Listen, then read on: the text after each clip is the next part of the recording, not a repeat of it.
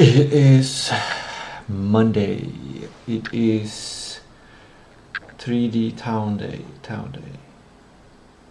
It is the 10th of August 2026. The time is 11:30. I woke up maybe 11. I felt very well rested. Before I get into work, I want to share some personal things or some small side things. I listened to the Subliminal tape last night, and what I did before that, I did two things special. One is I started to use my new protocol. So I got 2 tablets of magnesium, 3 in 1, 3 different kinds of magnesium. I got ascorbic acid, 1 milliliter, should be 1 gram. And I also added in continued with my regular stuff. NAC and what else?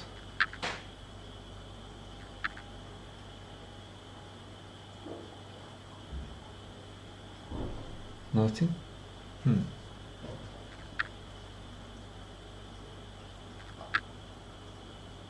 Should be 4 things.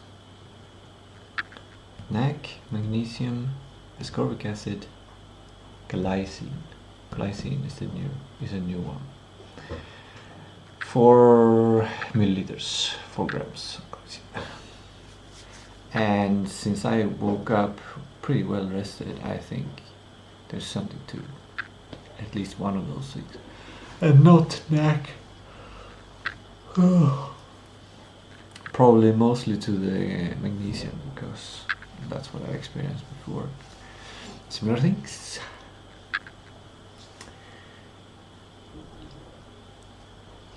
I'm gonna go into the map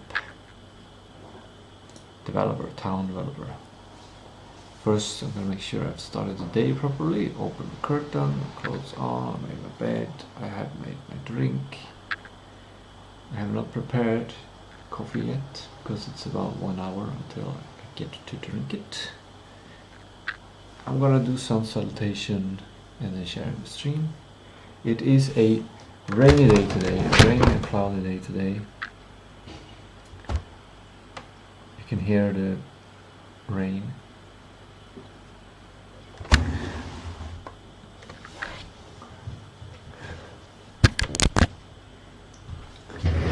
So let's do a simple sun salutation.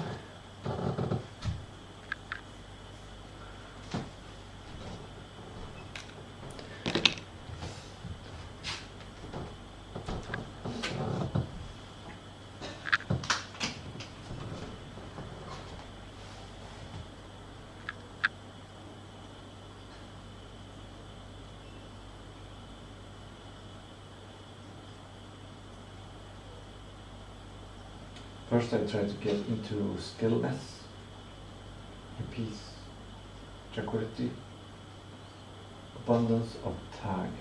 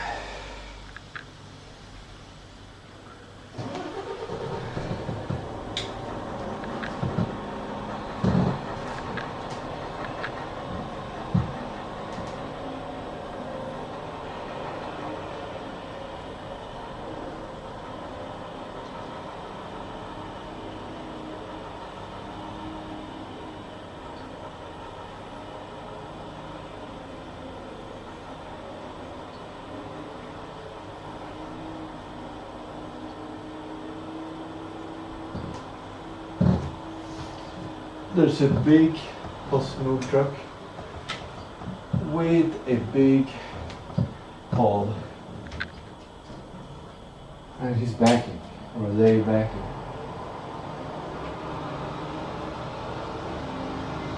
Now they're moving out.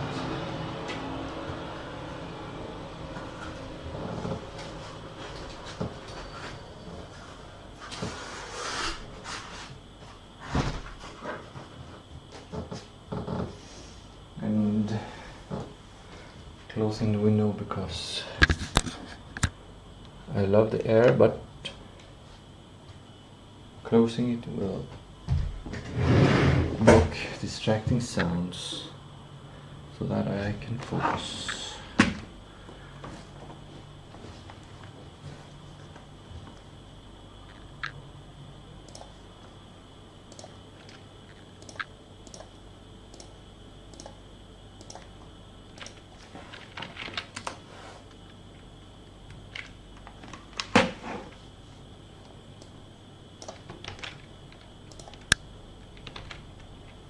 Oh.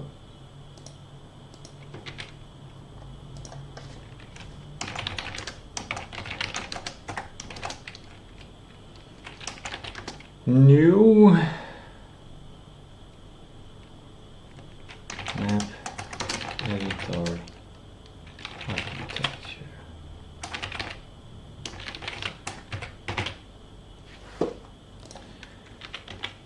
That is the main thing today. If I want to get one thing done today, then that's the thing.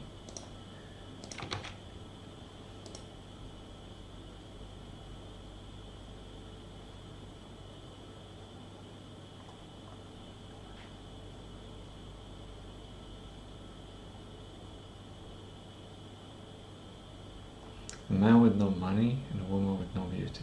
See the world without looks. That's cool.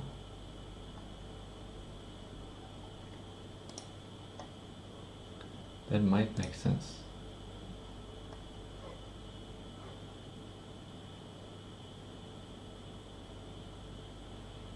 Was he ever rich? Did he stop seeing the world?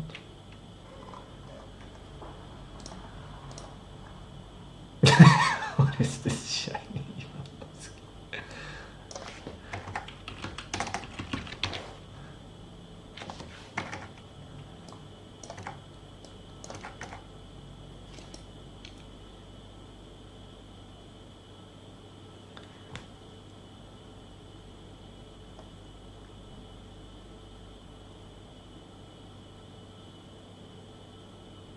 Carla chef's there.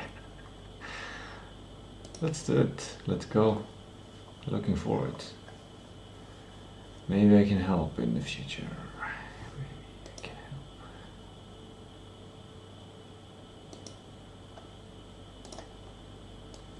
The stream has been shared.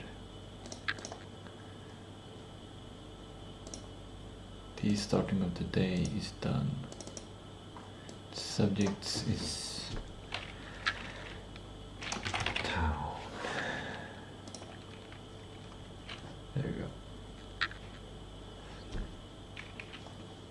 and let's see, let's get the bearings correct. That's the most important thing.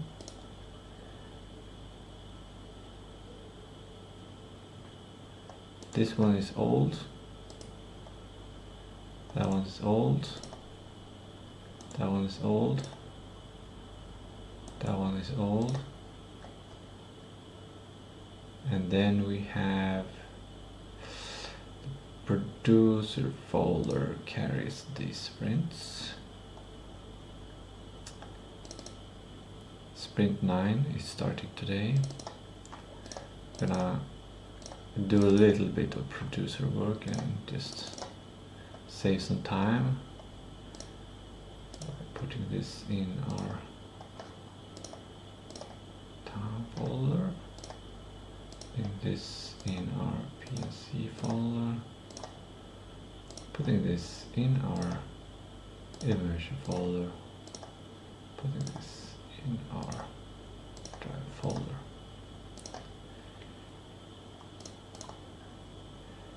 And let's go to 1 week waterfall just to get the connection correct, like we are here now. The input are user stories from Saturday. Producer, made a game director, Friday, Saturday. Not sure where they came from this time. But I remember that the actual sprint plan for the town did not get much time, which is fine. Because it's already pretty easy. 3D town environment, scale, level design and optimization.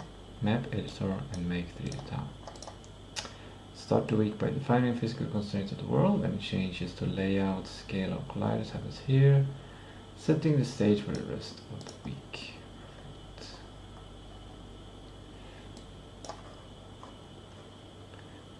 Locked sprint plan, town system spec. Godot, Gemini CLI, map editor. Updated 3D town. Yes, this is a good focus. The goal of the map editor is not to make a map editor. The goal of the map editor is to make a 3D town, a good 3D town for the game. That is the goal. That is why the map editor is not. It's just the step towards where we're actually going to go, so we cannot stay on it. It's a springboard. As soon as it's done, we're gonna just use it and then it's done. We might use it for other games or projects.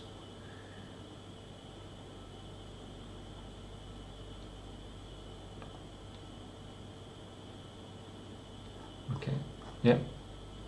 It's a bit, it's not perfect, this 1 week waterfall.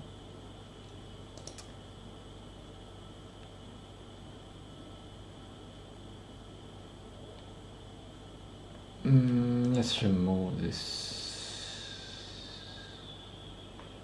Actually, let's check it out because I think it changed name. Oh, it's this AI assisted.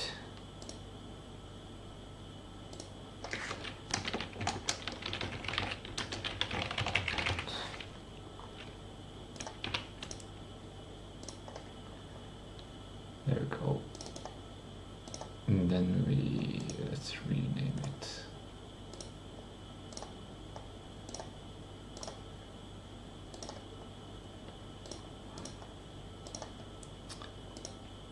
There we go.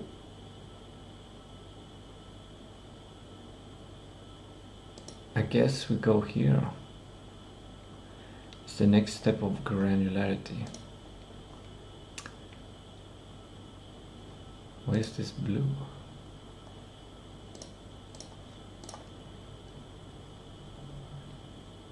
It's pretty straightforward. It almost feels too easy.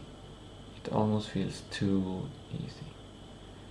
It is a huge amount of work and I will not be done today with everything, though.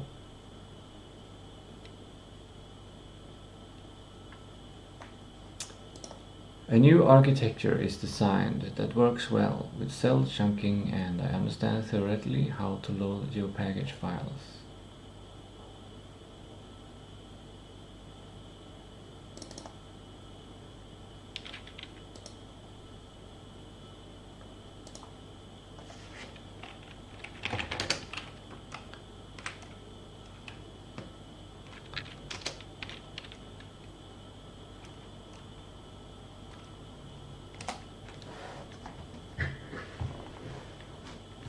Right.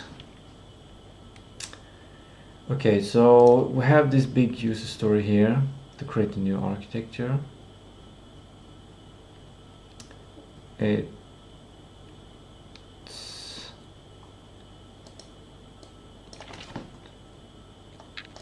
It's this file. By the way, I should add this here. It's more important than the other files, I think.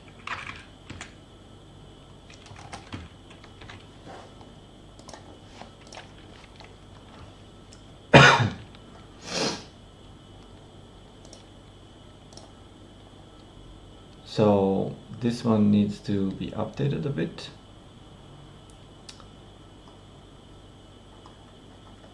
Rethought, had to get into it once more, which I think is good, because this is an architecture that I should probably know very well.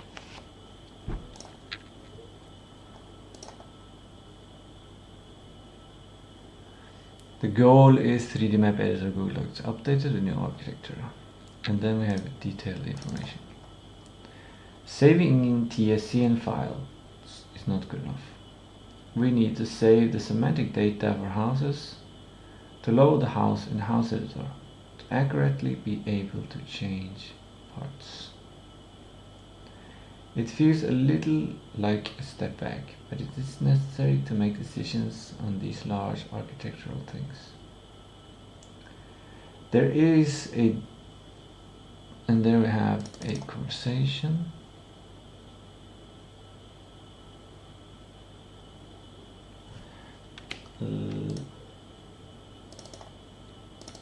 Let's cut that conversation and put it here.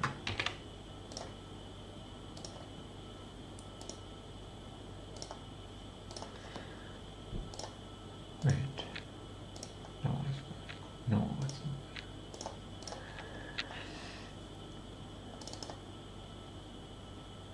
A new architecture is needed. There's one thing.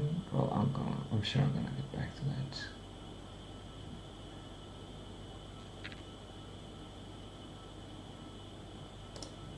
Check recordings and transcriptions.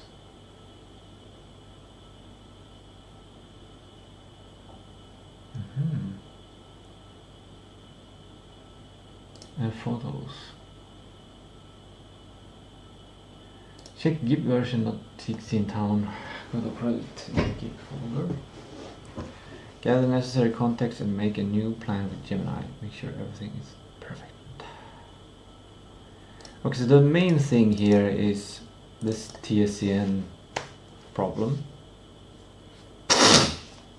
That it's hard for Godot to create TSCN files in runtime.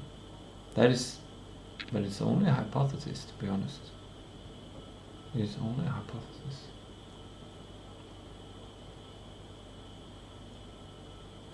That's why I didn't make the decision last week, because it might be easy.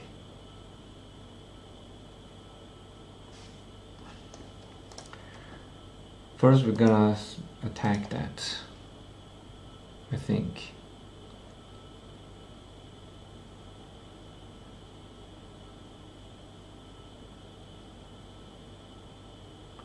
No. Wow. No, that's not the main problem. Well, there are two problems. Is that we might not be able to write TSCN file, and we need to save semantic data for the houses. So even if we can write TSCN files, we need to save the semantic data for the houses, regardless.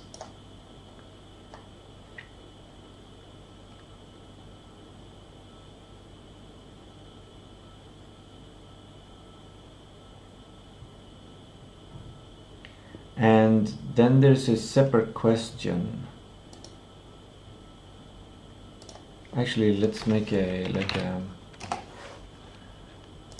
like a working memory. Oh, isn't that good to make in the history document?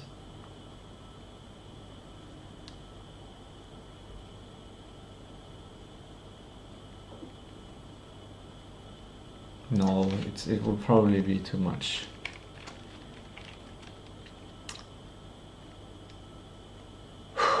two problems. One. Godot might have a problem making TSCN files in the runtime.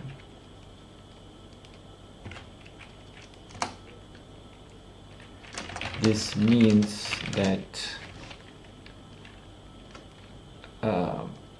the TSCN files should be made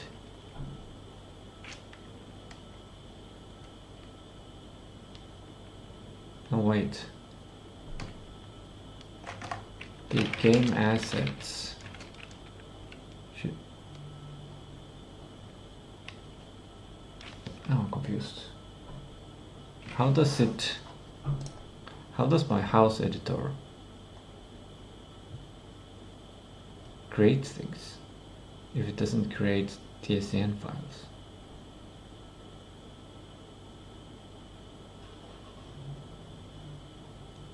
Actually, yeah, I've got to list the problem first.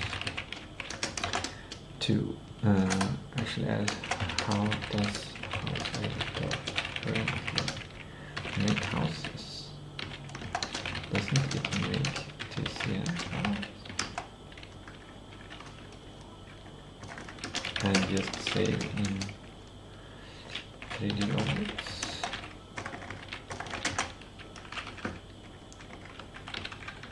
Problem 2.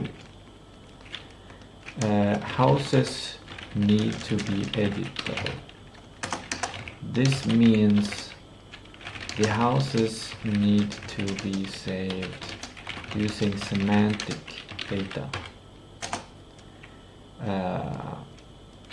A 3D model,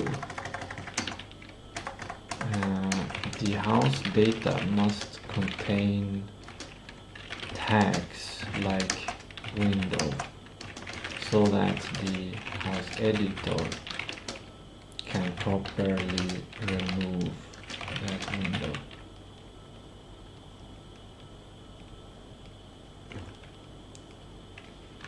For example.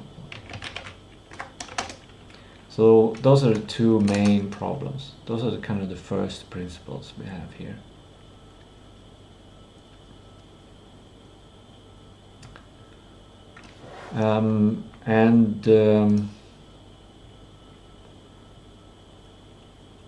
We could tackle them one by one, but I don't want to do that, because if I tackle this one first, then maybe, and then I tackle this one, then I might create a solution that is not optimal for this problem. So I would like to think about these problems simultaneously. And it's only two problems, so it's pretty, like, it's as uncomplex a complex situation can get.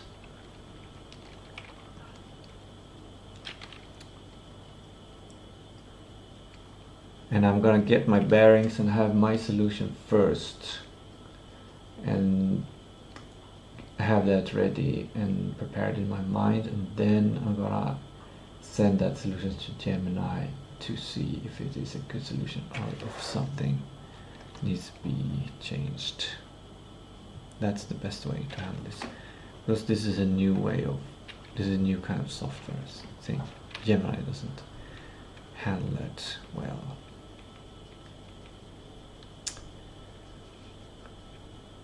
Okay, let's start with assessing this hypothesis.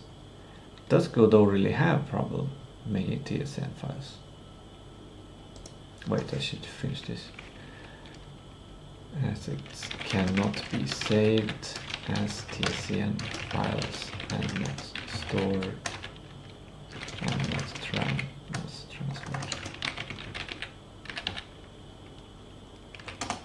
Which means we need some program that we either need to create DLB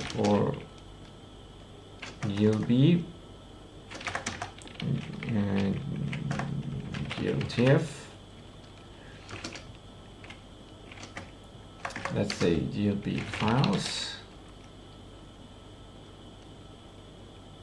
or we have some other software that creates files.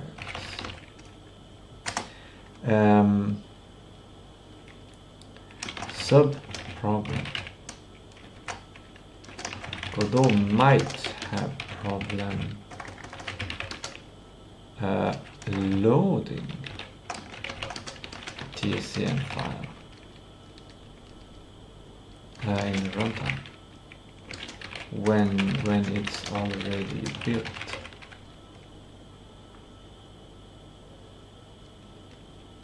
Is this a problem though? This is not a problem, because we're updating the main game, releasing it on USB, and the idea is to not focus on any, not get limited. Yeah, so in the end we're going to have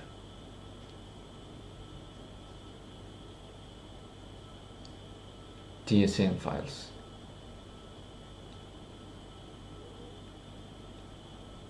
Into my project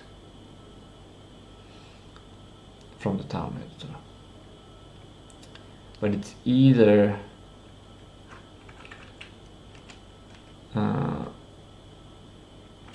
create TSN files, or we have three possible solutions here, or houses and houses are built during runtime using the same logic as the house editor. This is an opportunity. This is a real opportunity, because we have several options here. Let's evaluate them. Let's evaluate them. Like, we have several paths.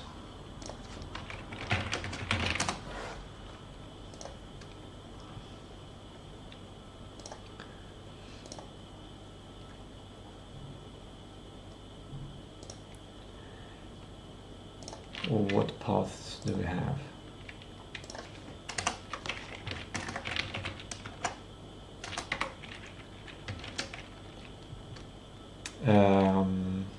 Create GLB files. House map editor only creates GLB files. Separate software creates TSN files from house editor semantic data. I just realized there's a document somewhere where I have the JSON.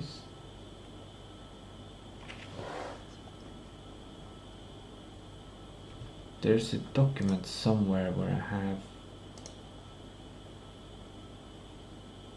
written down like a new structure.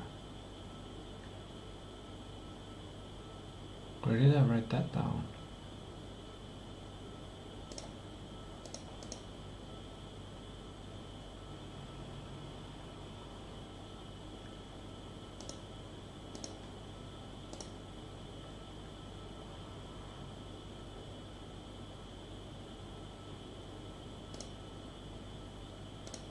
I wrote it in a notepad.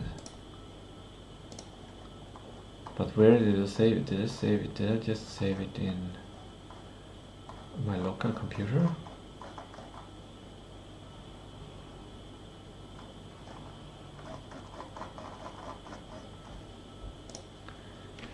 I think I should find it before I continue.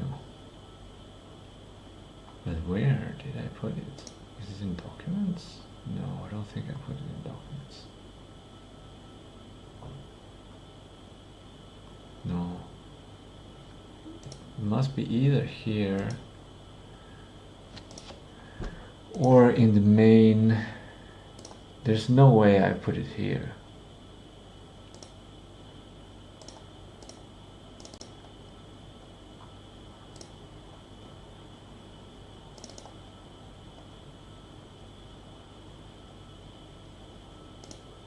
I know what I can do. I can check my recent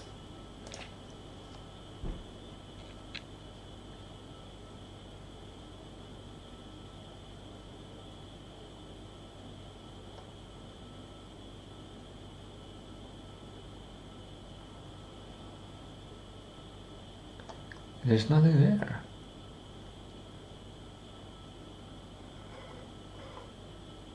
Did I discard it? Let's go back in time. Let's go back in time. Let's go back in time.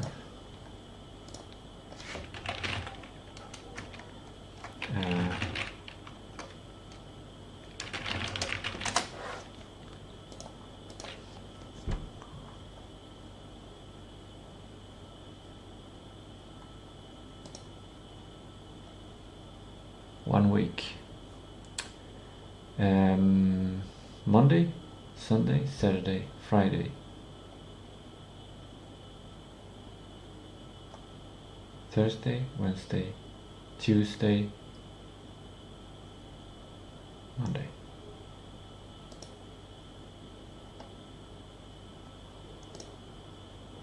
Starts. Okay, yeah, we're on the right day. Let's see if we can find a notepad somewhere.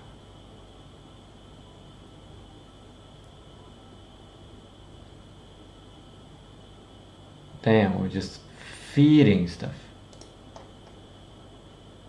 I knew it.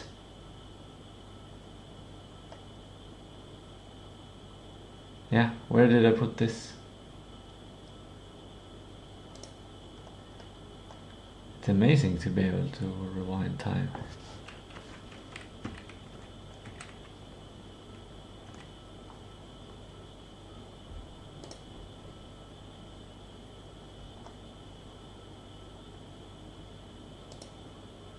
There we are. Yeah, okay, good. It referred to this one.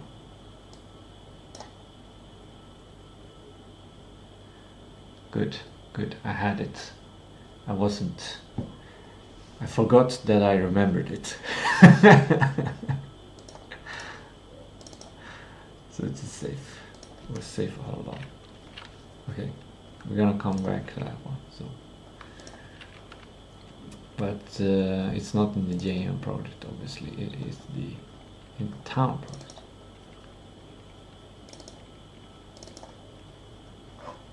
Yeah. The suggested solution from last, and this contains JSON files to make it clear to everyone that you can read this with any program that can read JSON files. There's no, they use a GIF, they are GIF files, but they are formatted in JSON, so that's why it's .json. Previously I was thinking of having .gip to make it even clearer, but for now we're gonna use JSON. Later on we might create our own more optimized stuff, but JSON is pretty good. It is very nice for people who are curious, who wants to change things, etc, etc.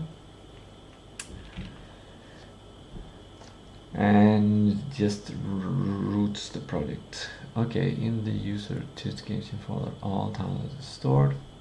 The town data game gen is installed. It moves town data from USB to the user folder. I'm going to start playing directly and offline.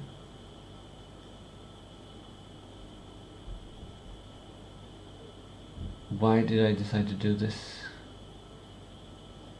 This goes against the idea that I'm just making the town, because this is based that the game can be updated. Maybe this is a non-problem. Maybe this is a solution that comes from solution of the problems.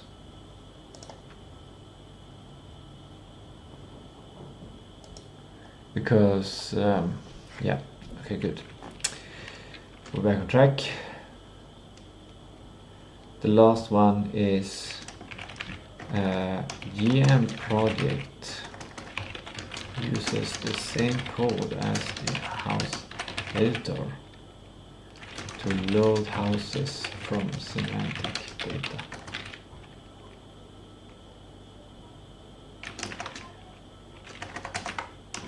And this can be done string-wise,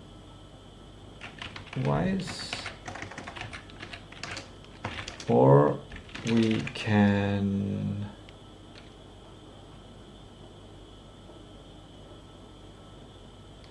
load all of it.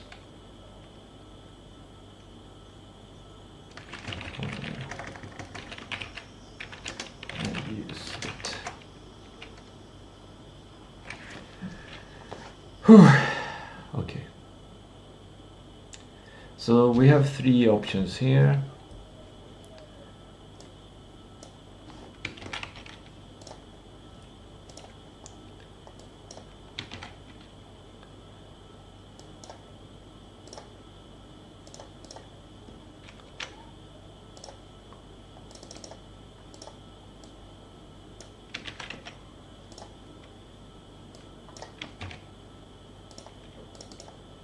What?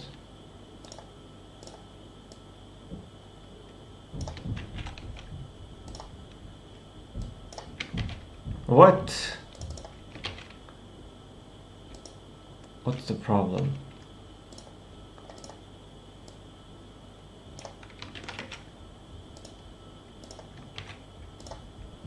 Oh, I chose the wrong one, that's why.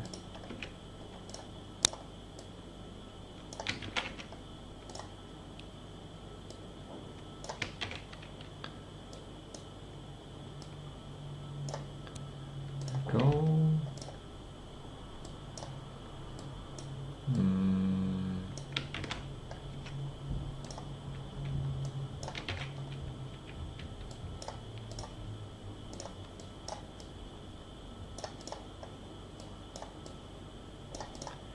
These three create three different futures.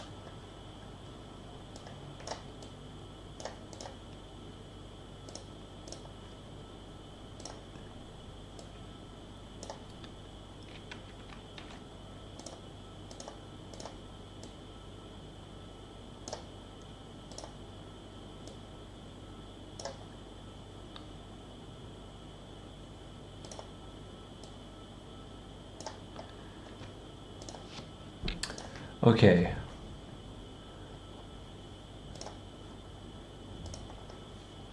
The house editor only creates GLB files. That means the house editor creates GLB,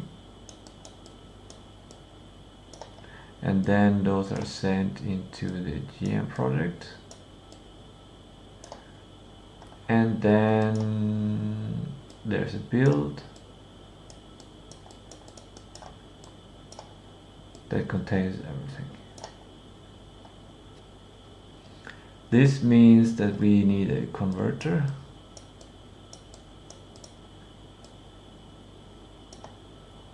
from the semantic data to the GLB,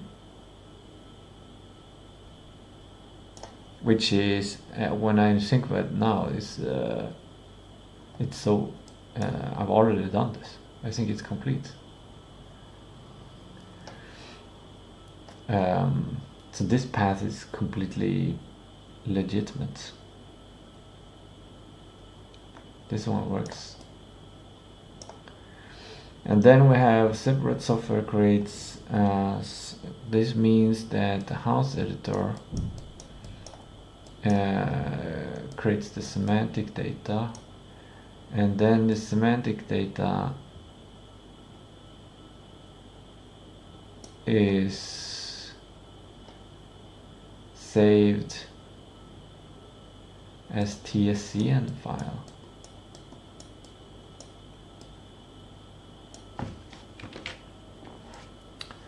tscn file.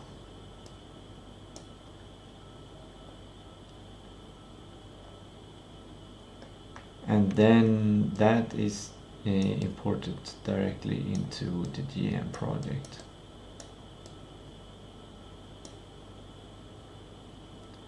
And it's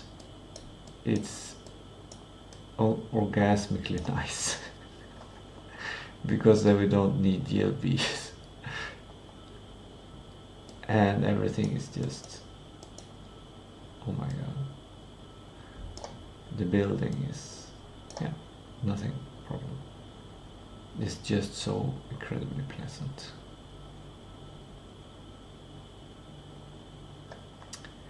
And the last solution, but the separate software, yeah, like then this house editor, the code is adjusted to what do we call it? It's probably Python script that creates the tscn files. And this could be on a server or not. It could be run locally on my computer. But this part I don't like. And I don't like this part about this GLB file here. And I don't like this converter either, even though it's already completed. GM project uses the same code as house editor to load houses from semantic data. Then we have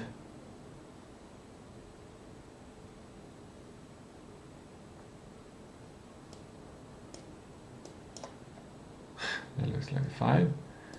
That's semantic data. I feel like I should be downloading a drawing program instead. I think there's a drawing program. Is this taking a lot? Why would that take a lot of...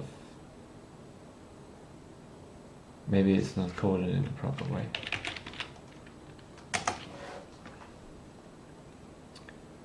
Let's use this drawing.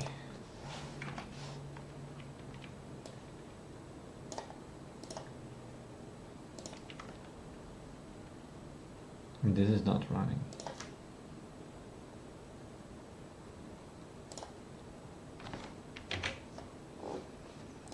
Okay. Oh. How do I scale the image?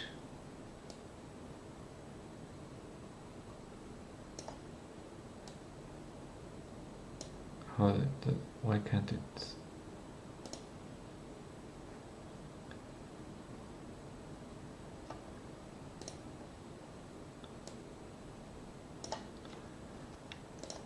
Okay. Oh, it didn't do it. I have to click there. Now I have that one there. Good.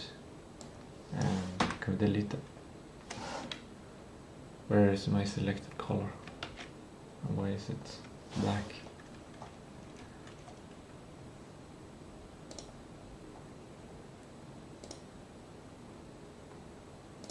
Do I have to do that? And then go here?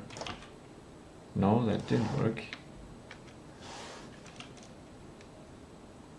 Is it transparent? Is that why it's black?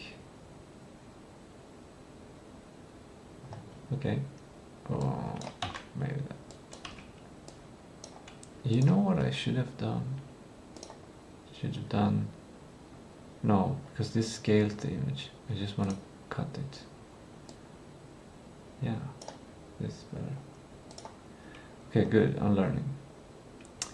And let's give some more space. Yeah, now we're learning this program. Good. Okay. Let's put it back on there so we can. Why is it?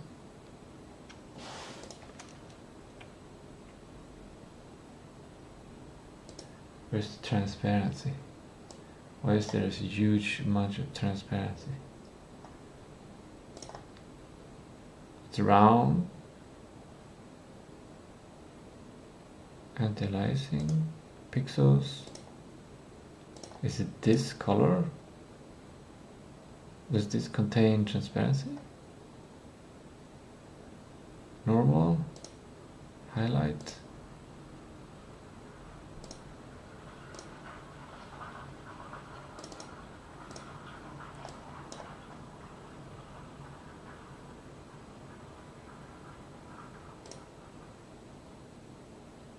I didn't create it. So how do I create this color? Maybe it already existed and it is this color.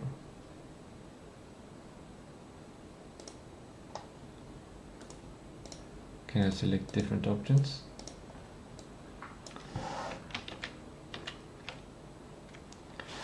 This program can be improved.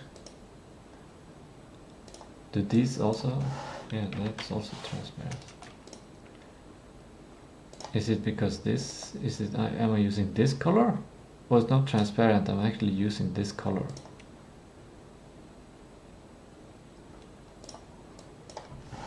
Okay. And then the thickness is huge. There we go.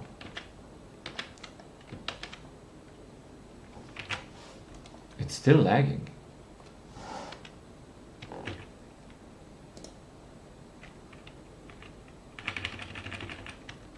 How?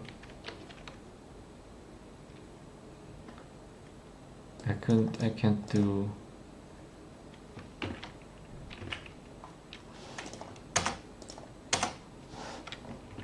Control Y, control thing. Why can't I redo?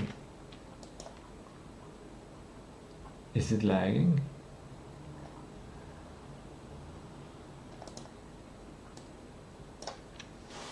I think it's lagging. Well, I've learned it. And I have to press this one. What? Oh, because it becomes... Do I have a fill tool? There's no fill tool.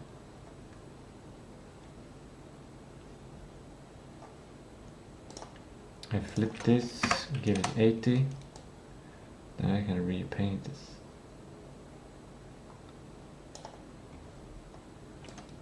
Then go back to 5, flip it. Let's see if we can make something happen there. We have the house editor there, which is the map editor. And the actual code that this code inside here that converts the semantic data to houses and scenes is copied into the GM project. So yeah, so we just download the semantic data and we have an interpreter into it.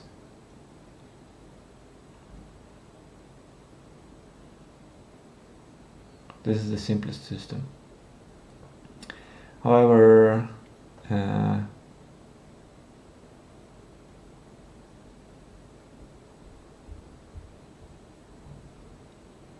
incredibly simple system.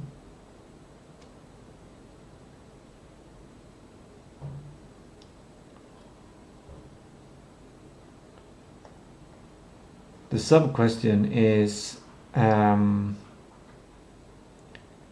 do we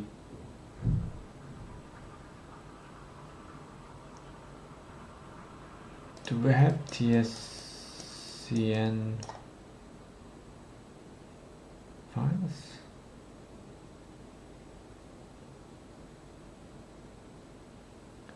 In this root there are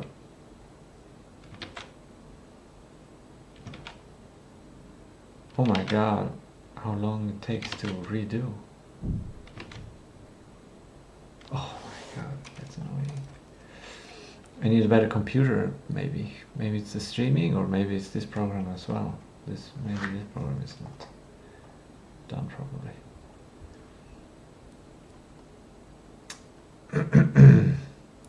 This creates two new paths. Oh, I'm reluctant to use this program. Okay, let's go with GIMP. It's a program I know best. But I thought it would be the slowest program because it has most features. But maybe it is the fastest program.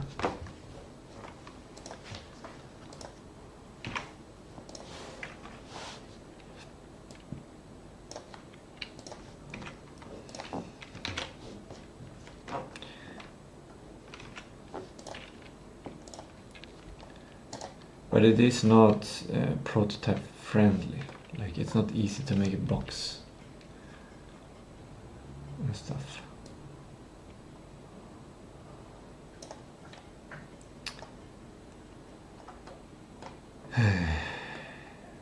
And expand, like it's slower. There's more bureaucracy in this program.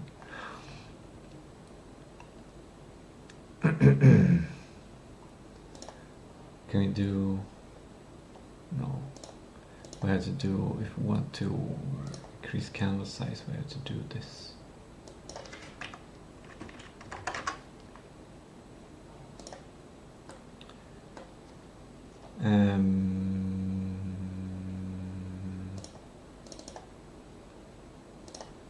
It's not that much faster. Let's have the blue color. Okay, here we have two options.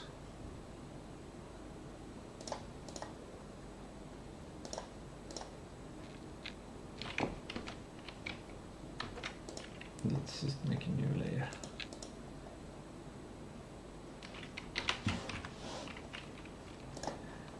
Here we have two options.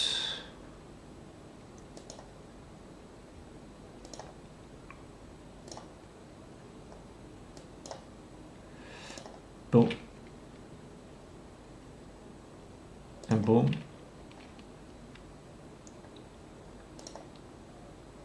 This would have been so easy just drawing on the whiteboard. That's why whiteboard is a king. Still. So the ideas here is we have two possible paths. One is that I've just been working so much with the programs that I've forgotten my actual two paths.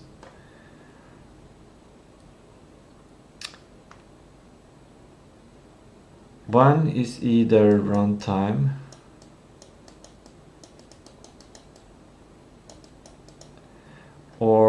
and the other one is .tsn pre-bake. The terms are not perfect, but it's something like this. In the pre-bake, we create .tsn files using this code, and then we build it to get a complete thing. And the other idea is that we have this code in the runtime. So in this way we only need a code here to do the pre-bake. But in the runtime, we basically build directly And in here we have the code that uses the local JSON files to, during runtime, create the assets.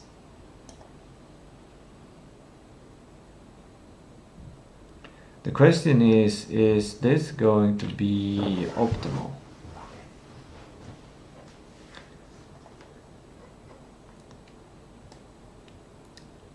And yeah, the complexity has grown of the choices now. It's not just two problems I'm thinking about. There are 3 different solutions and 2 sub-solutions. So it's basically 5 different solutions. There might be more solutions.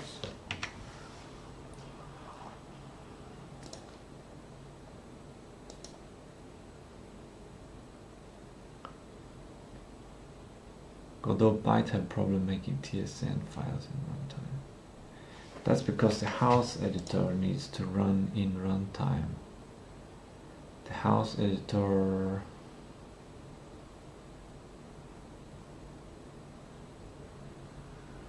or a separate here is house editor can create TSN files. Because then we wouldn't need this Python. This one eliminates the Python.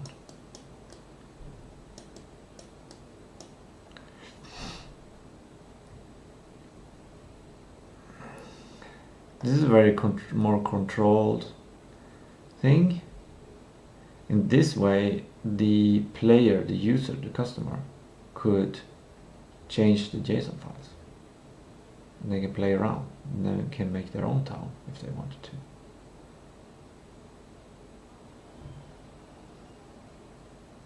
Which I really like. There's something very beautiful about that.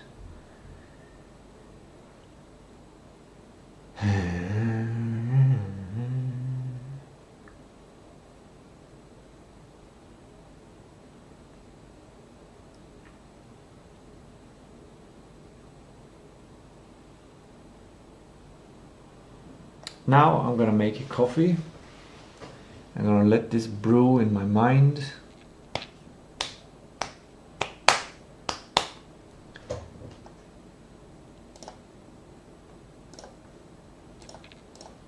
Let's do layer 2 image size. There we go.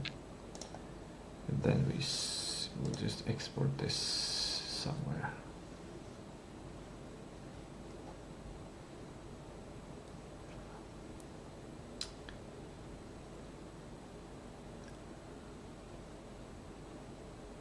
Documents, I guess. No. We'll put it in town. Keep folder.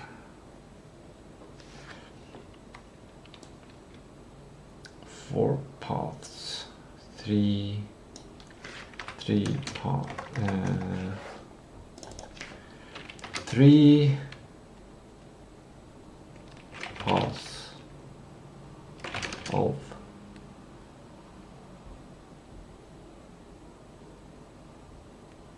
semantic data.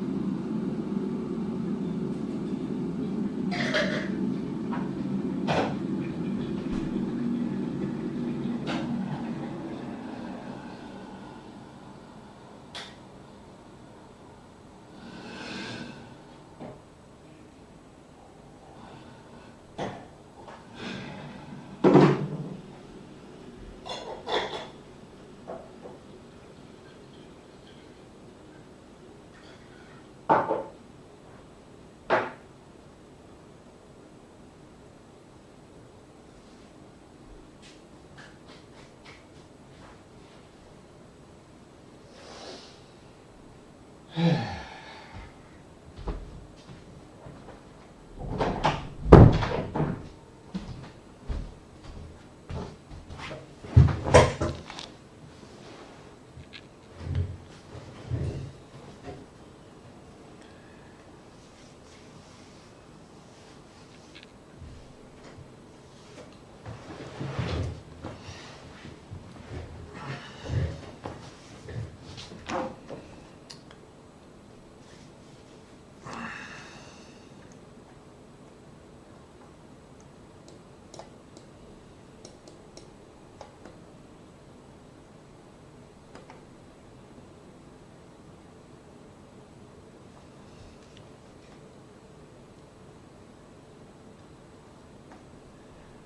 good thing about this one is that it's very modular, incredibly modular. Like any program can use GLB files. And this is nice, but we still have to work with TSCN files in here and in here, and the code still converts from that to TSCN file. Still have to have this code, which is in this project and in this project.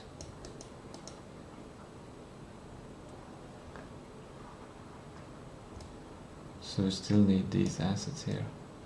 Everything becomes more complex. The good thing is the modularity, that we can use any kind of engine. And there might be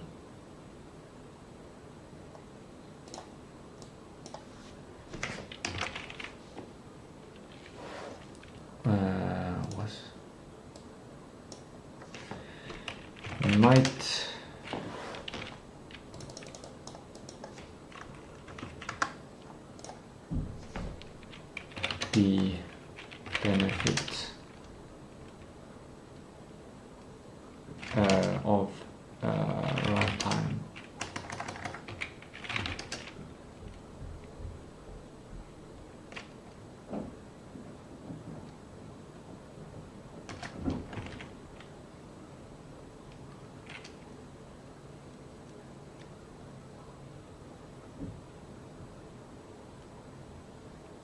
Oh, there's so many decisions. There's so many decisions.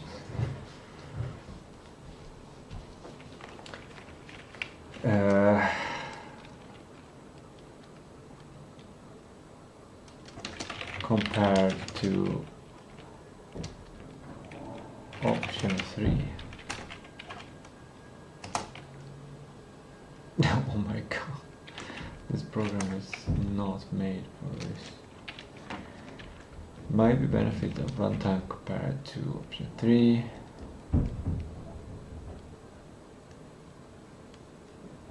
And it prepares the mind that we use other PLB files in the project. Trees. If we do that, all modules.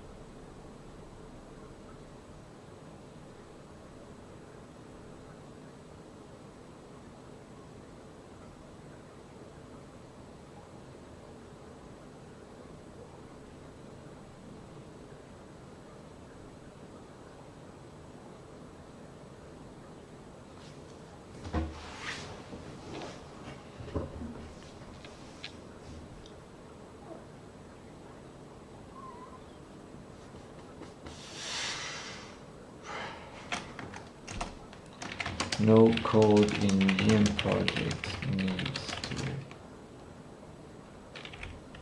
build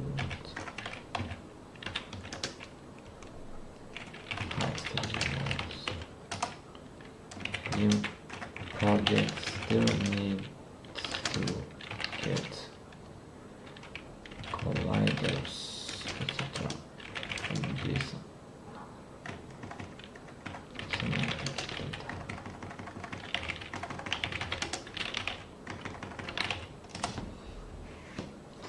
Do I need to make a more structured way to explore these things?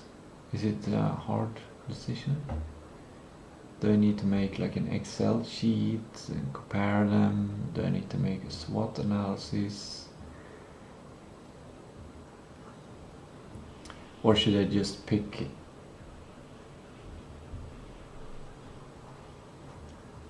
one?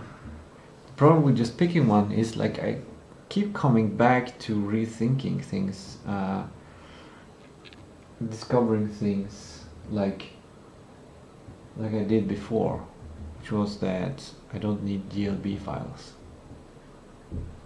Like if I can just use TCN files, it's simple. Everything becomes simpler. Then I also can edit them in the JN project if I wanted to.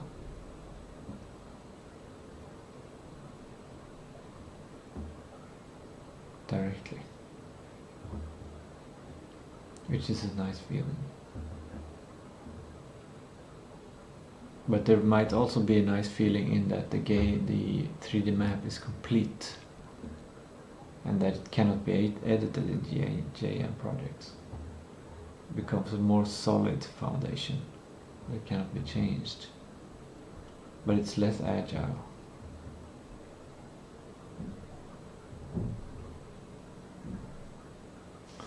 Yeah, this solution is less agile but more modular.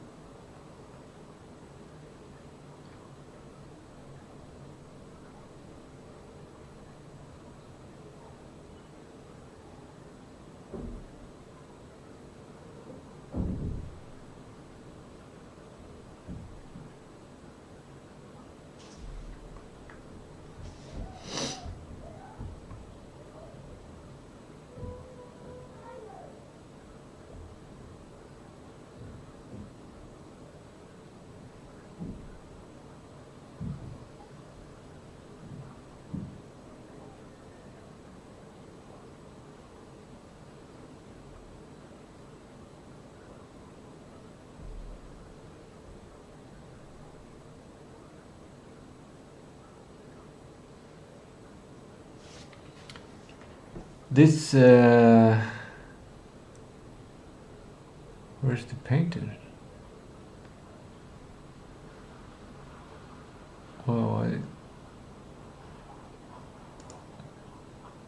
changed it. Arrows.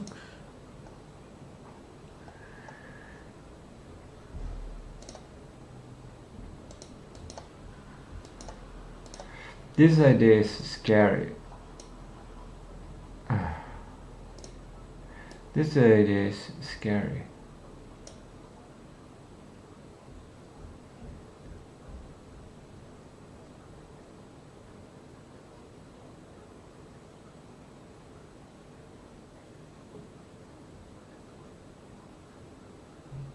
Because I have to test it.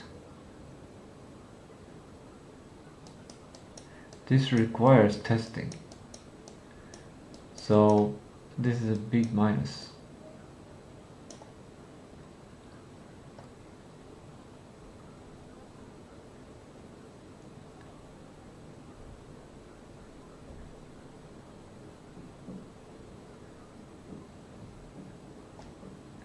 This one requires that this code is custom made. Slightly custom made. You use the same code here, to create the TSN files, but then we save those TSN files, not just in during runtime that we load the semantic data. No, in this way, in this portion here, we need to get rid of the semantic data, and we need to save this. Save this data.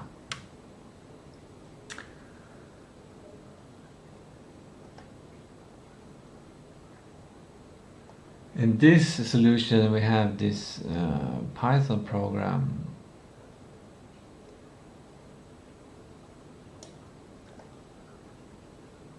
But if there's no need, if we can't do the TSCM files, then we basically move this part of the code into the house editor, so that it takes the semantic data and not on, like, it changes this code, so that this code creates the TSCN file instead.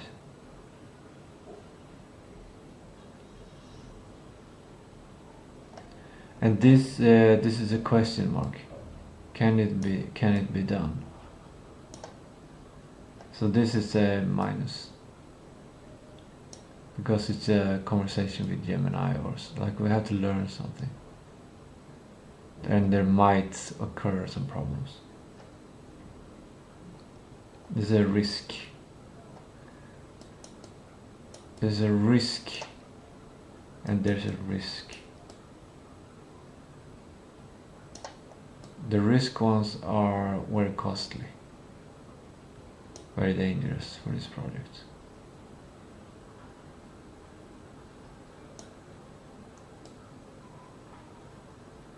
The risk minus ones. Up here we have the increased complexity.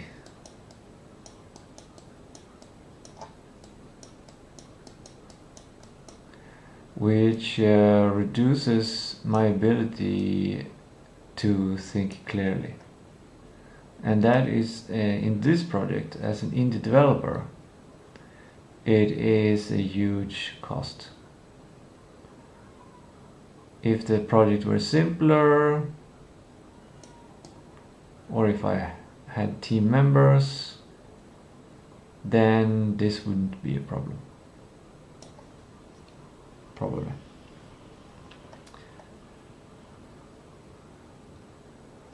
So seeing this, then I feel like this solution here is the best one. This one, which is a sub-solution of this. Because it's just a slight editing.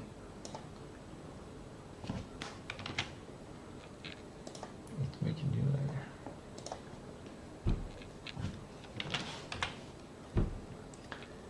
And increase the opacity of that layer, and just have a suggested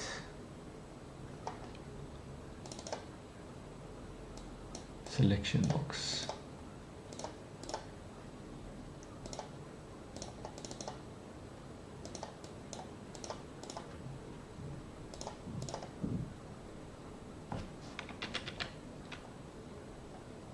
What the heck happened? That's the selection suggestion box. And the question is this really less complex?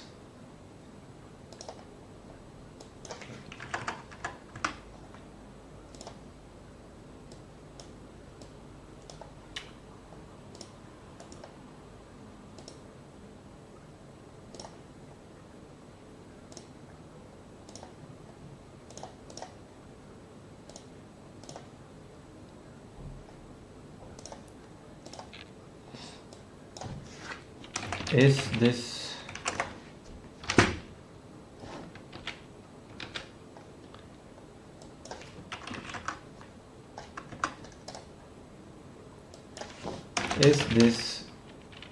really less complex than other options? Is this really less risky than other options? Is this really faster than other options? Is this really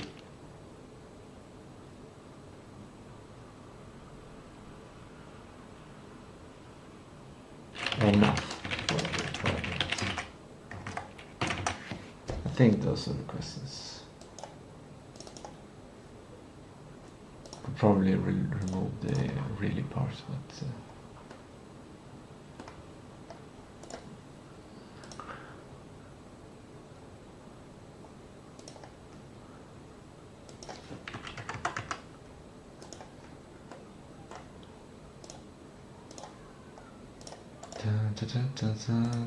so much work to act like a whiteboard.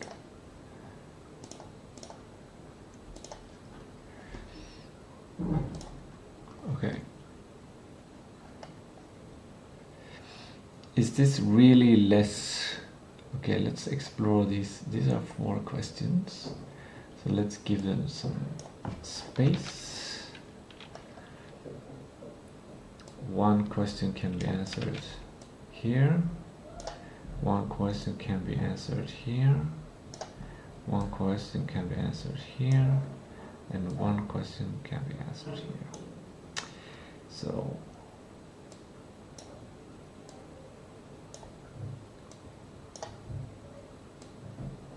that's how to do it. Is this really less complex than other options? What do we have here? The JM project uses the same code as the house editor to load houses from semantic data. It is less complex in the initial one, but we add this slight code that not just we build TSCN files in the house editor, we actually save in the JM project.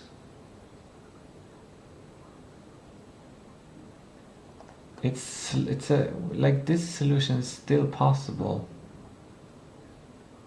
and it would be really nice to have it in the house editor instead of the JM project.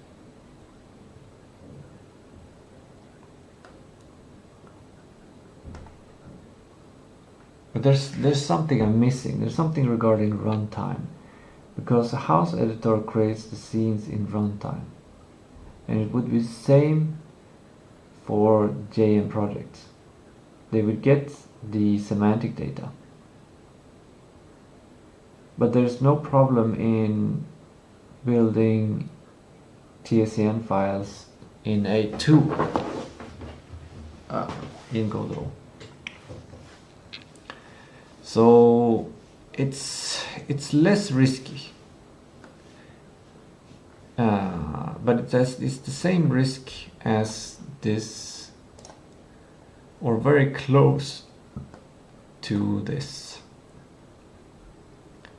because if the house editor cannot, if the house editor cannot build TSCN files, save TSCN files inside the editor from semantic files, then we cannot do it here either. But I'm sure we can do it. I'm 100% sure we can do it. So it's not I'm 99% sure. But that's because all of my insecurities. So I am 100% of anything. I'm not 100% sure that I will go to the bathroom or wake up tomorrow. That's 99% sure as well. So 99% sure is as good as it gets. So basically this solution is the same as this solution. It's just that this code is here instead in the house editor, which is definitely definitely preferable.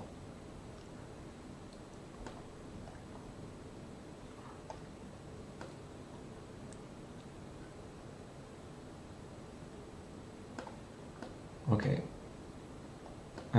Is it less complex than other options? It's the same complexity as this one. We'll bring this here. Same complexity. And here we add the GLB files instead of writing this tool. But this file structure becomes different, and the GLB file needs to contain colliders. The complexity increases because we have both semantic data and the GLB files data.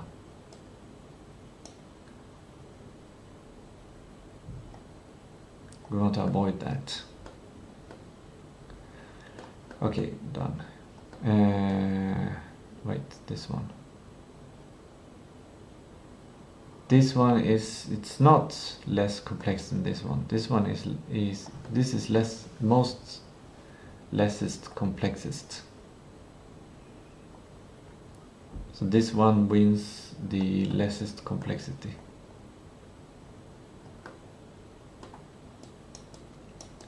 Lessest complex.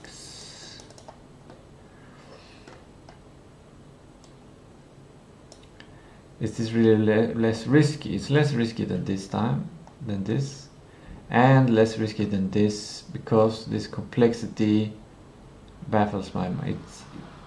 It threatens my mental capacity.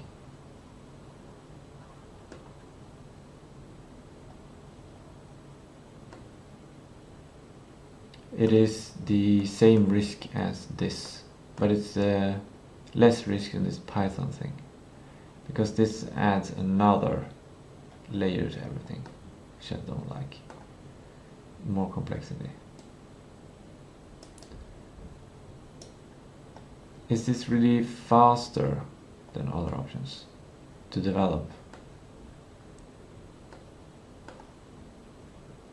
We'll just use the same code and just the only feature is to save the TSCN files from the semantic data, which probably, like, if it's not possible to do in the Jörn Mysterium project, then we can fall back to writing a Python script to do it. This is not really a risk. Like, I'm 99% sure Python can handle this. Take the semantic data, create a TSCN file. No problem, no problem. So it looks like we're coming into a ranked situation here. I'm gonna make a Google Sheet and rank them, rank the solutions. We have a developers folder, and here I'm gonna create a Google Sheet.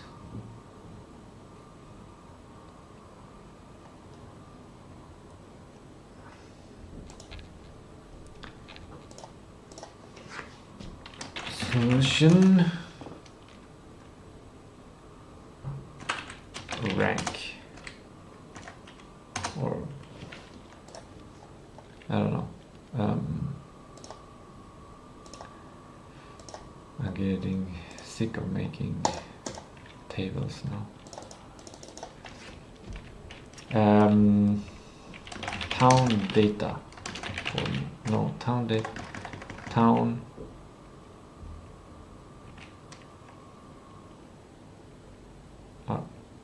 What do I call it?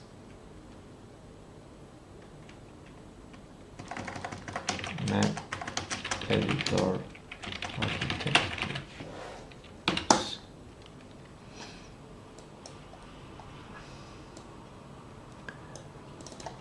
I'll put that on the other screen.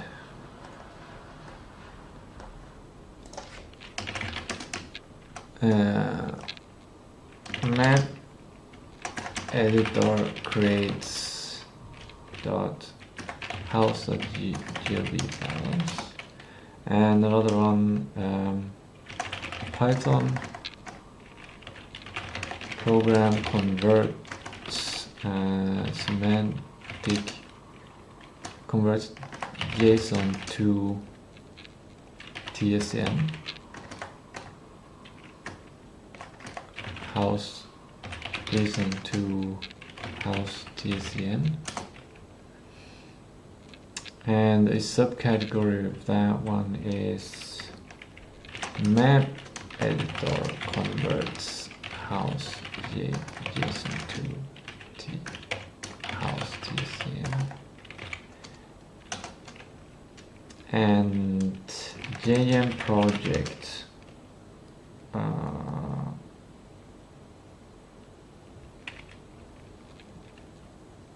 converts JSON to TSN.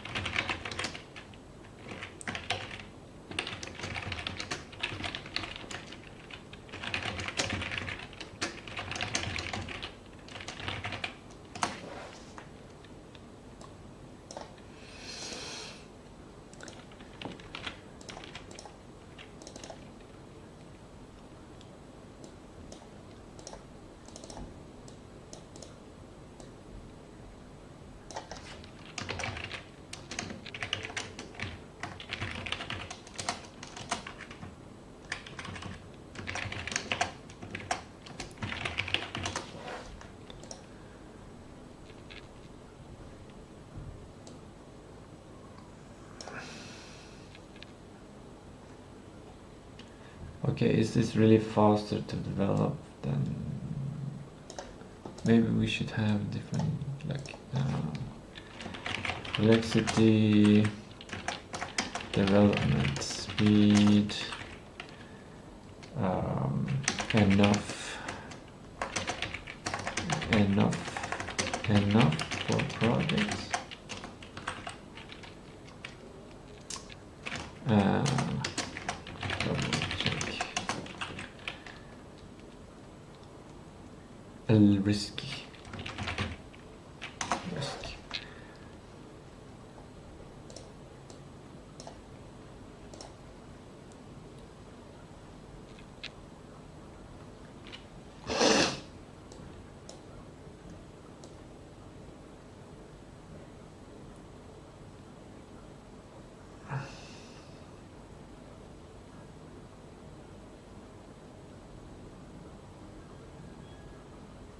Okay, I don't have my images here to aid me, but this is the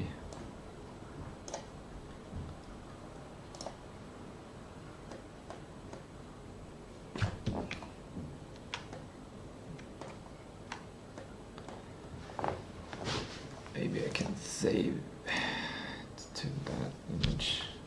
Operation not supported. What?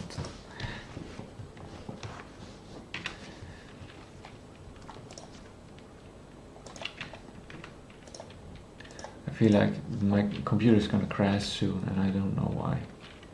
I don't really have that much going on.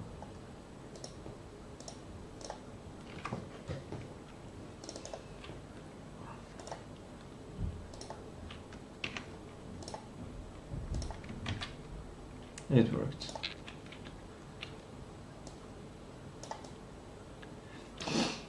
Okay. Here are my 5 different solutions.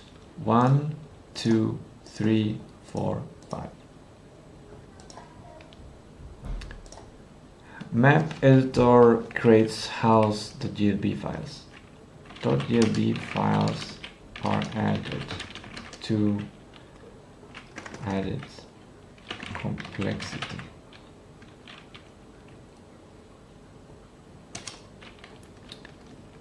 Non-GM project converts .house.json to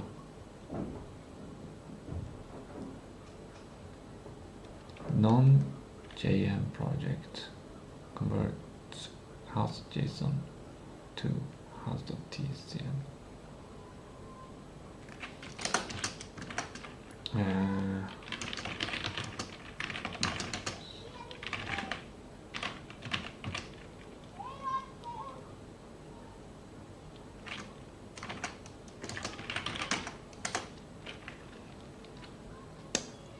Non-JSON project. The Python program converts house.json to house.tsn. Python program added.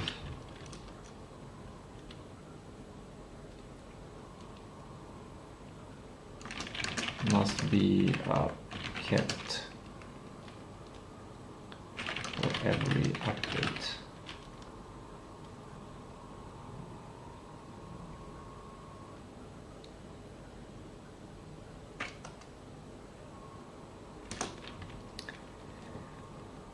Map editor converts house.json to house.tsn.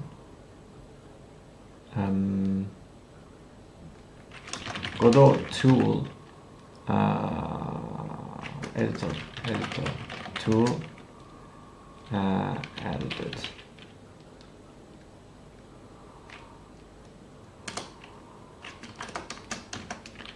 Can't create tsn files, or if we can, maybe we can, but do we want to?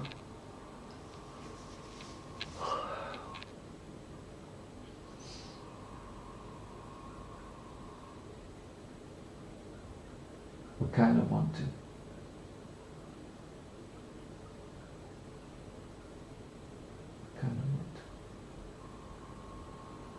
Because I want to run the Godot program and use the UI, my own designed UI for the houses, and then click save in the runtime, and then that should save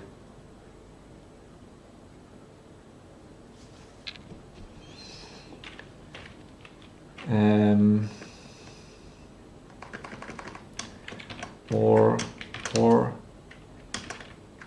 house editor can save tsn files in the runtime.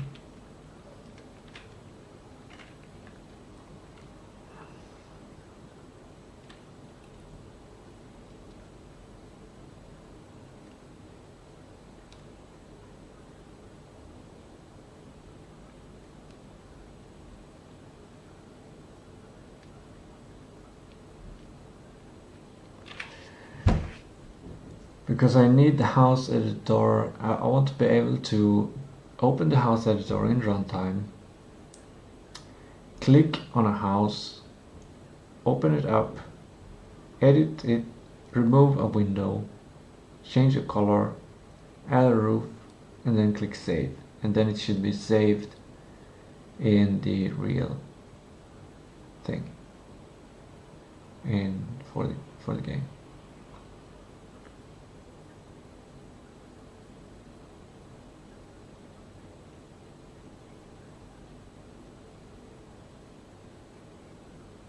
If we can save tsn files, that would be great.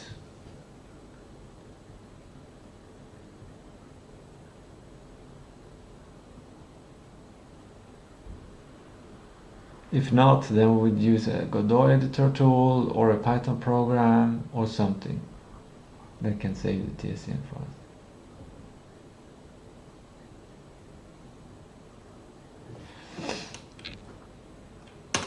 I feel like this is really the best option, if it's possible. JM project converts .json to tscn.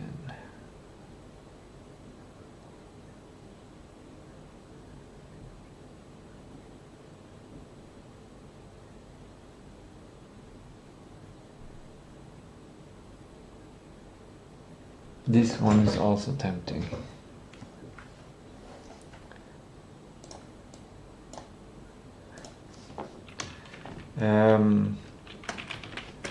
What part converts semantic to tscn? Here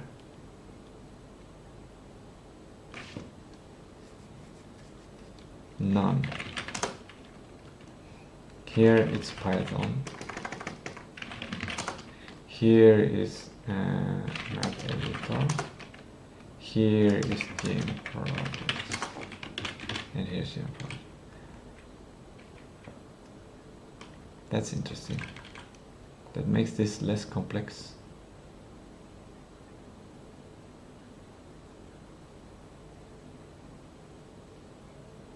I thought this one was the thing that made things most complex.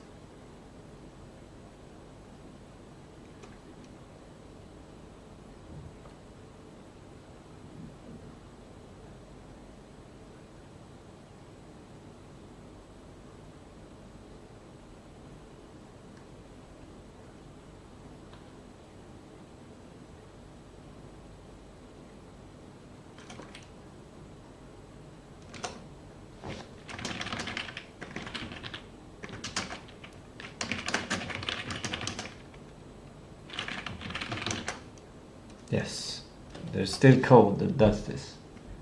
There's still a part that needs to do converting.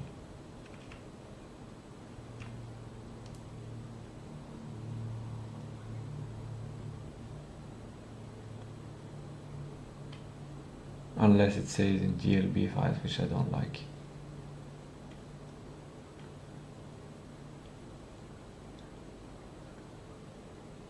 GLB file should just be pure 3D models, mesh. Should be just mesh. And text is just visual. Just visual.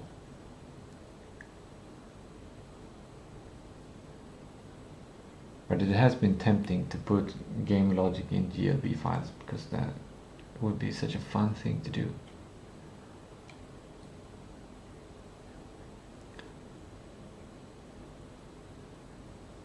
Now we're coming back to that idea.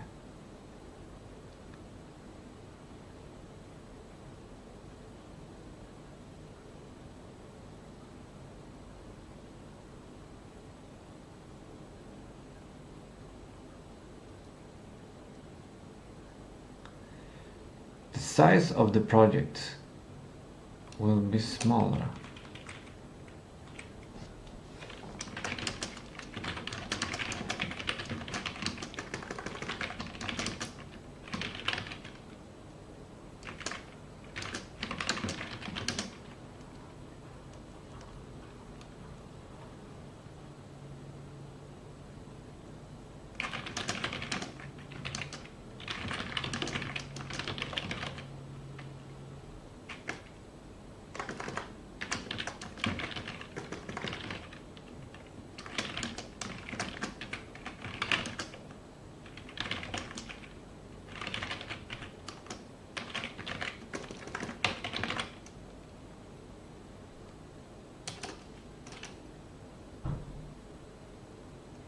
But this might be not a problem. Like, how much larger will it be? Well, if it is 800 houses, then...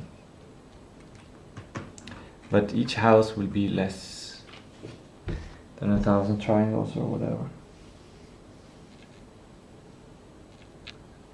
How do I make this decision? How do I get clarity on this?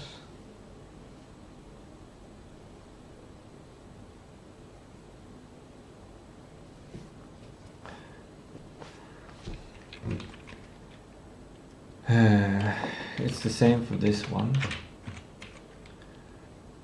because the Python handler converts to TSM files.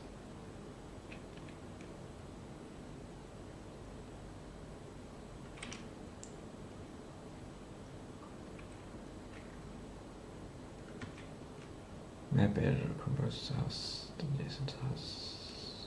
It's the same there. This one small probably says. No, CSVN files created before the build.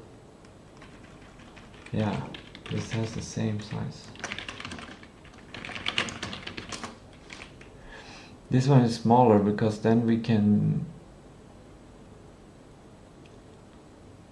the JM project converts JSON to TSCN files.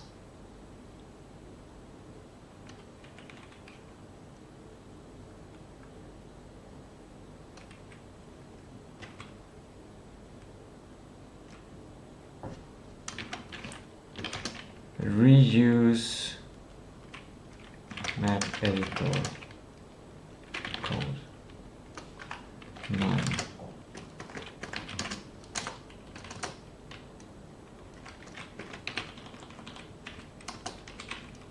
But the risk will it run on low-end specs.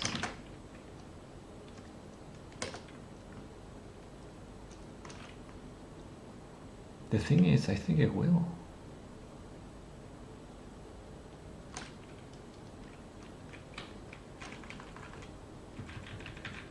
Fastest. Potentially fastest.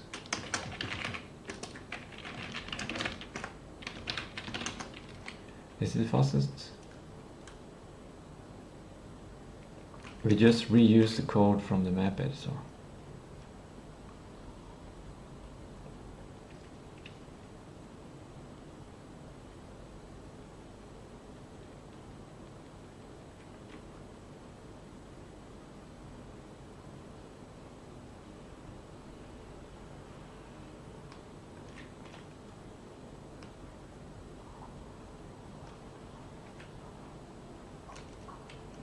Because this one requires extra code.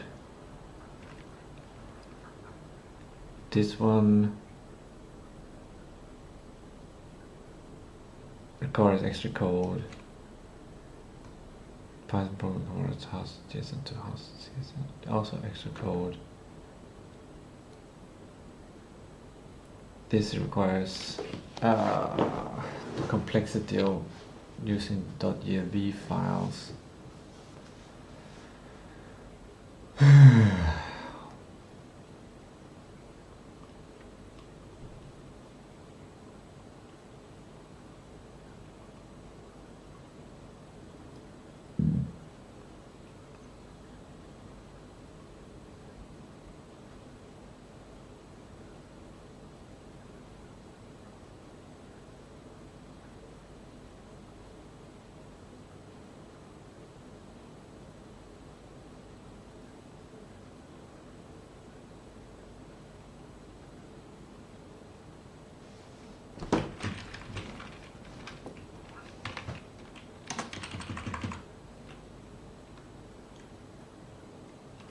I think this is on 2 because we already have this code to create the GLB files. And then if the map editor development speed, if we make it in the map editor, I think that's 3 and this is 4 because the complexity of doing it in the JM project will confuse me, and this is 5. So since development speed wins when it comes to this part, and we have a small project size, like it's only this question if it will run on low-end specs, because if it will, then I don't see any bad thing about this. And the thing is, I'm pretty sure it will.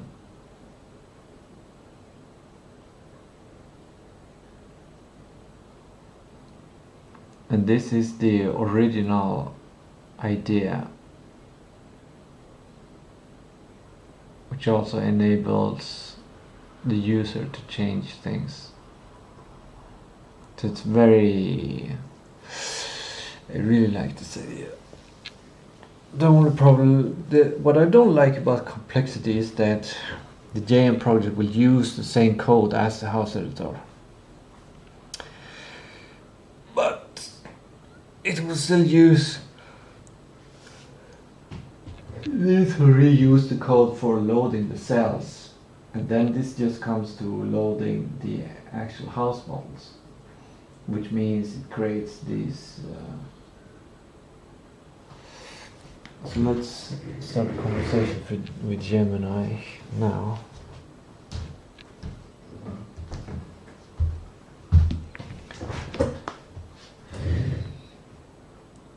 Let's start by talking into it, and then have it answer not in talking. Actually, then I should probably just use my, or should I use it's good if I use my phone, then I can walk around and stuff, and I don't have to have things on my head. All this bother.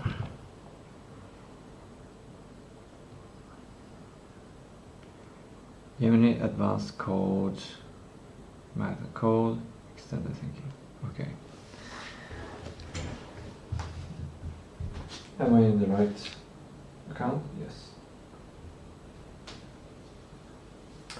You are a senior developer in Godot, the game engine, and your job is to help me make the best choice of architecture when it comes to how my project creates and saves and transfers and renders the 3D town. And for this I have several different possible solutions. I have 5 different solutions.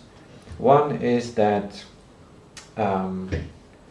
the map editor creates .glb files, and there's an added complexity here that means that we not only keep semantic JSON data for each house, we also create these GLB files for each house. This also increases the size of the project, since there are 800 houses in the project, but the houses are designed to be extremely low poly, less than 1,000 polygons, probably. So it would probably just be a couple of megabytes, so I don't know how many megabytes exactly, maybe 200 megabytes, but it's probably fine. And we're gonna stream the assets, so it's probably fine as well regarding that.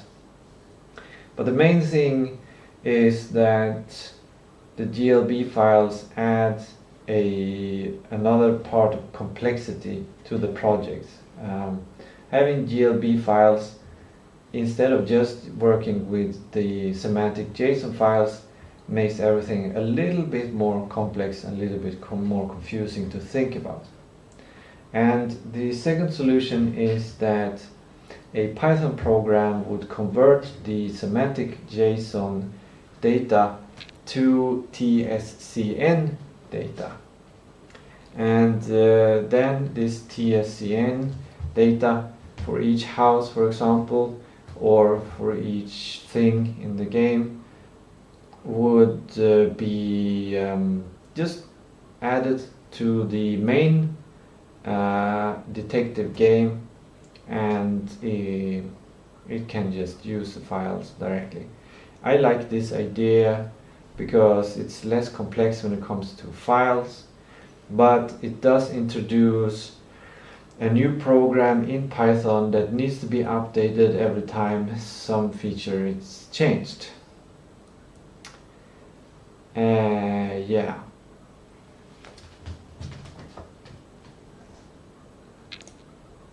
And then we come to solutions number 3, which is that the map editor converts JSON files to TSCN files, and the map editor either has to do this in runtime. This is preferred because I want to be able to run the map editor Godot project, use my own UI, and edit a house, which then when I click save, I want it to save a TSCN file, and this TSCN file can be used in the main game then. This is one possible solution. The main problem is that I don't know if the runtime can easily create a TSCN file or not. It's very easy to create a .glb file and download it. Currently that's how I do it in one house editor, for example, but I don't know if it can be done with TSCN files. And then it just stopped listening without giving me any kind of sound.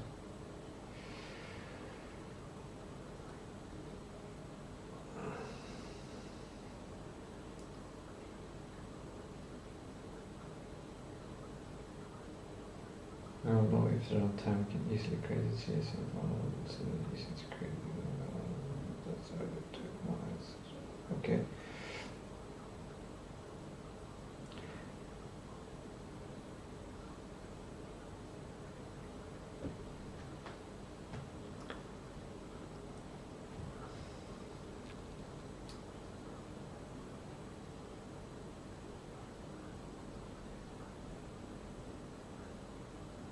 The fourth solution is that the game itself, the detective game, converts the JSON files to TSCN files. And there are two solutions to this one. 5 and 6 both have this code in the detective game Godot project. One is to do the conversion before the build, and basically it would be a Godot editor tool where it basically takes the JSON files and creates a bunch of TSCN files from those files, and then I build the game and that's it.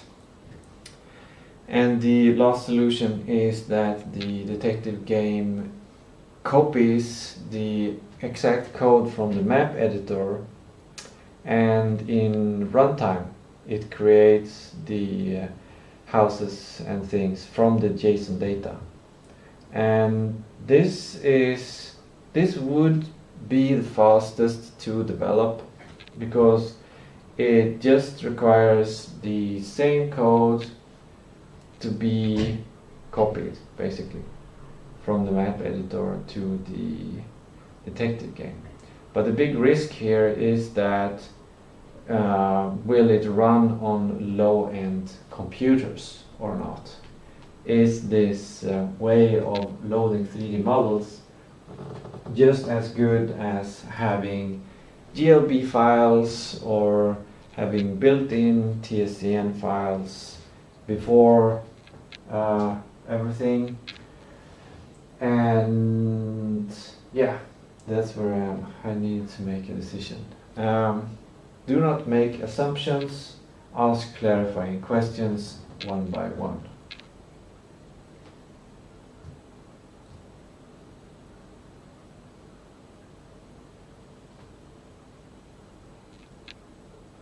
Defining the scope, evaluating solutions, detailing the breakdown, clarifying the focus, question generation details. Okay, let's see. As a senior Godot developer looking at this architecture, you are at a classic crossroads between editor tooling, runtime performance, and pipeline complexity. Managing 800 houses effectively requires a pipeline that minimizes friction while keeping game performant. With the software development log approaching in late September, we need to limit solutions that introduce unnecessary technical debt or require building custom process from scratch. Here's a technical teardown of your 5 solutions within the context of Godot Focus on. 1. Map editor creates GLB with semantic JSON. The reality, this is a very standard pipeline. Godot's GLTF document handles .glb imports flawlessly. Catch. You're creating a split source of truth. You have semantic data in the JSON and visual data in the GLB. If one updates and the other doesn't, they desync. Managing 1600 files, 800 JSON and 800 GLB as files bloat. Though as you noted, the log pollinator keeps the megabyte footprint manageable. 2. Python scripts converts JSON to TSCN. The reality, highly discouraged. The catch, a TSCN file is just a text file, but Godot's internal syntax for node structures, resource IDs, and external references is highly specific. Writing a Python script to generate valid Godot files is reinventing the wheel. It will inevitably break during an engine update, causing massive headaches. Okay. 3. Map editor converts JSON to TSCN at runtime. The reality, this is entirely possible using Godot's built-in API. You can generate a node tree via code called pack on a packed scene instance and use resource saver.save to write it directly to a disk. The catch, this works beautifully if the map editor is running within the Godot editor environment. If the map editor is an exported standalone build, it cannot easily save to res, which becomes read-only in exported builds. It would have to save to user, meaning you'd have to manually move the files over to the main game project.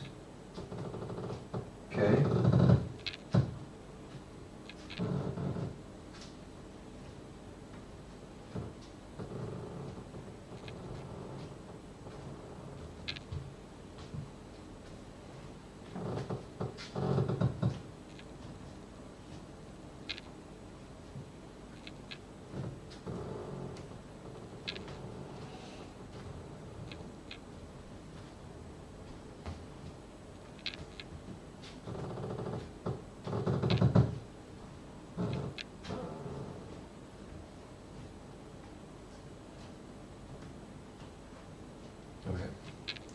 Detective game, well, option 3 is possible. It's possible.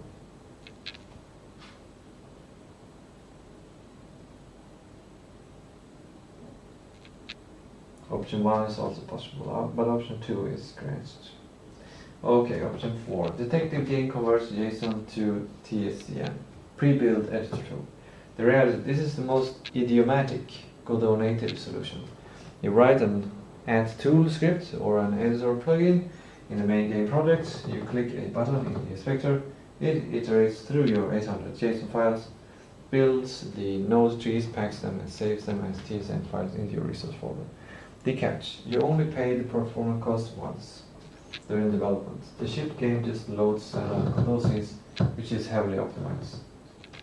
How's this a catch? There's no catch there. Okay, number 5, runtime generation.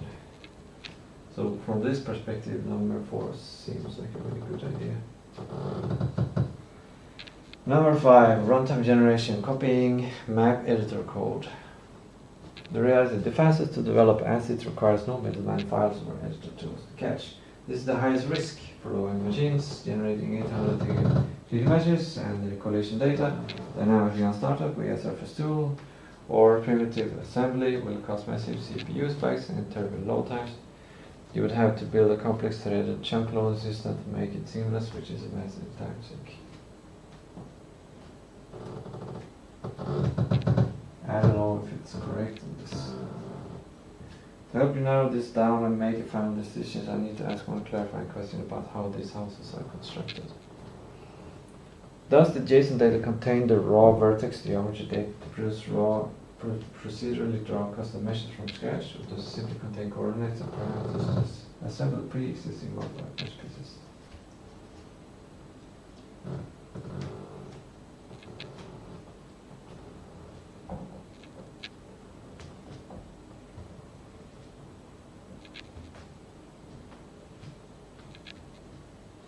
The JSON data contains the simple coordinates and parameters to assemble pre-existing modular mesh pieces.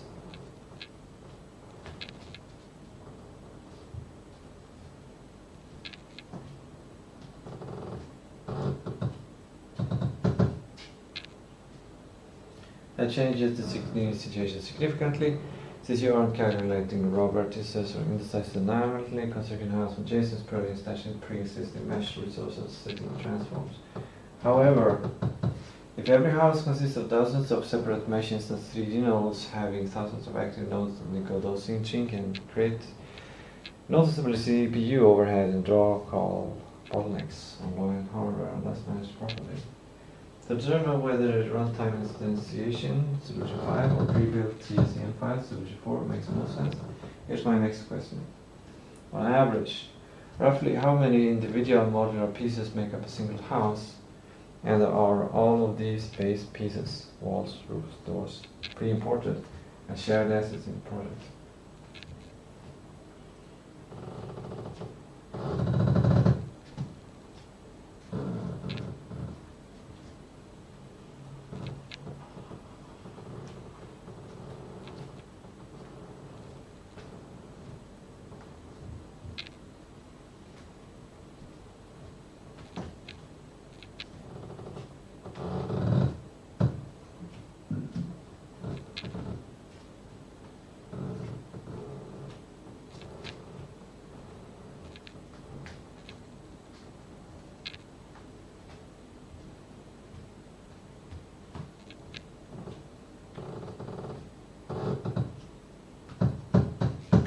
What could it be for that house? Individual modular pieces. 1, 2, 3, 4, 5, 6, 7, 8, 9, 10, 11, 12, 13, 14, 15, 16.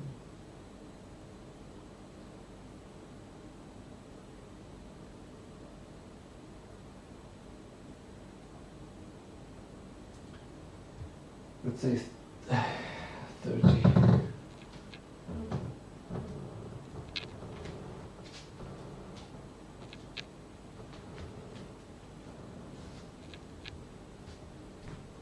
The amount of individual modular pieces is on average roughly 30, and the base pieces are pre-imported as shared assets in the project. Yes, but some houses have a slightly different footprint.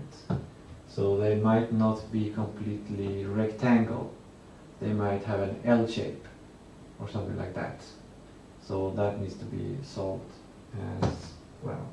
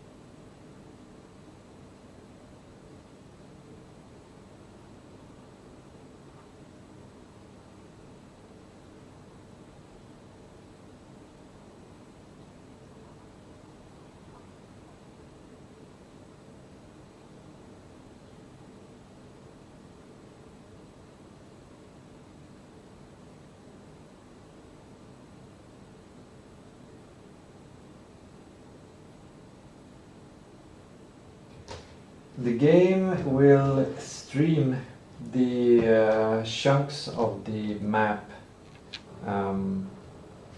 very efficiently. So at any one time there might be at most maybe 40 houses at most at any one time.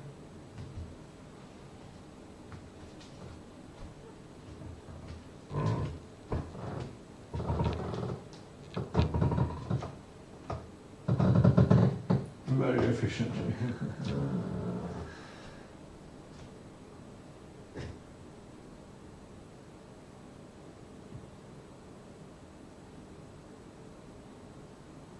Solution 5 is the clear winner.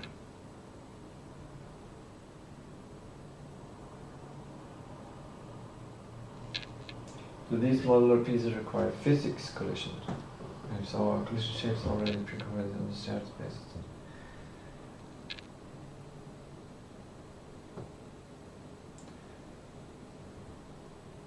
Our collision shapes already pre-configured on the shared base assets or generated dynamics at runtime.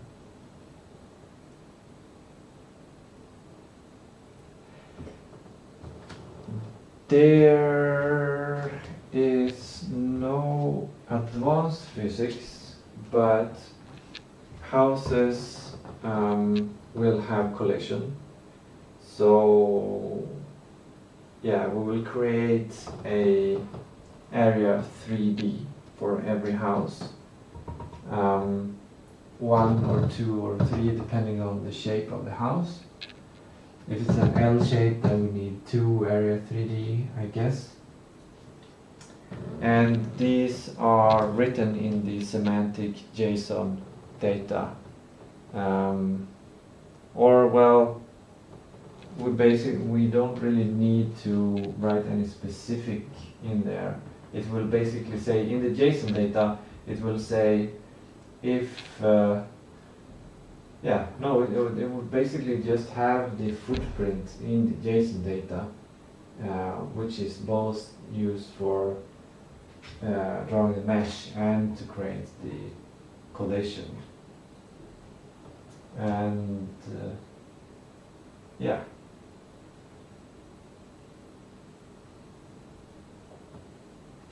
But other stuff in the map editor, like we need trees,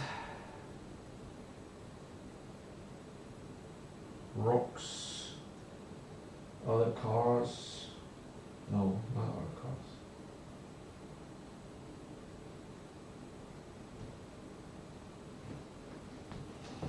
Generating collisions programmatically from a simple footprint coordinates rather than being complex tri-mesh geometry at runtime fully solidifies solution 5 runtime JSON generation at your best architectural path.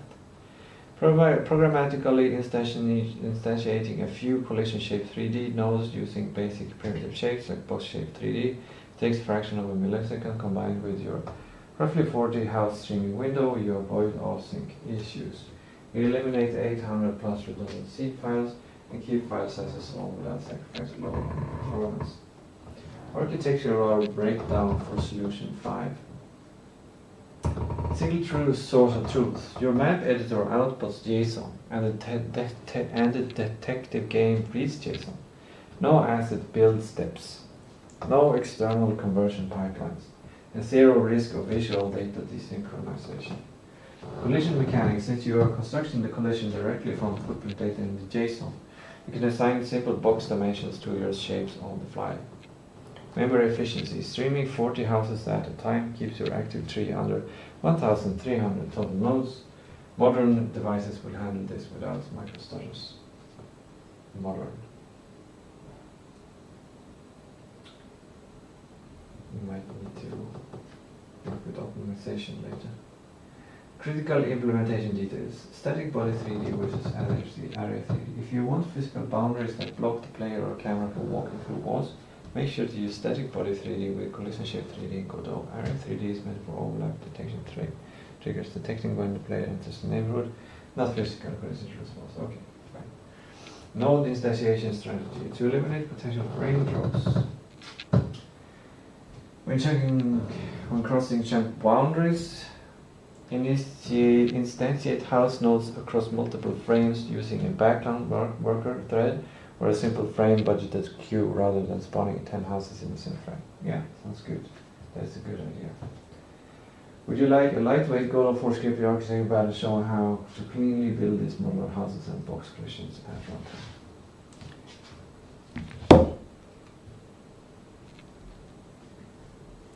Now I'm gonna drink my coffee.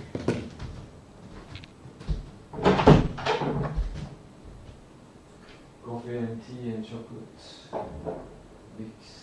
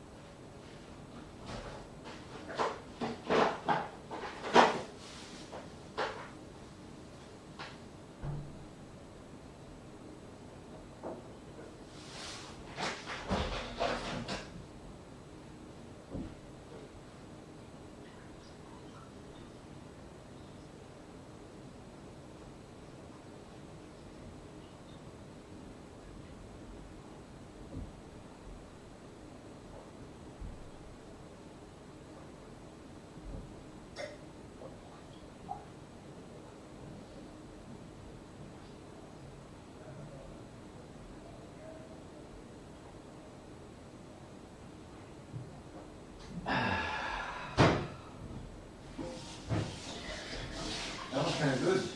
That was kind of good.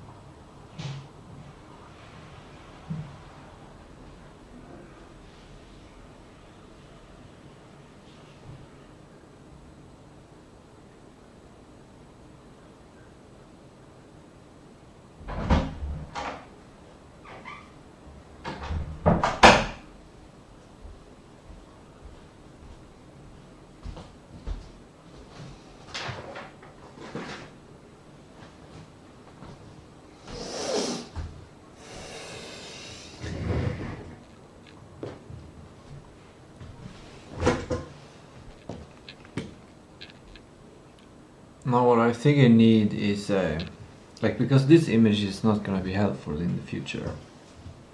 Well,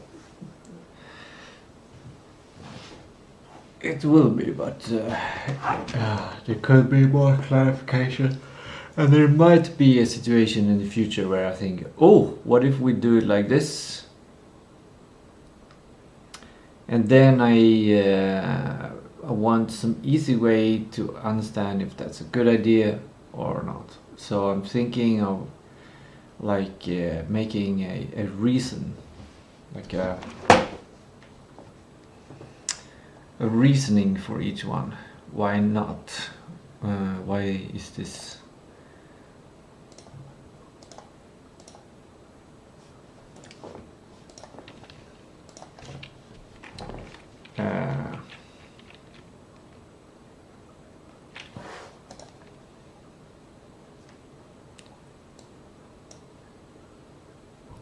So this one became the winner.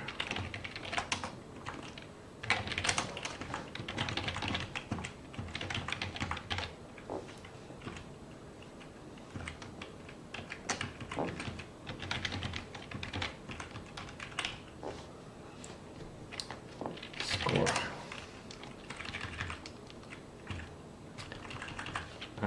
Reason.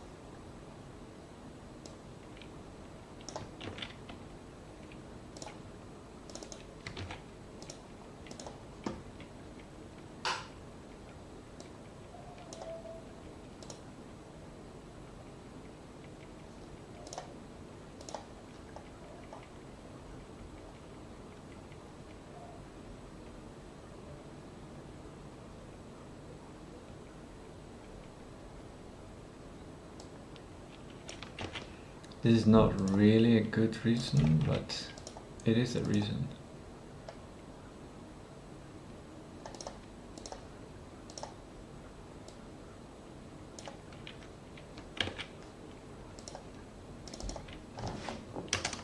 And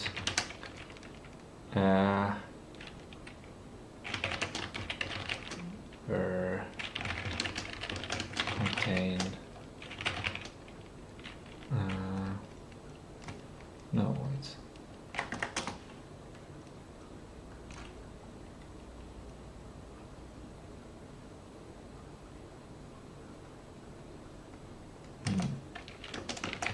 and it diminishes element on gip.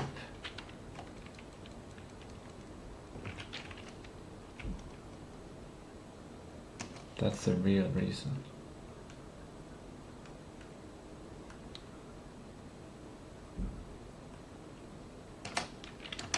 Also introduces the complexity of creating TSN files and sharing them instead of just sharing the TSN files directly.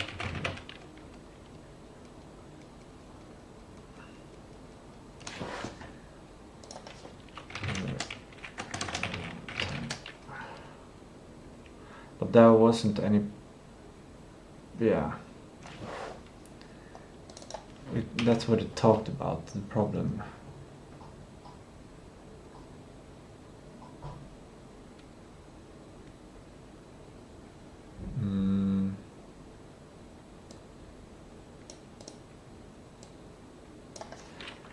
Sharing TSN files. Yeah, it's a slight, very small complexity, but the devil is in the details.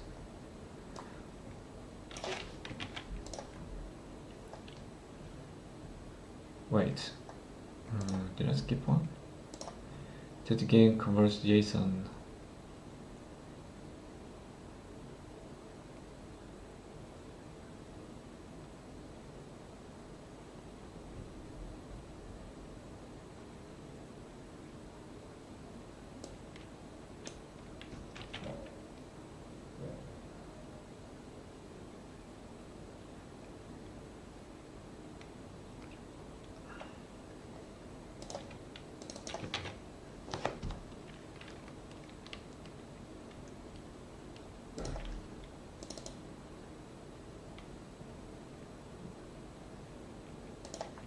I feel like there should be a backup, like if there are trouble or something, but I think everyone is a backup. It depends on what trouble we encounter. We might encounter any kind of problem. And what I really love about this approach is that it speaks to my soul. It speaks to my soul about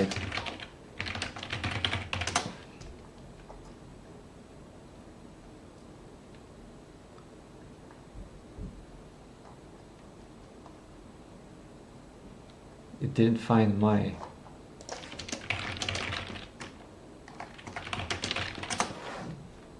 there.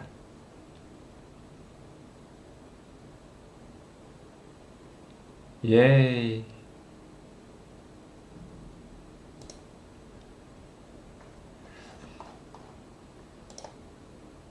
I feel famous. Anyway, this kind of stuff, it speaks to my soul to create that. It's so fun. Well, there might be, the caffeine might be kicking in now as well. This approach allows the game to parse the JSON data and instantiate the pre-imported modular meshes and physics collisions. Use simple primitive shapes like shapes directly from the user footprint on the fly. Single source of truth. The JSON file remains absolute truth authority on both data and visuals. Development velocity. It uses the exact same generation logic as the map editor, keeping the code base dry. Don't repeat yourself. And drastically speeding up iteration time. Creates performance streaming. 40 houses roughly. Yields approximately 1,200 active visual nodes. Because these nodes are pre-imported mesh resources, the GPU VRAM for 200 ms tiny. Okay.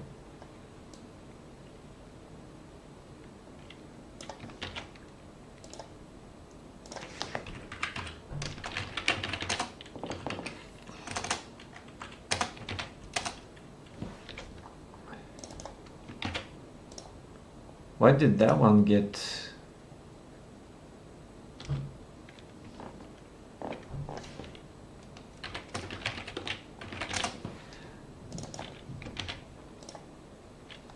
several rows?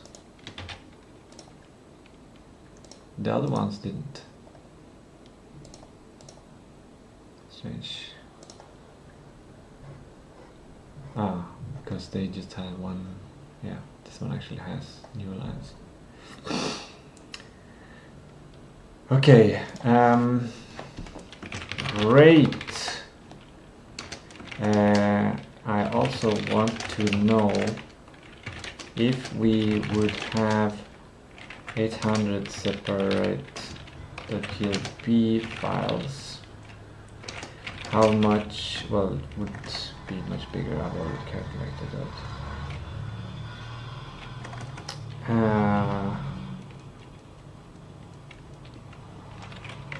How much would we save in processing power?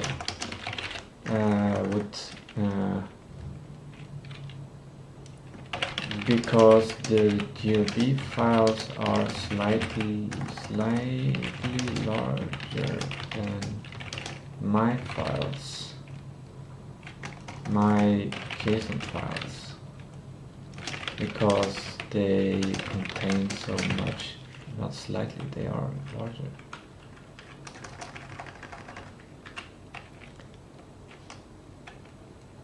The mesh points and data, etc.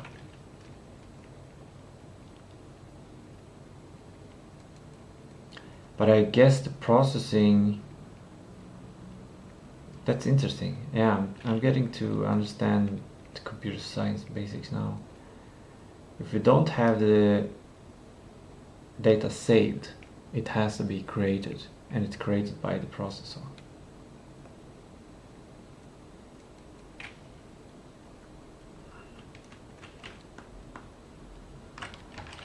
In comparison to generate the to solution 5.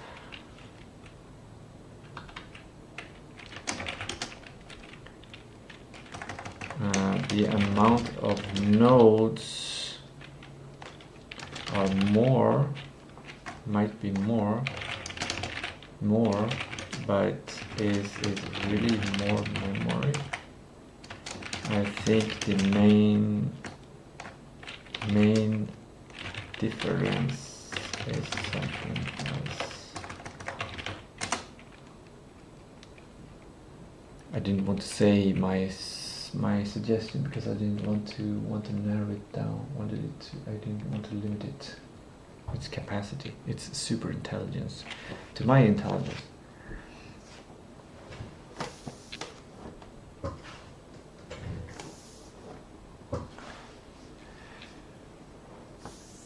You know what I could buy for 1,000? Is like I could buy a air filter, and maybe that would save cleaning time on Sundays, and maybe I will get rid of even more, like, because now I have dust particles still, even though I did cleaning yesterday.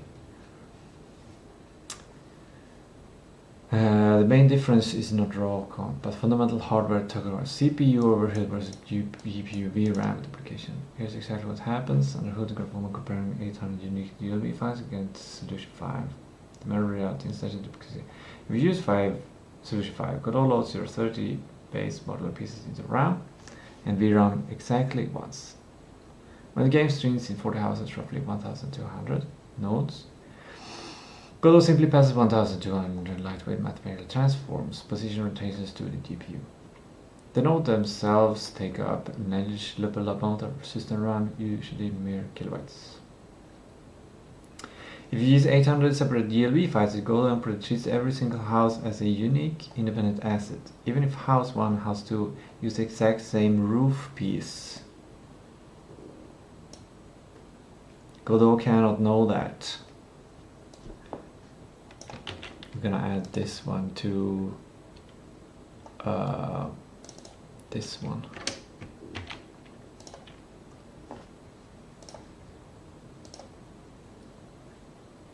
In short, the gives actually vastly more memory.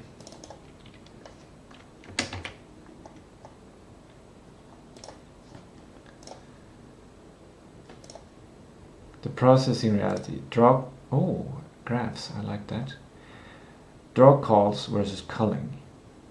This is where the .glb files theoretically save processing power, but it comes with a major caveat. The .glb advantage, fewer draw calls.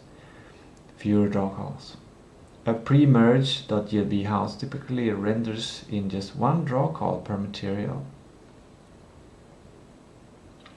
The CPU only has to calculate the transform for node 1.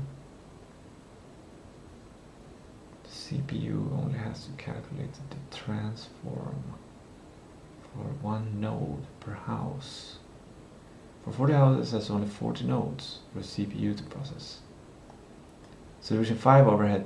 With modular pieces, 40 houses equals 1200 nodes, while Godot 4 attempts to batch identical measures to save GPU draw calls. The CPU still has to traverse a scene tree of 1200 nodes every frame. To calculate their positions and check their visibility. This is scary.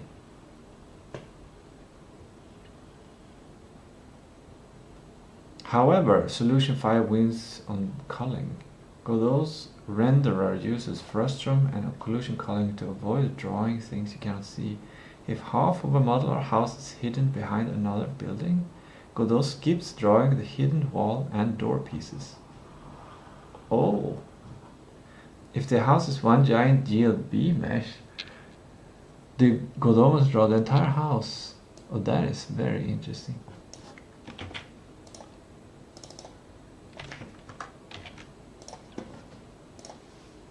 You can use this calculator to see exactly how these two approaches scale against each other as your chunk size changes. Oh. VRAM versus CPU architecture, modular, monolithic. Monolithic uses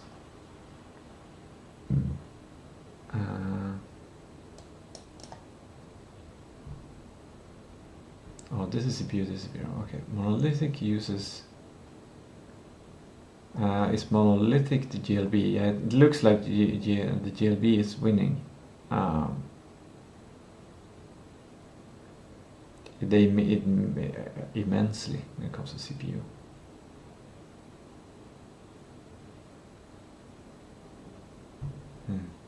Yeah, this is a bit scary.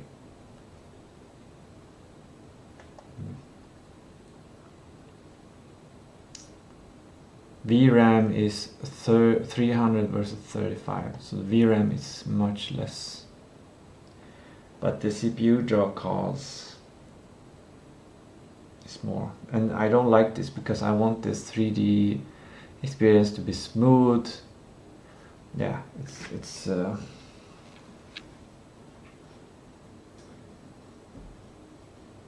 tough decision, I think. Kind of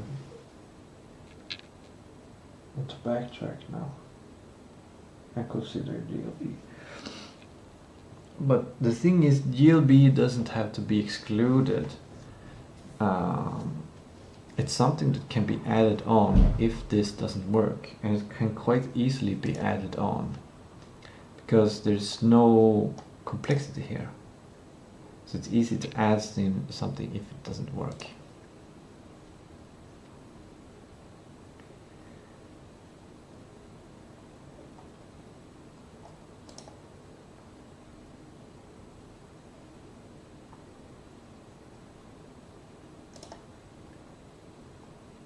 Right, you would save a tiny fraction of a millisecond. What? That might be necessary though. Pay for it with massive VRAM load. Don't gain load times. Where's the crucial code?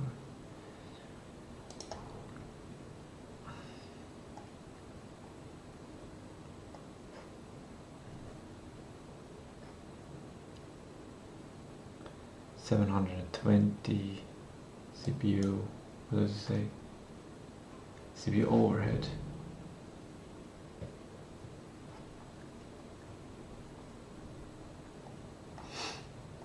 Because there are more nodes.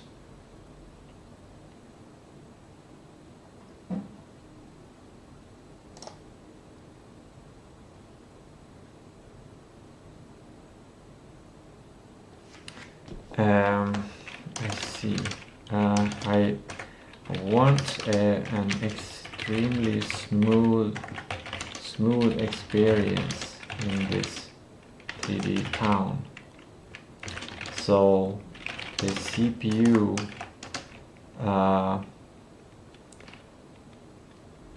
difference is scary. I like to have as much processing available for driving around in this 3D town. But I think that it might not be necessary to optimize with GLB, since it still might work well. So my solution is to go with option 5, and if it doesn't work, I have basically not wasted any time on anything, and I can add on the WB solution or consider another solution. What do you think about that?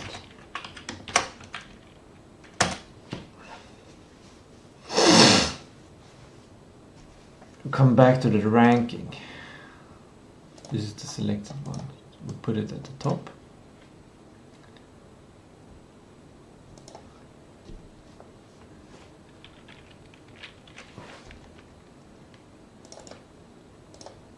And to the left we will add even more information. Plan.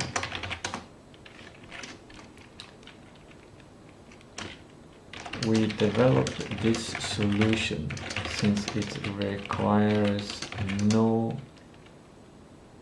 waste of development.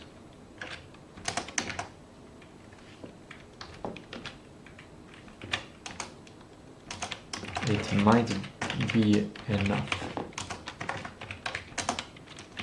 We just test it when it's done. If it doesn't perform well, we select and add another solution.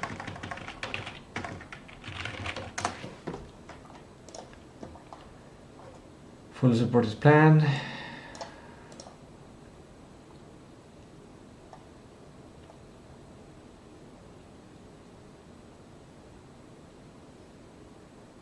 Might performed better than expected. We're not going to use a forward plus manager.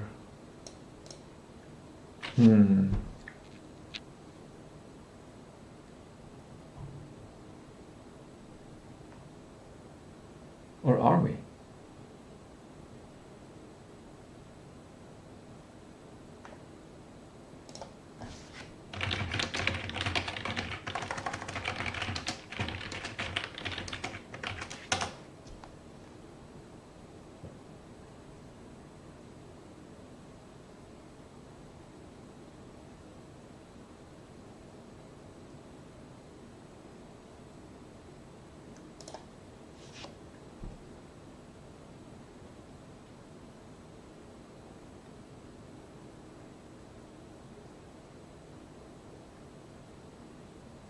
Maybe I shouldn't use compatibility.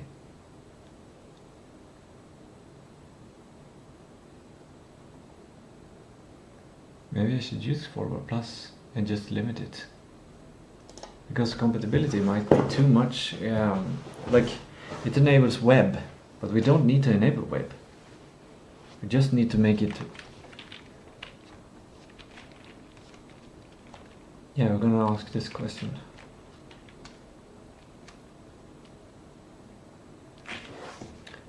Make batching. Could automatically group them to minimize row calls. The GPU has them now sufficient as single.gb mesh, while the CPU only has to manage the node transforms. In between optimization. If driving fast through the tunnel does cause frame drops because the CPU is struggling to call an update, measure nodes, you still don't need to upload the 800 kilobyte files. Instead, you can easily upgrade certified entire code by multi-mesh instance 3D. Oh!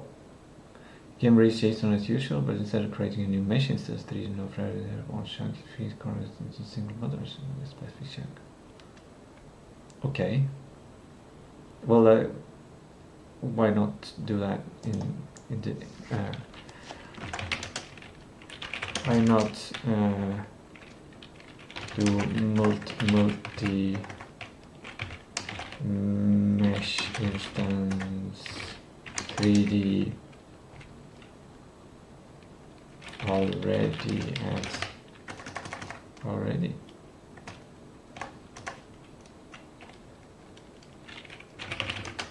now during solution time.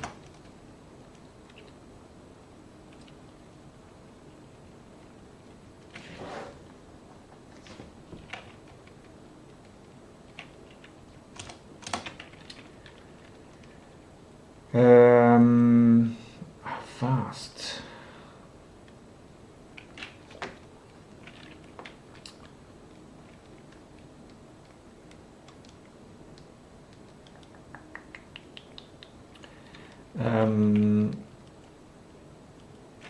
The vehicle physics is code is attached. It will be slightly updated, but it's as optimized as possible from the start. It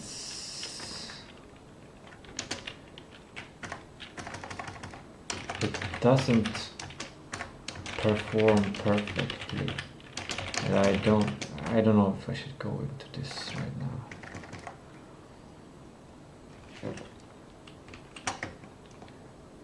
Vehicle is just a character body 3D.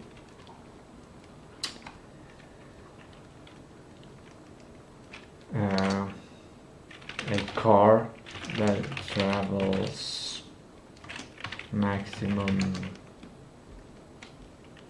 how fast? 60? 50?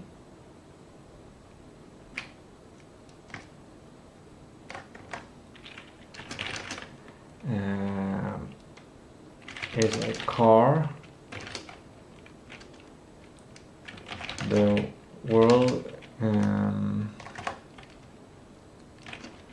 it will travel slow for a car to keep the detector's smoothness feeling, but also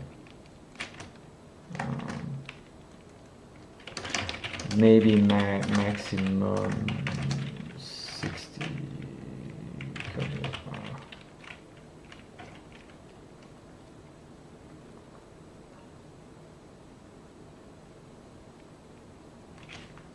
I think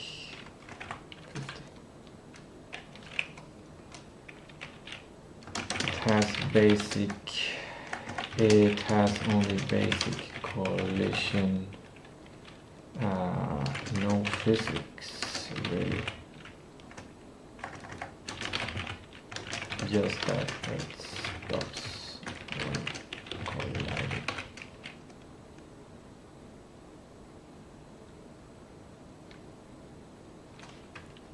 No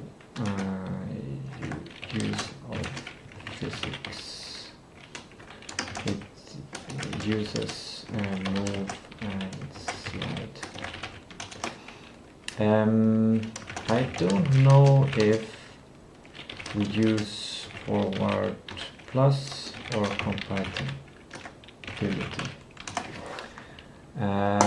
Where do we have the limitations?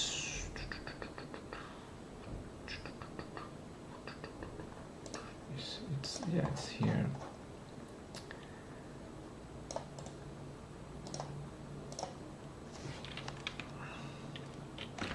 We must adjust to the low end specs for the tar expected, as assumed low end specs of target audience.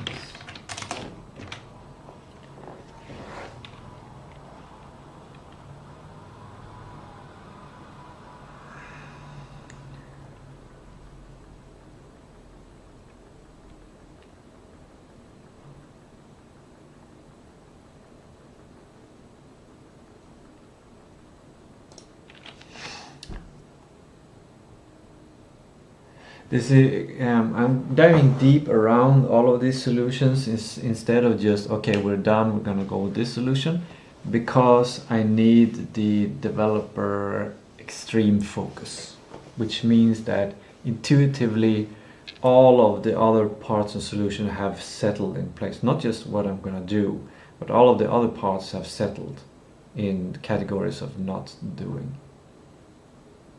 Which means like it's a next level focus. It creates this immense focus when everything has been explored.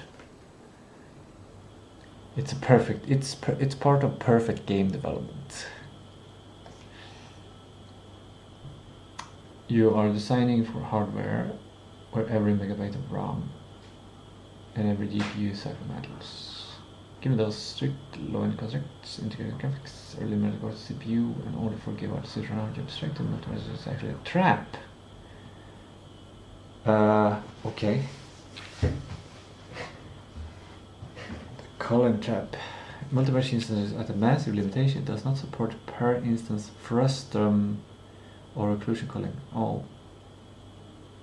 If you pack an entire neighborhood chunk into a single multi-mesh moment, the player looks at one house and that chunk GPU is forced to draw every single house in that multi-mesh. Oh, okay.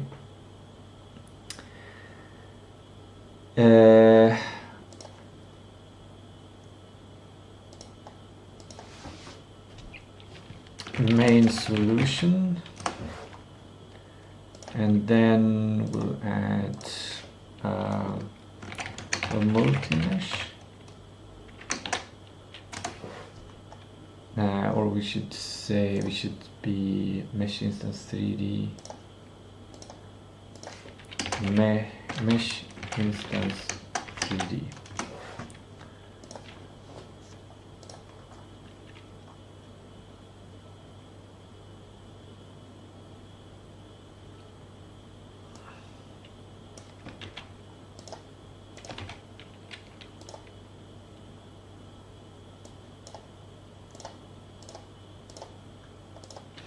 That's good.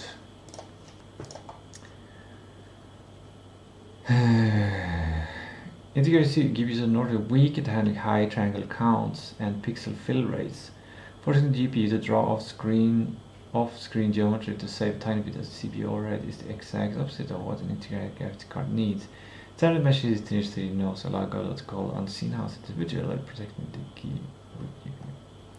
Godot 4's hidden auto batching. You don't actually need multi-mesh or get multi-mesh performance. Godot 4 automatic batches under hood mesh for meshes at 3D. When Godot uses multiple meshes in 3D nodes using the exact same mesh and material which you share multiple pieces do, it automatically groups them together and sends them to the GPU in a highly optimized way. It essentially builds a multi-mesh on the fly after it removes the houses you can't see. You get the CPU efficiency of a multi-mesh with the GPU efficiency of individual column.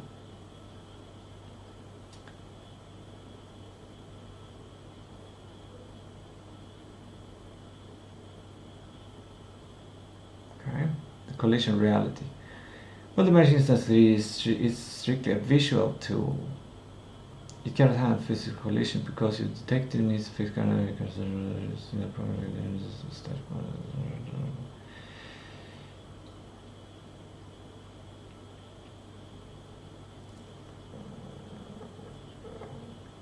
I don't get this point. Since the CPU has to manage a tree of individual collision nodes anyway, pairing them with individual visual nodes keeps your architecture more cleaner without adding them. Fine. Okay, yeah, that's true. That's true. That's true. Especially in the house editor when we're making code to create these things. The renderer, I just noticed that we still need to make a slight update because we don't need collision in the map editor. It's only in the JM game we need collision, but that's fine. That's fine. That's part of the GAP ideas. The renderer choice, compatibility. Since your target audiences are early multi-core integrated, you must use the compatibility renderer. Okay. 4 Plus and mobile both rely on Vulkan. Vulkan has much higher baseline memory footprint, doesn't run manual or at all on all the integrated chips. Compatibility mode is specifically designed for the exact hardware property you are targeting. Okay.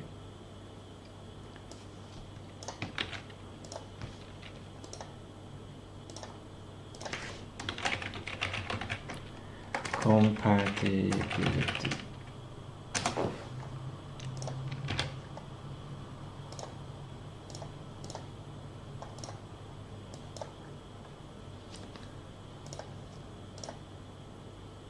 Chunk streamer.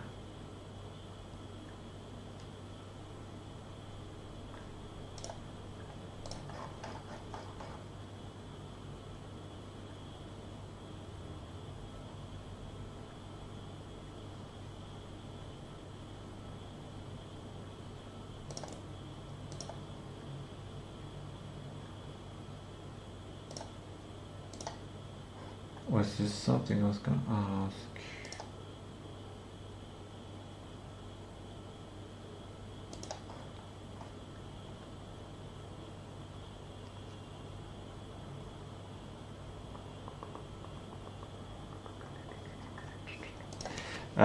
Please take a look at the previous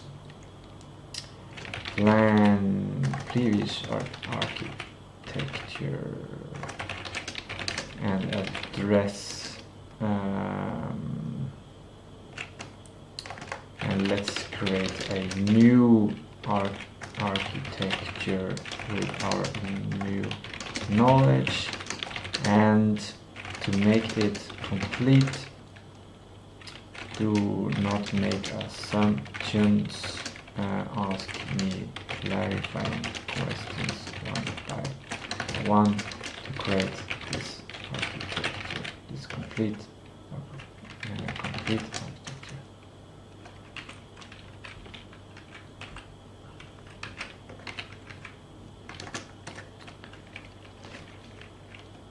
That solves all my problems.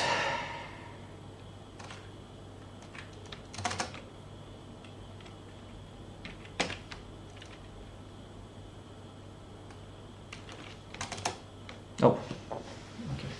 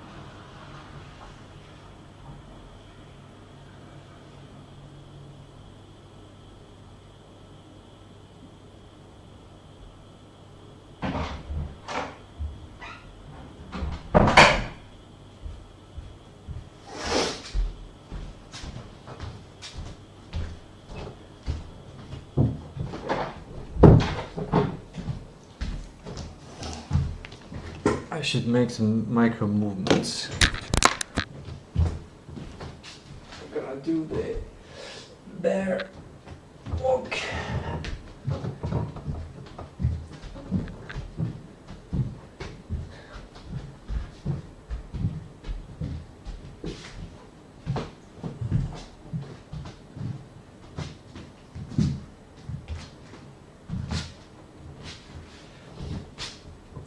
And then a frog hop with stretch.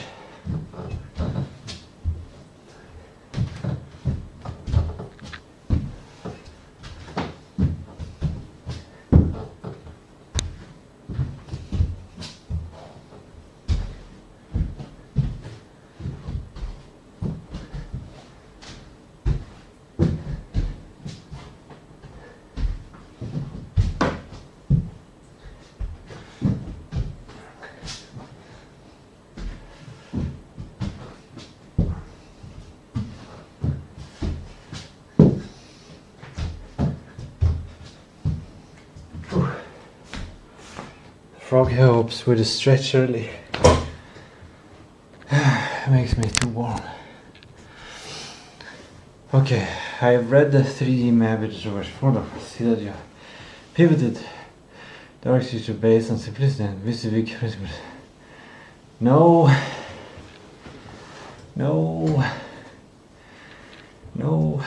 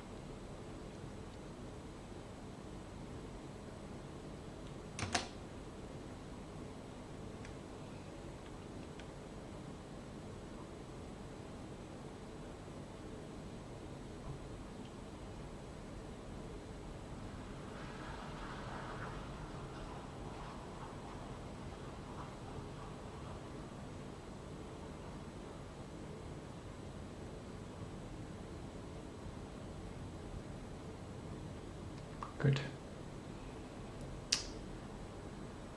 No, we don't want tutorials at this point.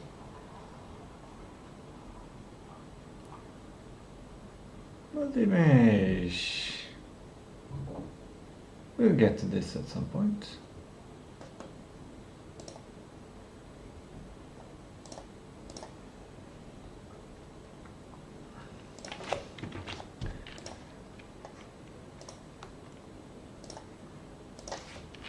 Optimize.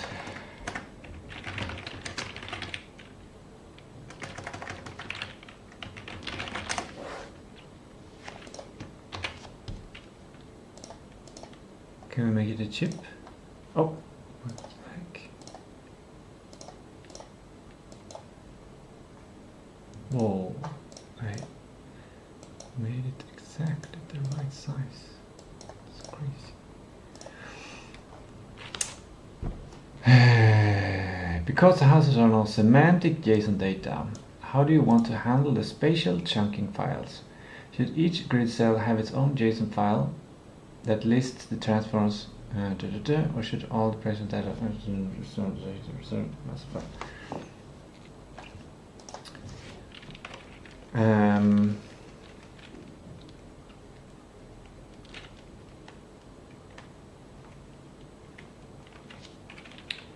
I don't know.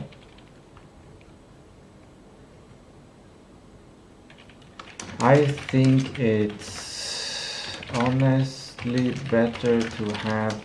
No, wait. I think it's better for performance. But maybe we don't need to think about that now. I think it's better for performance to have cells pre-made.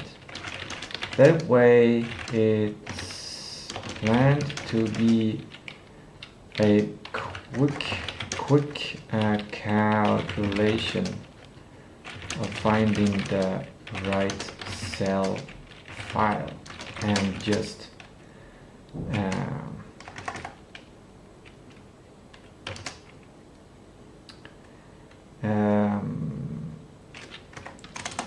but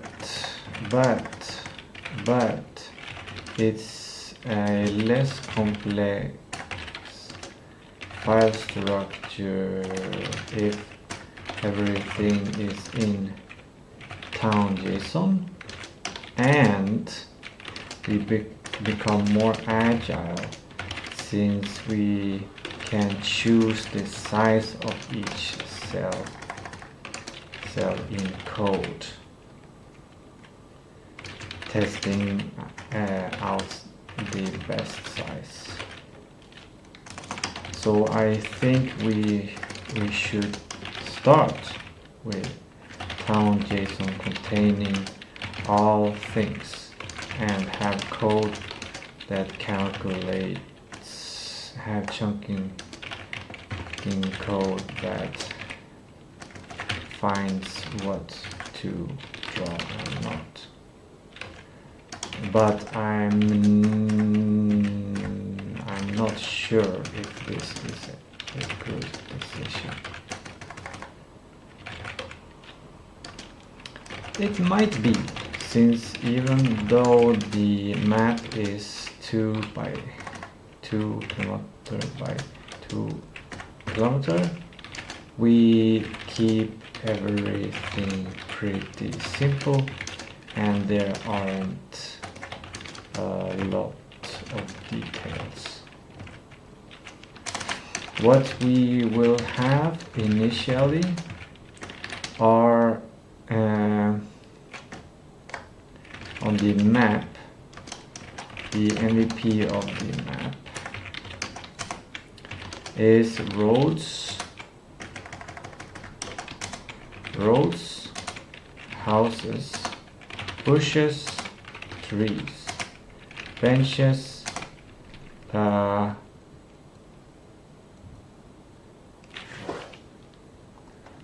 we have this listed somewhere in a design document.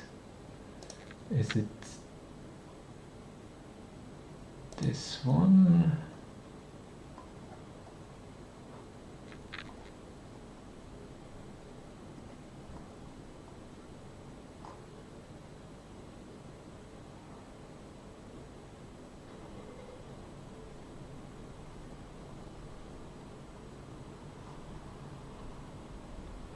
Rocks.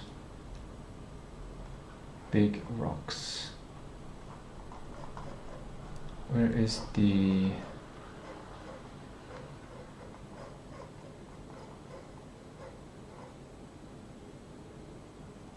There is a document somewhere. It says...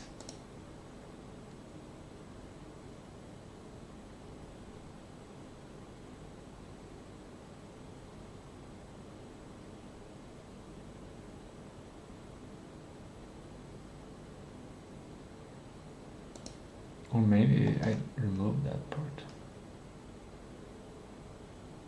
I think I removed that part.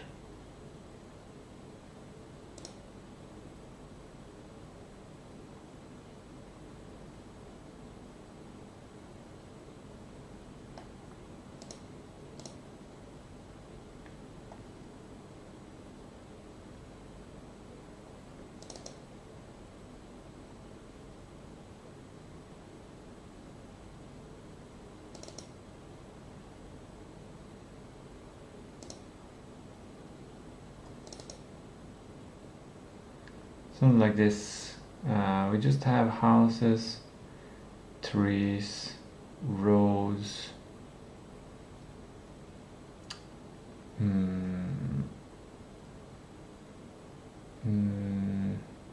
Would be nice to have these things in the town editor.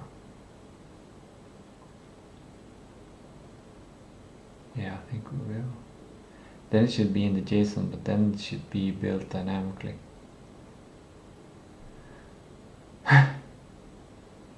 No, the town editor will not have the train tracks, and we'll keep an MVP version of everything.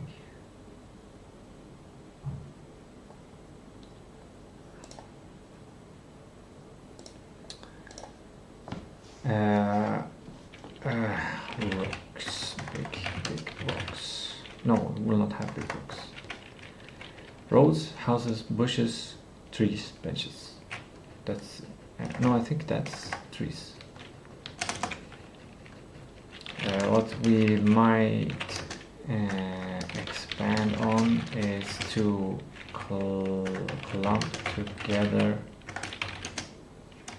this. I think this is it.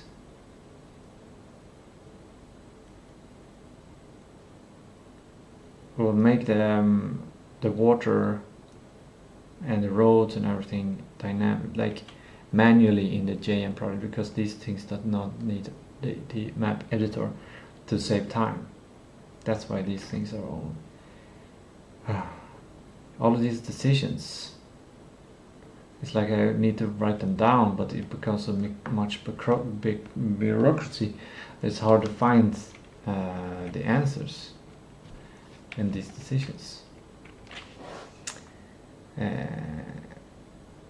This tutorial explores how Godot processes mesh instances at runtime, which is exactly why your modular assembly approach will perform well on low-end hardware. Okay.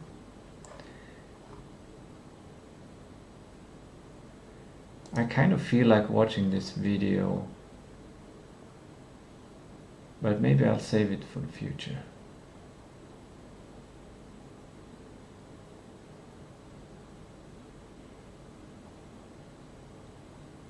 How long is it? If it's less than 5 minutes, then I'll watch it. No, it's 13 minutes. And it's too technical. Too specific, the detail technique. Starting with a single town, highest your choice, especially with September. Committed to generate separate files, not changing shares of necessary would require rewriting your time files. Proceeding with a single file, simple tweak, cell size, This base matches data for 800 hours, but will likely amount to just a few megabytes. During the initial game load, you will look across the tab JSON file and we sort the objects into an in-memory dictionary group and then by the calculate cell coordinates give you Single file structure you want and the lightning fast spatial lookup you need for chunk streaming. To continue building the architectural document, my next clarification is about the roads you mentioned for them. Will the roads be defined in the JSON as modular, grid-based, tile present, placer, or will they be defined as spline node points? Spline node points. Path 3D. How do we do them? How did we make? Do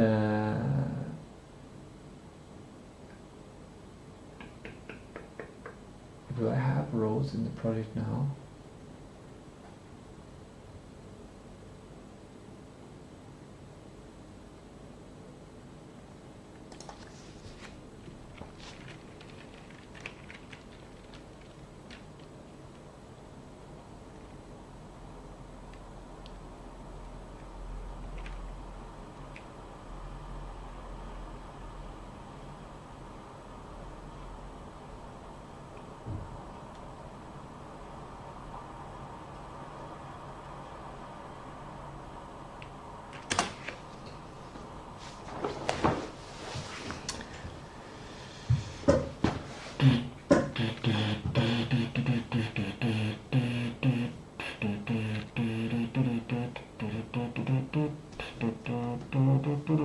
Use explaining points for the roads and external per hold for keep the file size low. The points for 2 km road barely takes up a kilobyte in JSON. At runtime, the game can easily construct the road by reading points in the curve 3D and extruding a basic array mesh ribbon along that path, which is incredibly lightweight for both CPU and compatibility renderer. Now, regarding how we handle the memory and performance of these rows, my next question: since rows are represented as simple spline points, they have a very small data footprint. Should all rows be generated into memory at once when the game boots up and stay there permanently, or should the row splines also be scanned into chunks?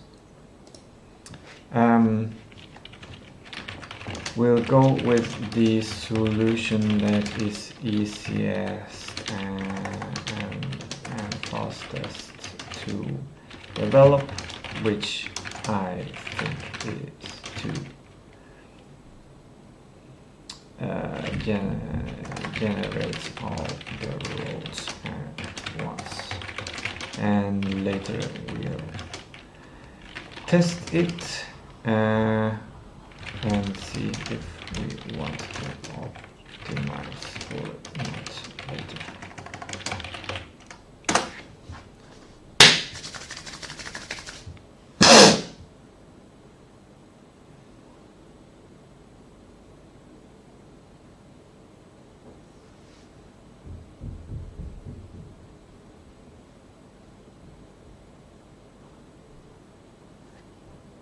And later we'll test it if you optimize or not later.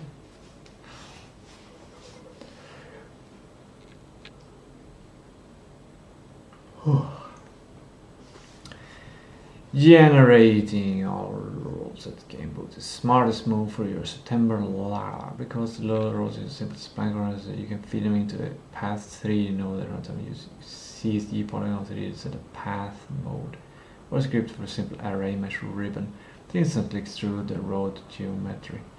It takes almost zero development time compared to programming dynamic chunk-based load stitching algorithm. Now that we have the detected game's rendering strategies sorted to string houses via chunks, generating our rows at boot, we need to solidify the map editor side of the architecture.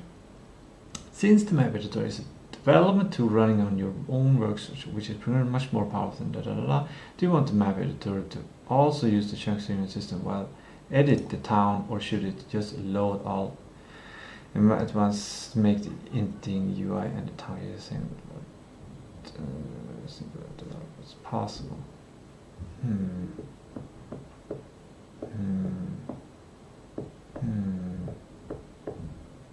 That is tempting.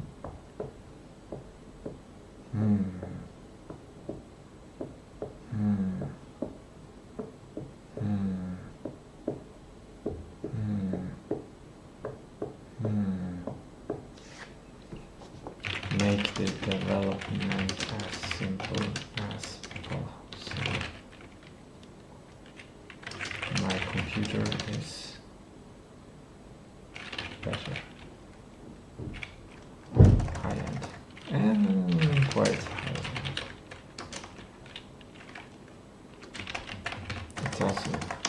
It's also interesting to see if it all works and how smooth it works.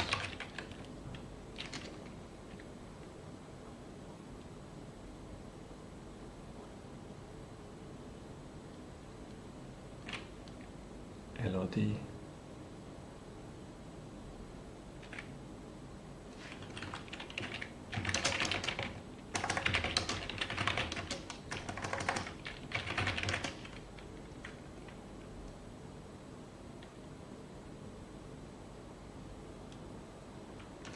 This is great because then, yeah, this is amazing because then we separate it even better. The detective game chooses how much to load and it handles that stuff. The map editor just creates the map. It's good. Keeps editor one down to basic file button double stress test based on 0, yeah. With the map editor slowly started locked in. Here's my next one question regarding the structure of semantic time.json file. In time.json, should each house be saved in its full list of modular parts, a footprint coordinate, or should the JSON store a list of house archetypes templates? So the houses in the world simply record as template ID, systemization and scale.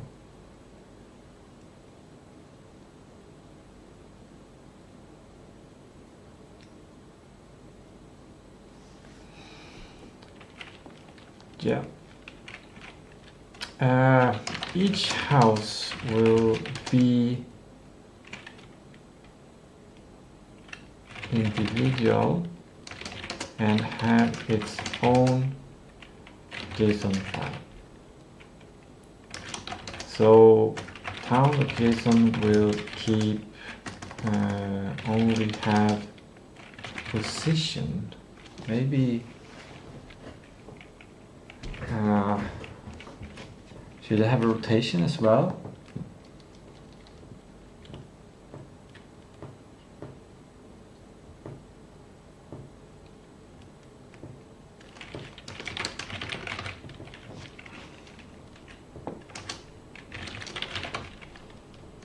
No scale.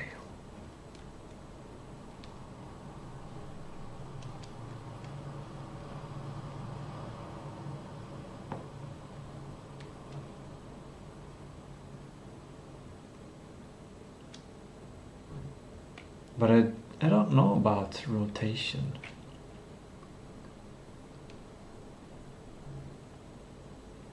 I kind of feel like it should be reversed, like the position of a house should be inside the house. But that makes it harder for the processing to figure out what things needs to be loaded.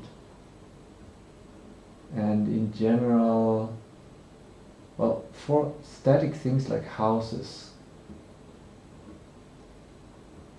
we don't need to change the rotation of a house. That doesn't make sense in the real life. You don't rotate a house.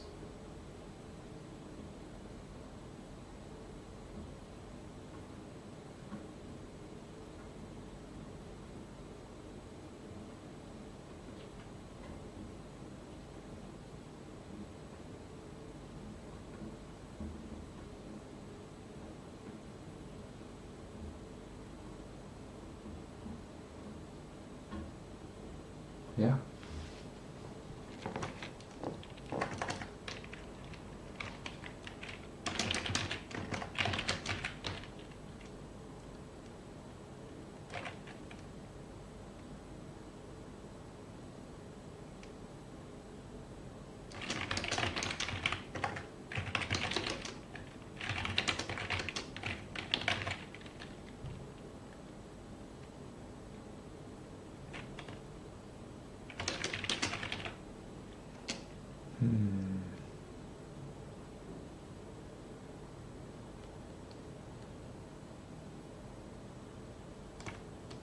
Or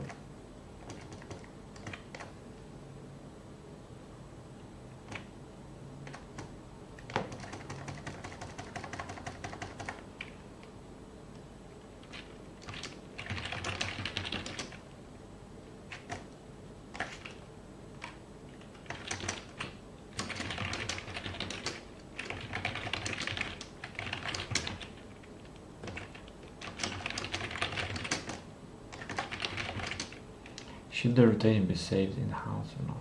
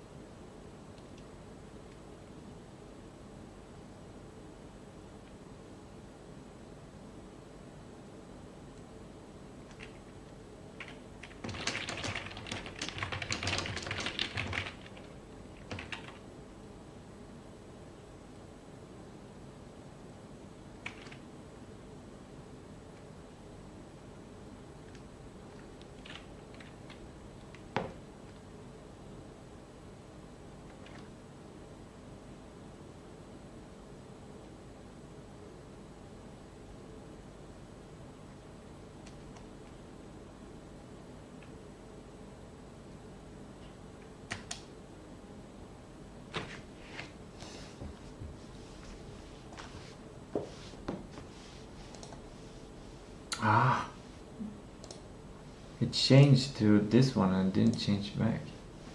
Annoying.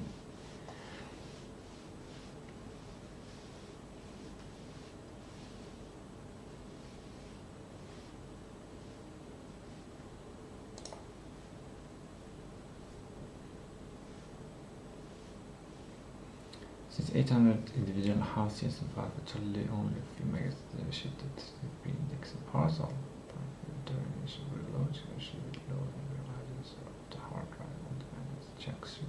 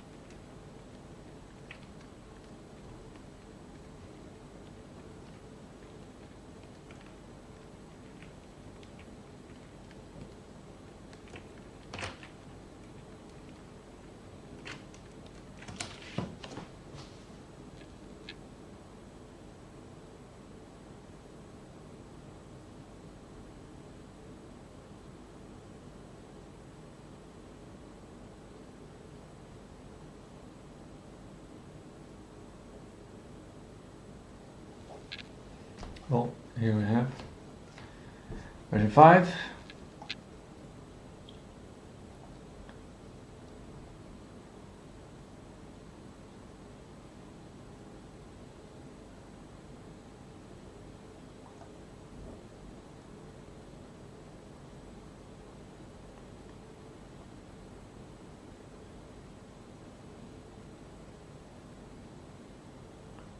Good.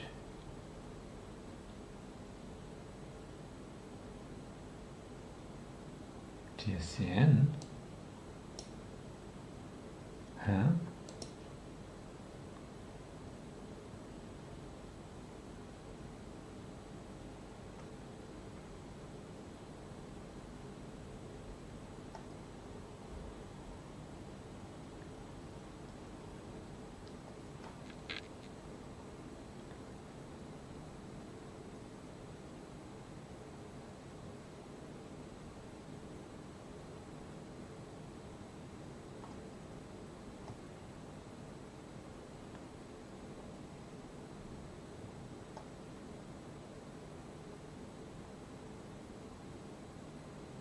The roads is in the town, Jason.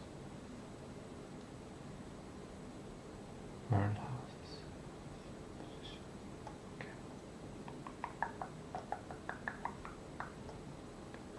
House semantic file.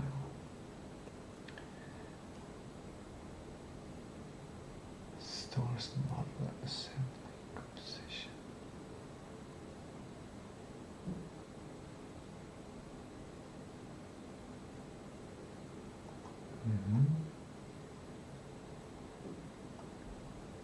I don't know if we need rotation. I'm not going to rotate the houses in that way.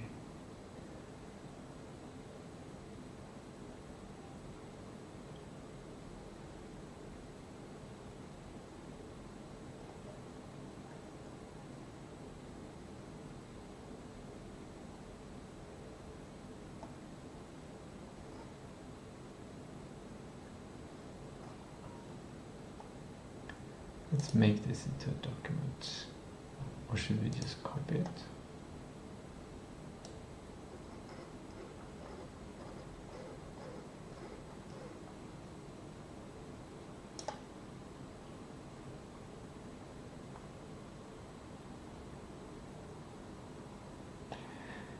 Google Docs doesn't handle this stuff well.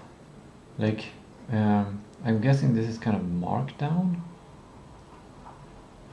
I wish I could save this somewhere or reference it or something.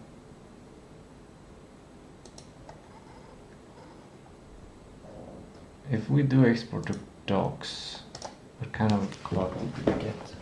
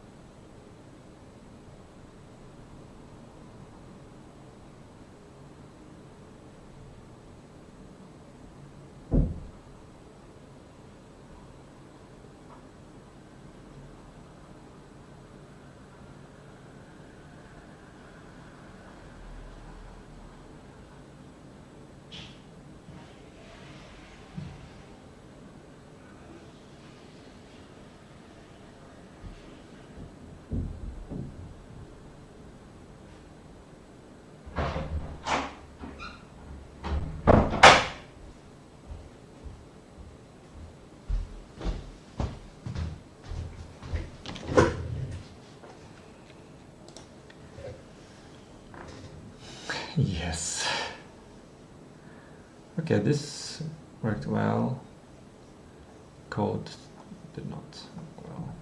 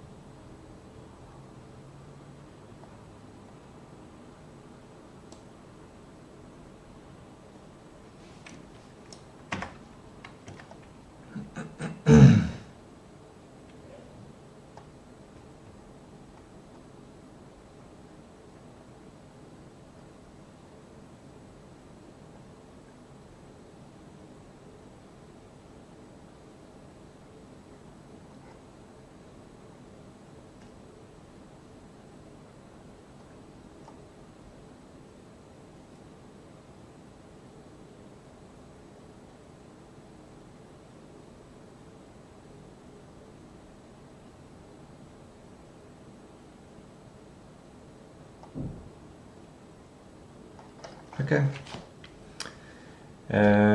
Version 5 then.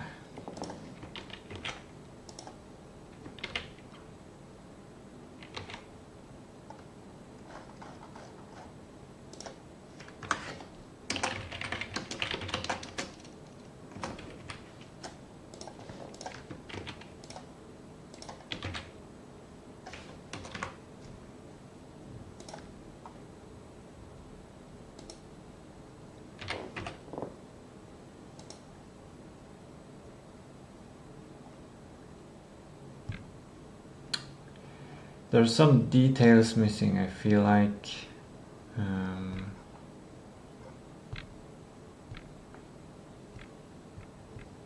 not sure if the conversation can handle it. We should delete this file.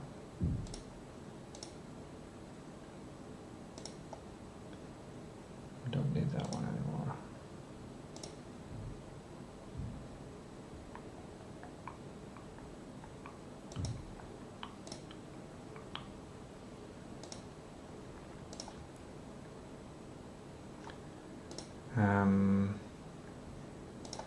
I want to add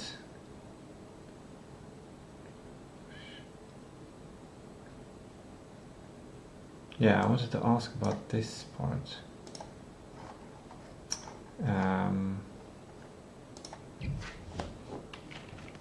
Why are we using tscn files in the modular? I guess we'll do that. Like, that makes it easy for me to create 3D models. So I think we'll do that. We'll just keep it like that. Yeah.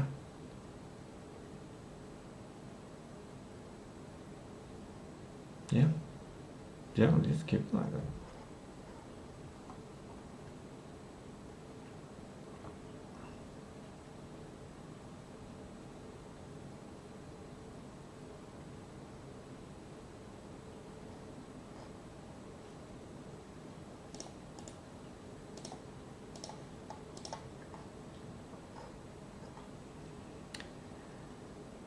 I think what I'll do next is to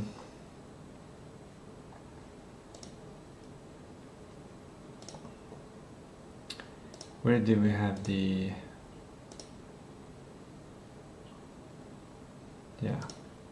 map editor architectures. This might be moved to, yes, we're gonna move it to the 3D town instead, which is kind of not the right place.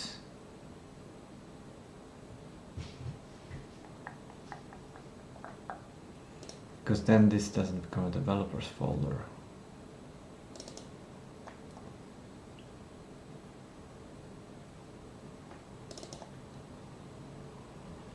I think we gotta do this and we move this back to developers. And then what we do is this 3D town goes into game director. That's how we do it.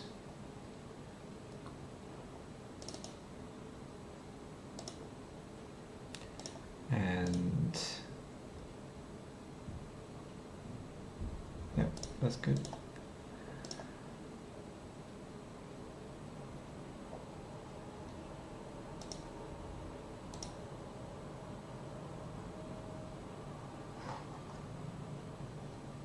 So I think the next step is to create a new chat, because then we get rid of all of the other ideas that we had previously. And that will be a senior Godot developer chat to develop the system. And then we'll run through the same kind of process.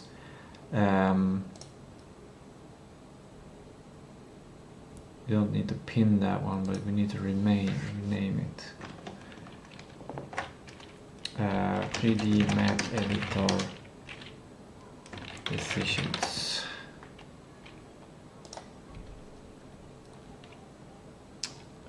We'll create a new chat. Advanced master code, and then here we will do. First, I'm gonna make a history document because I'm gonna take a slight break before coming back.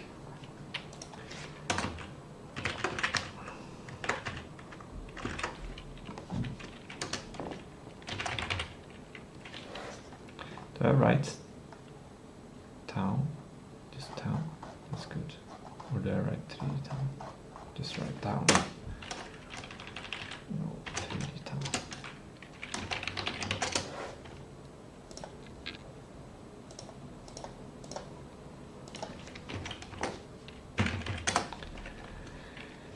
I discussed with Gemini to select the first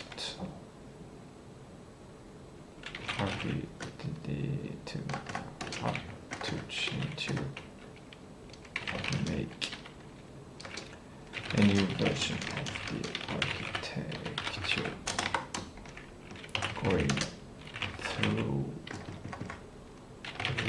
all 5 different main architecture options.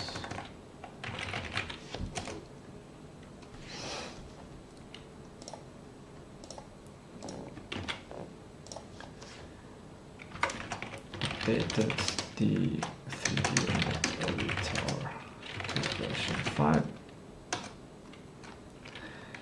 And then what I intend to do, AI assisted development, Gemini chat senior developer,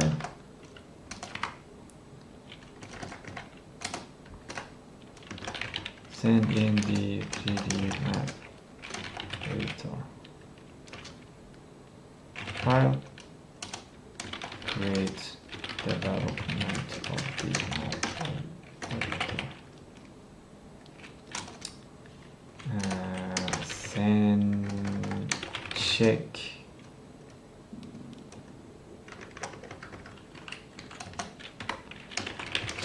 the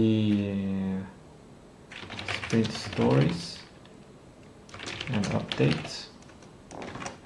That's not part of the assisted. That's what I need to do now.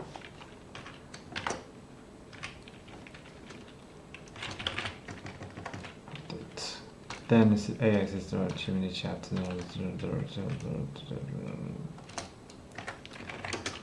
Continue to develop the system. Architecture. Implement.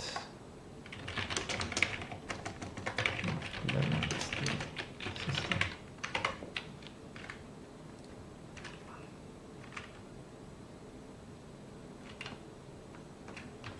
Specs.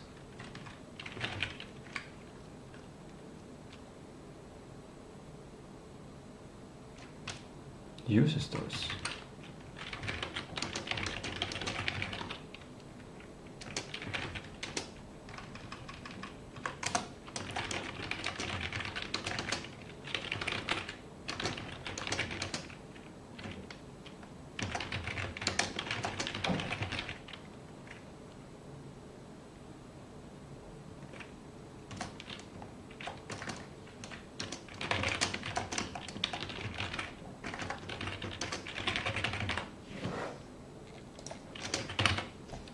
That's what I intend to do.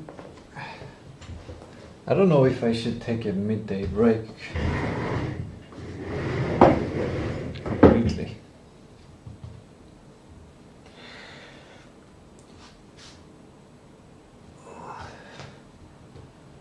I think I should.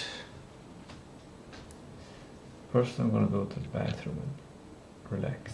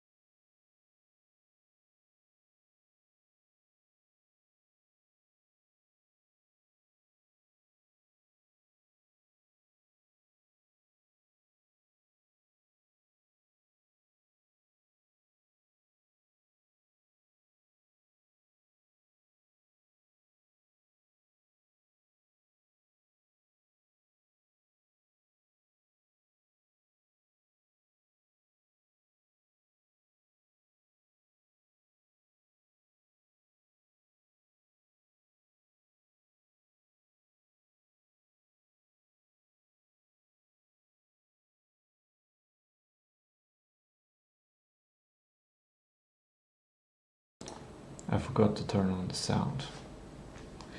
Oh well.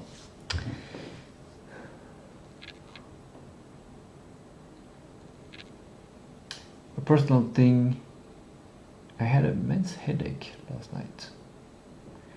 And it was based on blood pumping. So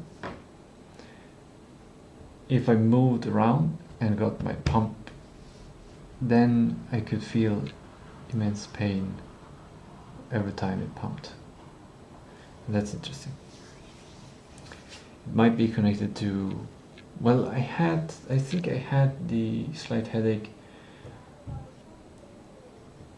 even before before I took the nighttime potion. But maybe the nighttime potion increased it. I don't know.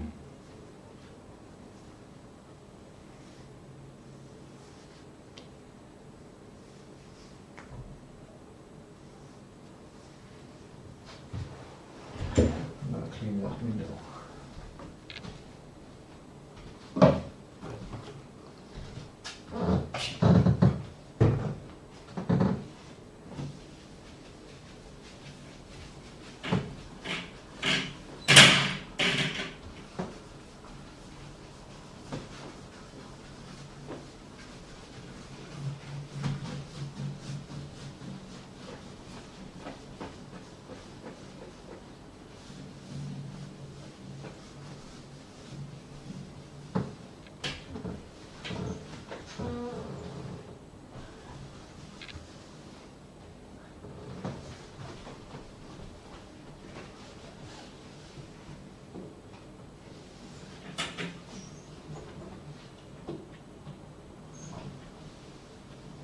Why is there tape outside of this window?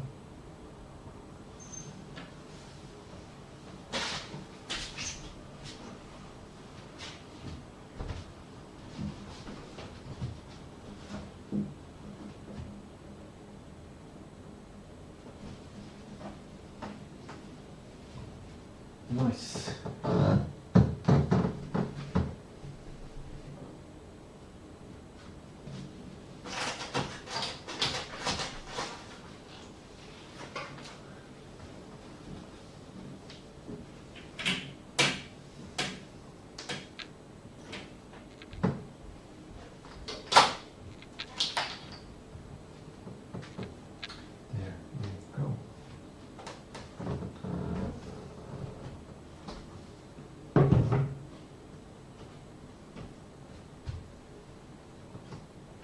Almost.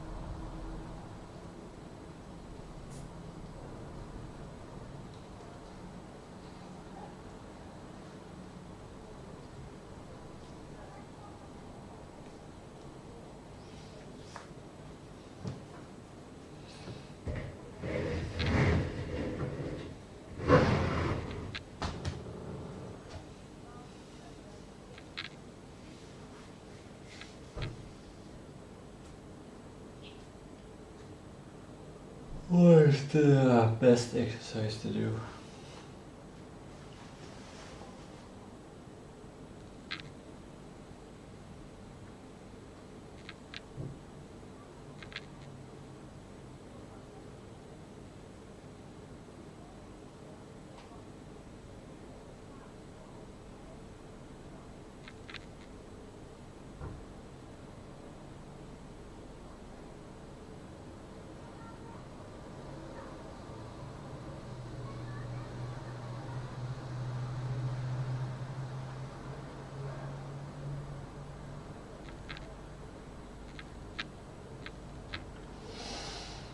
Is it Falun Gong?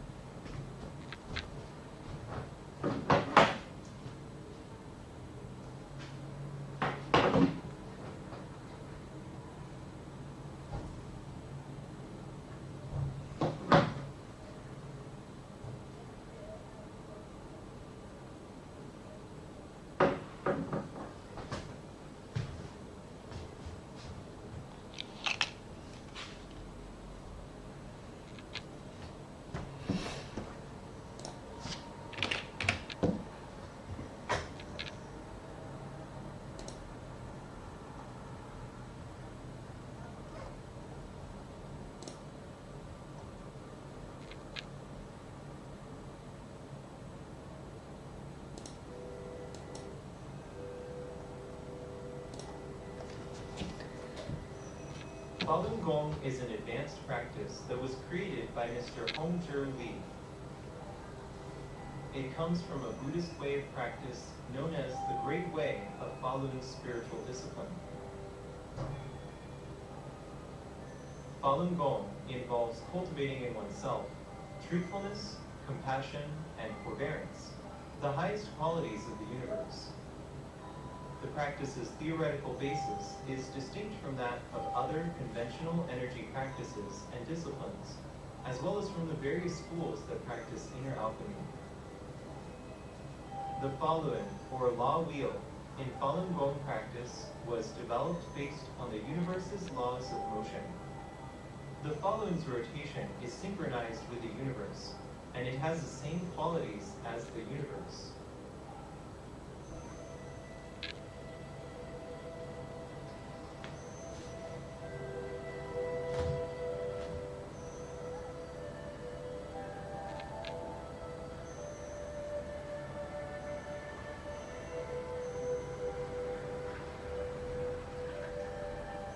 In Falun Gong practice, one focuses on developing truthfulness, compassion, and forbearance. Truthfulness means speaking truthfully, acting with integrity, returning to one's true self and true home, and ultimately becoming a fully realized spiritual being. Compassion is about developing a compassionate heart, doing kind deeds, and helping others to elevate spiritually. Special weight is given to the ability to forbear, as only with this is spiritual greatness attainable. Anyone who practices Falun Gong needs to make a priority of refining their mind and character, and recognize that these are the keys to spiritual progress. Prioritizing these is essential for reaching higher stages of practice. Practicing Falun Gong can bring you to a state of oneness with the universe and allow you to attain the greatest spiritual heights possible.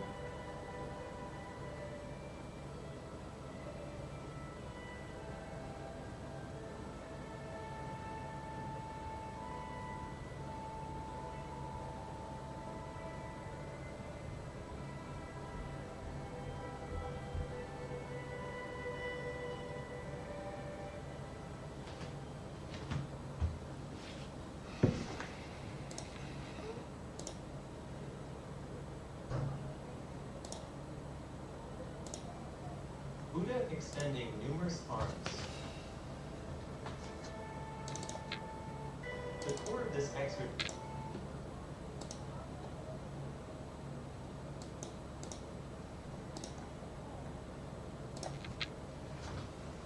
Buddha extending numerous arms.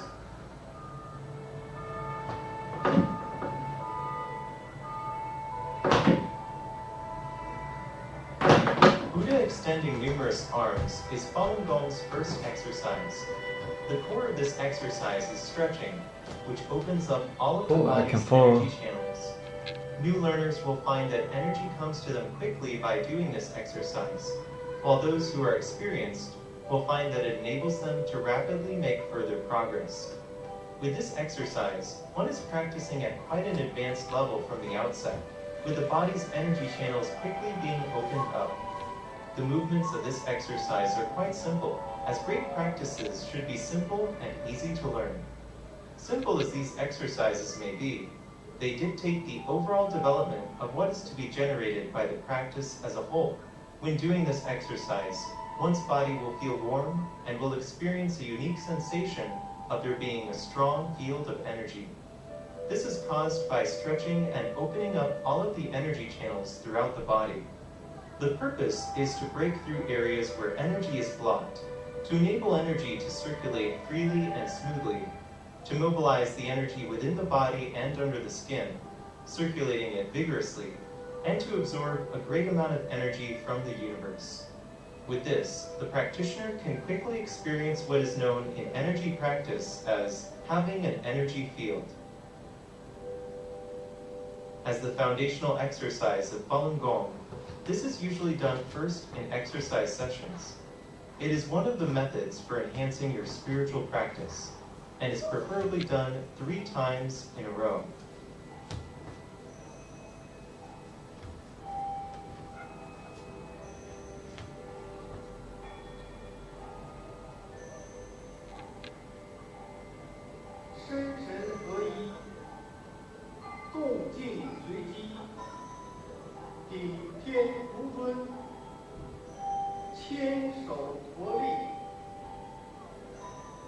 Now, Teacher Lee will show us how to do Buddha extending numerous arms.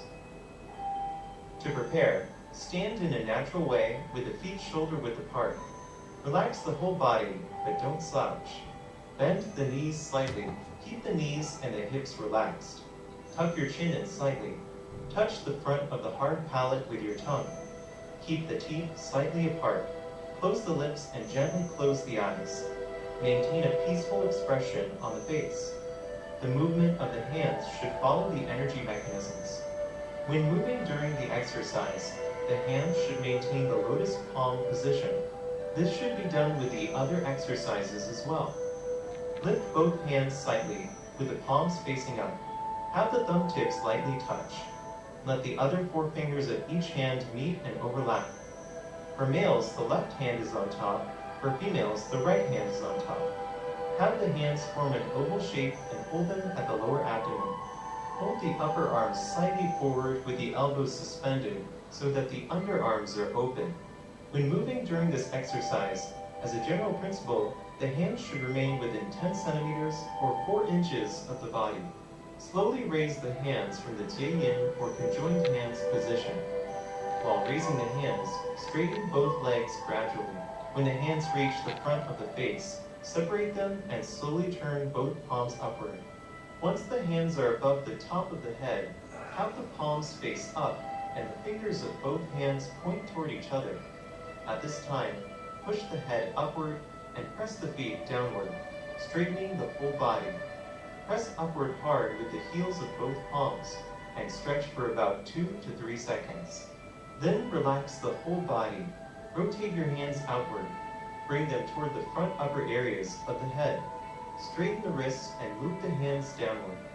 When the hands reach the front of the chest, have the palms face the chest at a distance of about 10 centimeters or 4 inches. Continue moving the hands down until they reach the lower abdomen. Then turn the backs of the hands to face each other and lift them up to the chest, forming the He Shi or palms together position. When doing He Shi, press both the fingers and the heels of the palms against each other. Hold the elbows up with the forearms forming a straight line.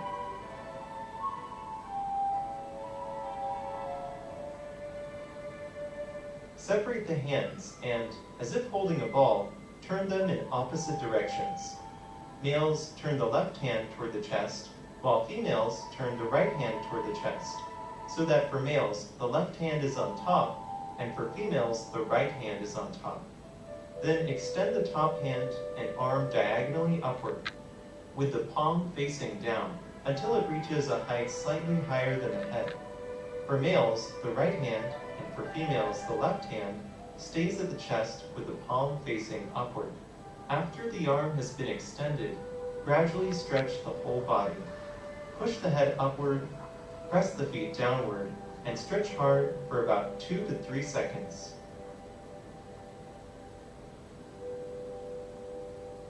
Then relax the whole body. Move both hands to the He Shi position in front of the chest. Then again turn the hands as if holding a ball, with males having the right hand and females the left hand ending on top. Repeat the previous stretch movement and then return both hands to the He Shi position.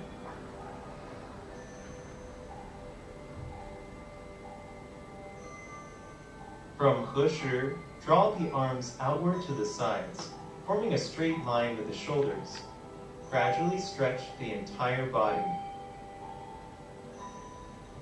Push the head upward, press the feet downward, and stretch hard with the arms out to the sides for about 2 to 3 seconds. Relax the whole body. Move the hands to He Shi in front of the chest.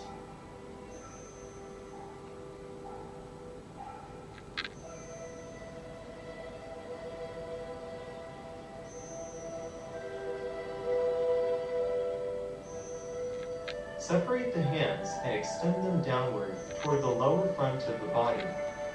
When the arms are parallel and straight, they should form an angle of about 30 degrees with the body. Straighten the whole body. Push the head upward and press the feet downward. Stretch hard for about 2 to 3 seconds. Relax the whole body at once. Return the hands to He Shi in front of the chest.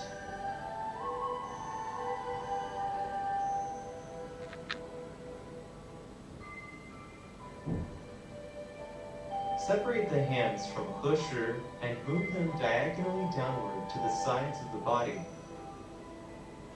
Extend the arms, forming an angle of about 30 degrees with the body. At the same time, push the head upward and press the feet downward. Stretch hard for about 2 to 3 seconds.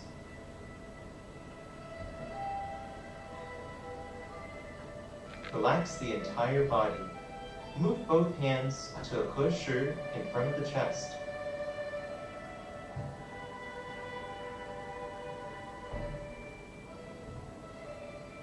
Separate the hands from He Shi and extend them behind the body, with both palms turning to face backward. When the hands have reached behind the body, stretch the whole body. Push the head upward and press the feet downward. Stretch hard for about 2 to 3 seconds.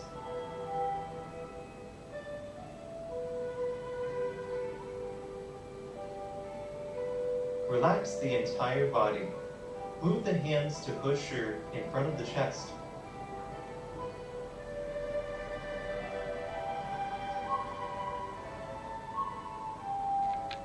Separate the hands from He Shi and push the palms forward with fingers pointing upward. Keep the arms at shoulder level. Once the arms are straight, push the head upward and press the feet downward. Stretch hard for about 2 to 3 seconds.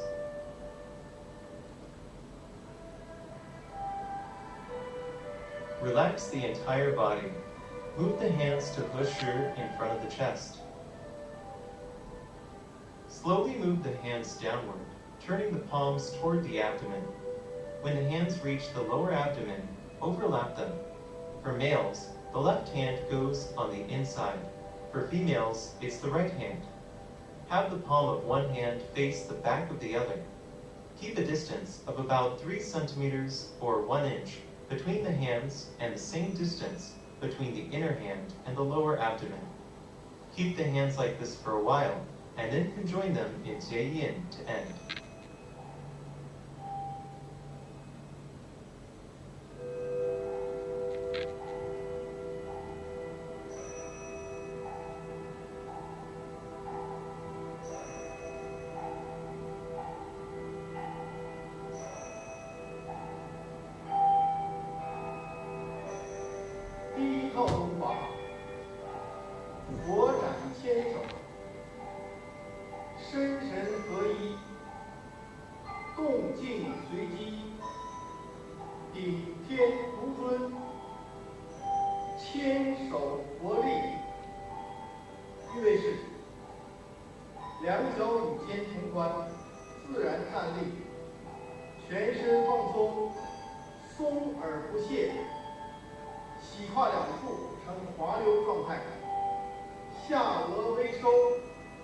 两眼微闭，舌顶上颚，牙齿微微离缝，嘴唇闭上。结印，弥勒伸腰，嗔，如来灌顶，双手合十，握球凝掌，掌指乾坤，嗔，放松，双手合十，握球凝掌，掌指乾坤，嗔，放松，双手合十，金猴分身，嗔，放松，双手合十，双龙下海，嗔，放松，双手合十，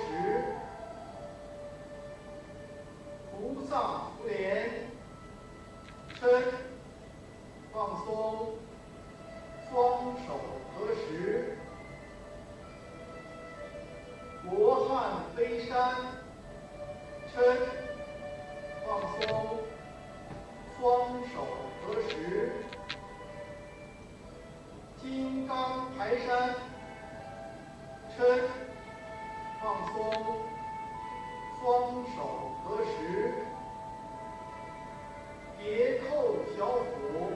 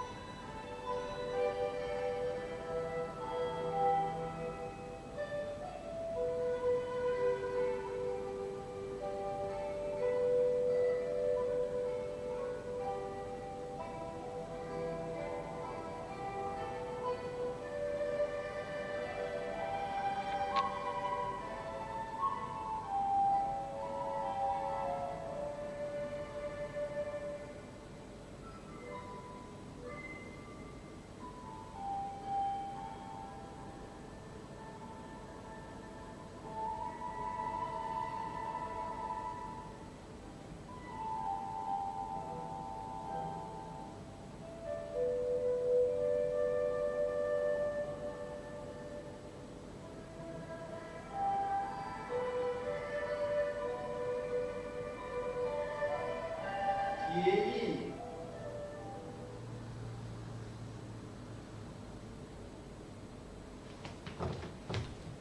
And a third time.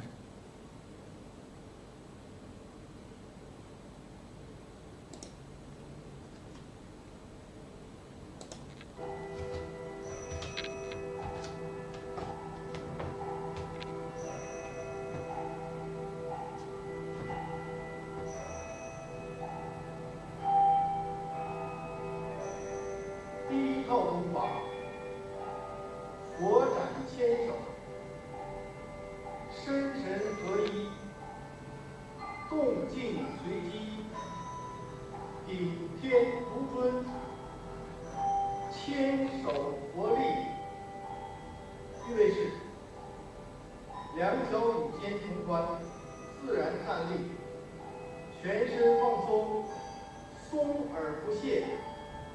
喜胯两处呈滑溜状态，下颚微收，两眼微闭，舌顶上颚，牙齿微微离缝，嘴唇闭上。结印，弥勒伸腰，嗔，如来灌顶，双手合十，握球凝掌，掌指乾坤，嗔，放松，双手合十，握球凝掌，掌指乾坤，嗔，放松，双手合十，金猴分身，嗔，放松，双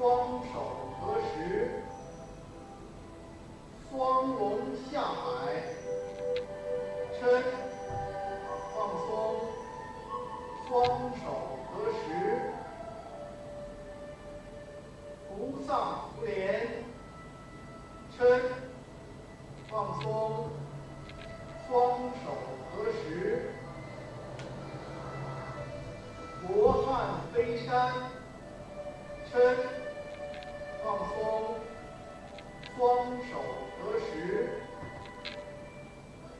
金刚抬山，撑，放松，双手合十。别扣小腹。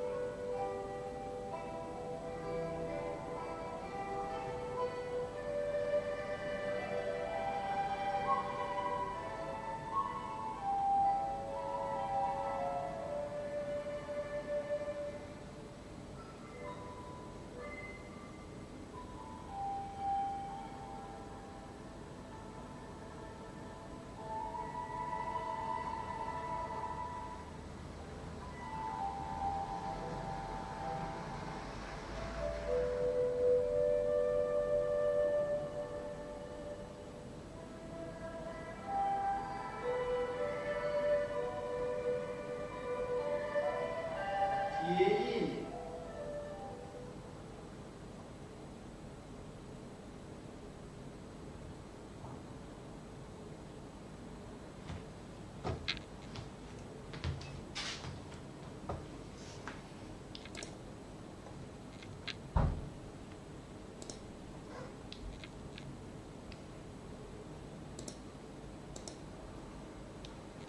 Standing meditation.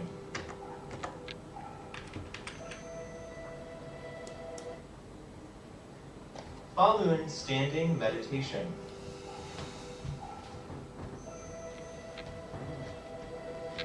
生慧生力，容心清体，四妙四物，法轮出体。 Now, Teacher Lee will show us how to do the exercise. To prepare, conjoin the hands in Jie Yin as before.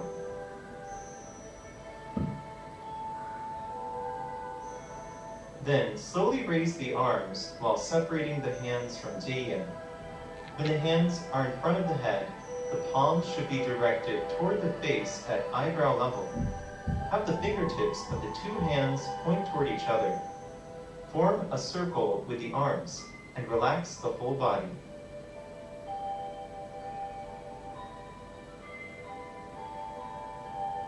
The following standing meditation is the second Falun Dafa exercise.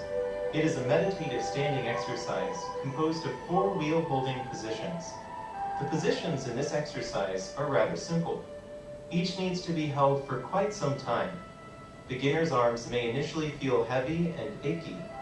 After doing the exercise, however, the whole body will feel relaxed and refreshed, with none of the fatigue that normally comes with physical work.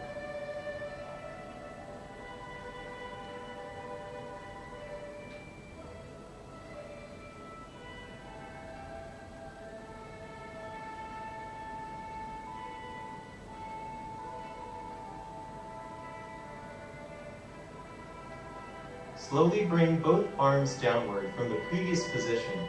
Maintain the wheel-holding position as the hands reach the lower abdomen. Keep a distance of about 10 centimeters or 4 inches between the hands and the abdomen.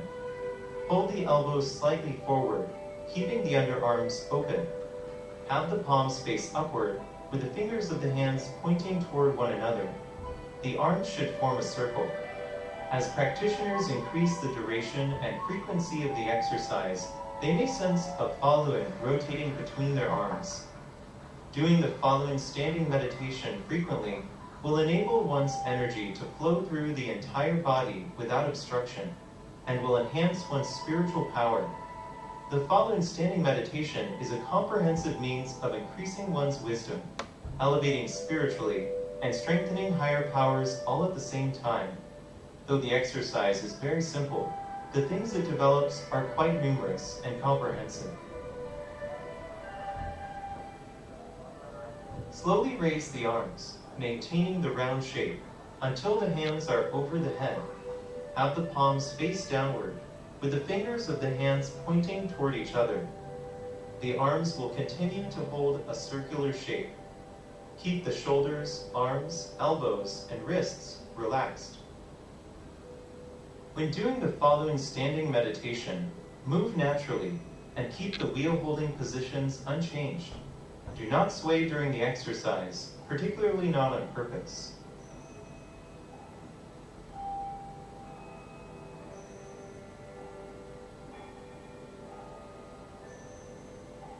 From the position of holding the wheel above the head, slowly lower the hands to the sides of the head. The palms should face the ears, with the forearms upright and the shoulders relaxed.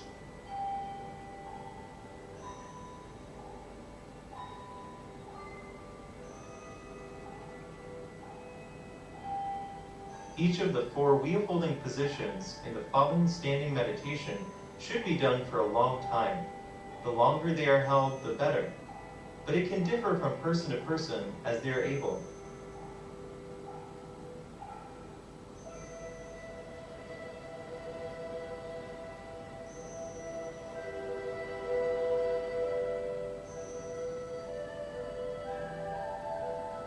Overlap the hands in front of the lower abdomen as before. 接引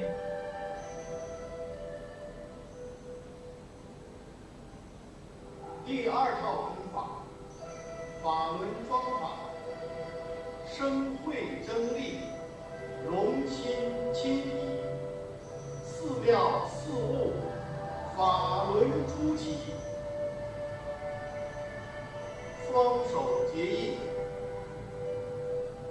两手慢慢抬起，头前抱轮，食指相对，两臂抱圆，两掌与眉同齐，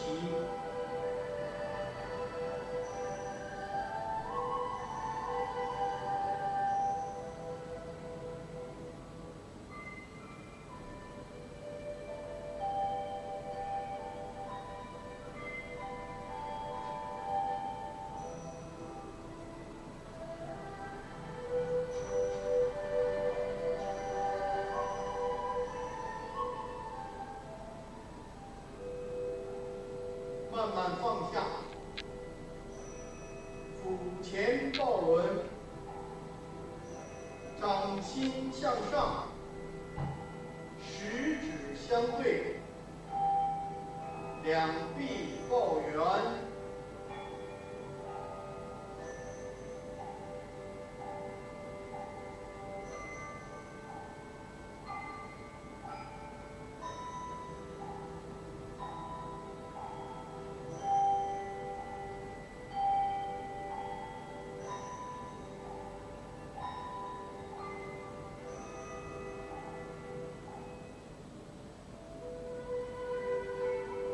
两臂慢慢抬起，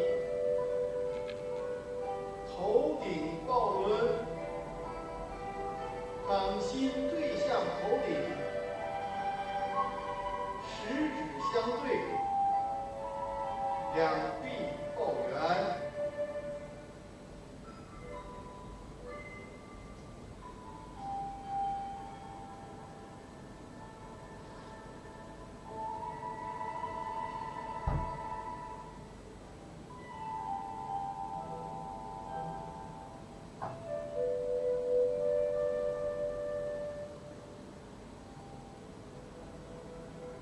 两侧抱轮，掌心对向两耳，全身放松。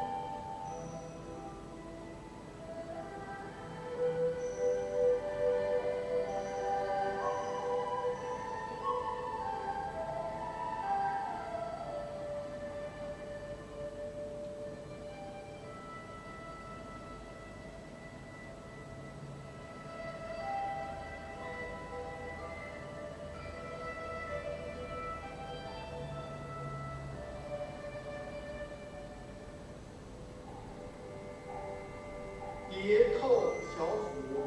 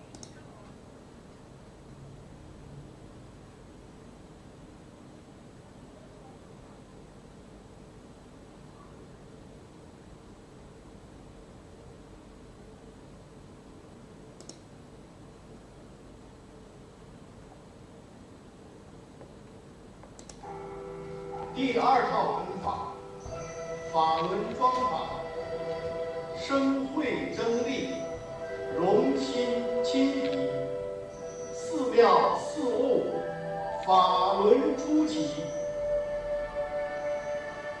双手结印，两手慢慢抬起，头前抱轮，食指相对，两臂抱圆，两掌与眉平齐。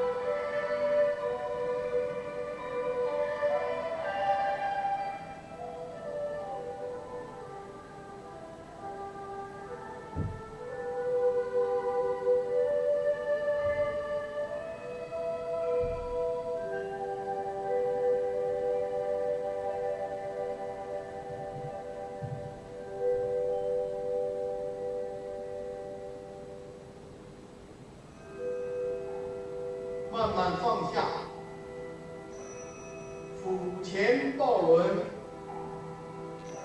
掌心向上，食指相对，两臂抱圆。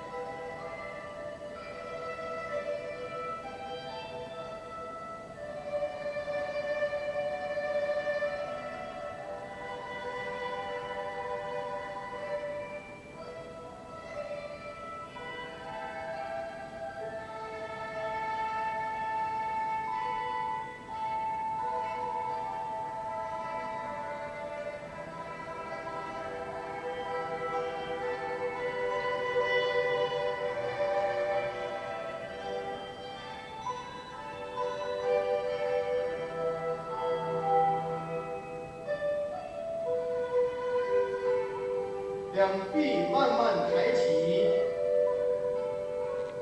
头顶抱轮，掌心对向头顶，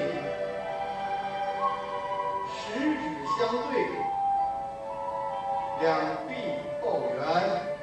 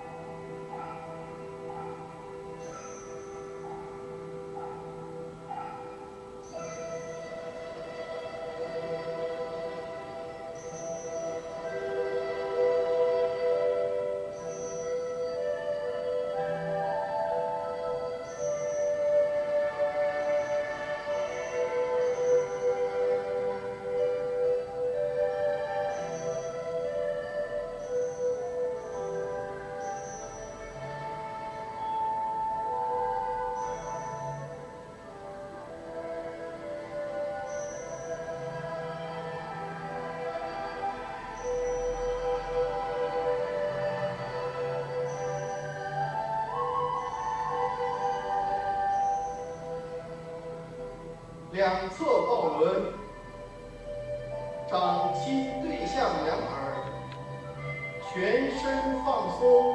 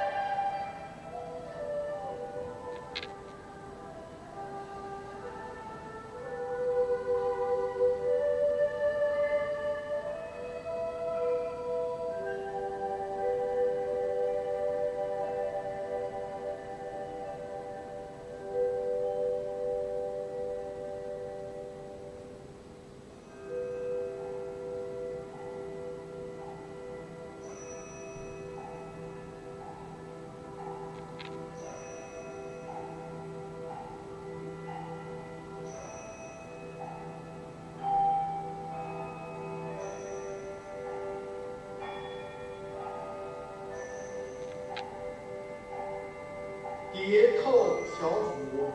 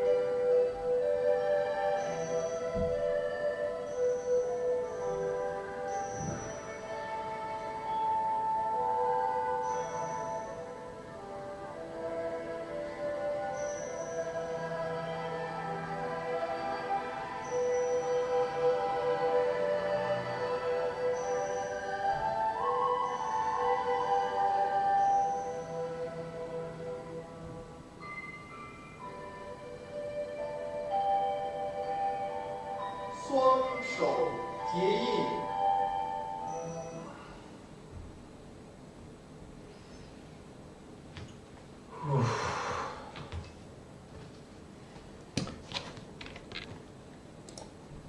Now exercise number 3.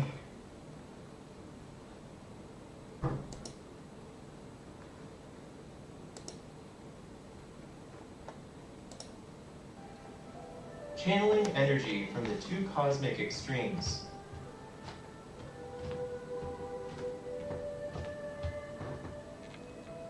Channeling energy from the two cosmic extremes is the third exercise of Falun Gong. The purpose of this exercise is to bring together and blend the universe's energy with the energy inside the body. A great amount of energy is expelled and taken in. In a very short time, the practitioner can expel discarded material from his or her body and take in a great deal of energy from the universe. This enables the body to be purified and quickly achieve what is known as a pure white body. Also, while the arms are moving up and down, the exercise facilitates the opening of the energy channels on top of the head and unblocks the channels beneath the feet. Before doing the exercise, picture yourself as two gigantic empty tubes that are standing between heaven and earth, incomparably tall.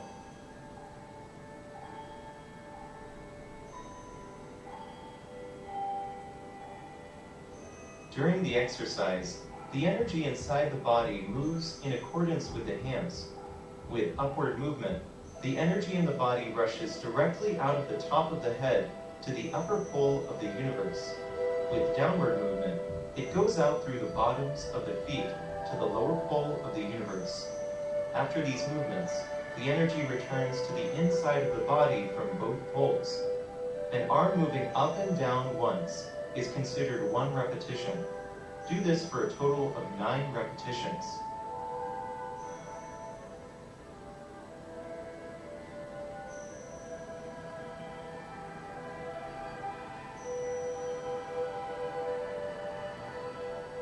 After completing the singular up and down arm movements, move with both arms together. Repeat this for another 9 repetitions. Afterwards, turn the Falun at the lower abdomen 4 times, which spins outside energy into the body.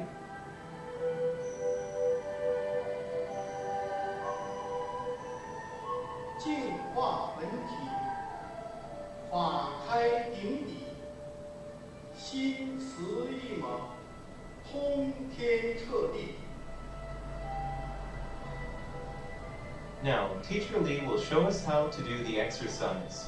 To prepare, conjoin hands in Jie-yin. Stand in the same way as with the other exercises. Press the palms together in He-shi. Begin the singular up and down arm movements. Males begin with the left hand going upward first. Females begin with the right hand going upward first. Slowly raise the hand, passing in front of the face and extending the arm beyond the top of the head. While doing this, males will slowly lower the right hand and females the left hand. After reaching the furthest upper and lower points, the hands exchange positions. During the movements, the palms should face the body and keep a distance of about 10 centimeters or 4 inches. The hands move straight upward and downward, with each up and down movement of an arm being counted as 1 repetition. Repeat for a total of 9 repetitions. During these movements, keep the whole body relaxed. Halfway through the 9th single arm repetition, for males, the left hand, and for females, the right hand should remain up above the head, waiting for the other hand to be raised to the same upward position. Next, move both hands downward at the same time. As the hands move, the palms should face the body and be about 10 centimeters or 4 inches away from it. It is 1 repetition. Repeat the movement for a total of 9 repetitions.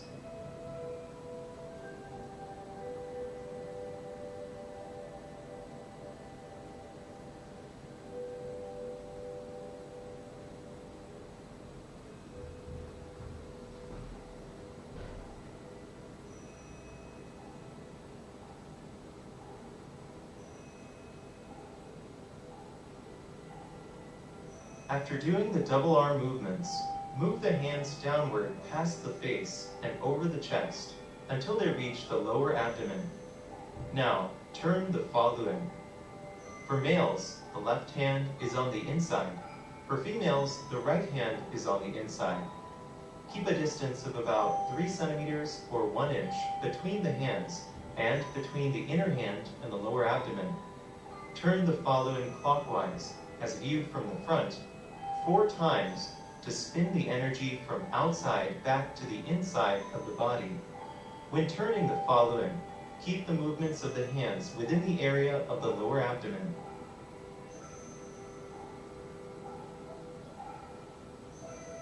Jie Yin.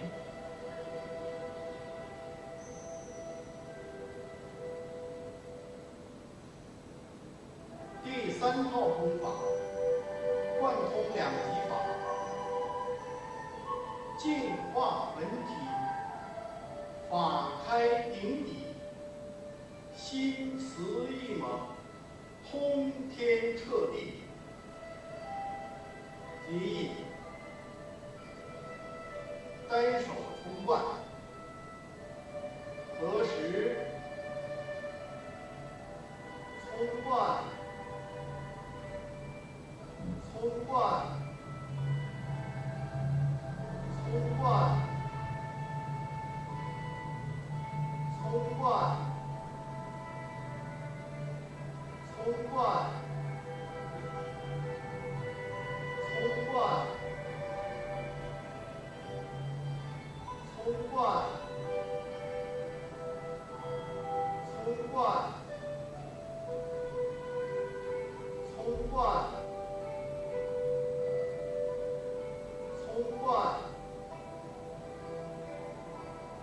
冲冠，冲冠，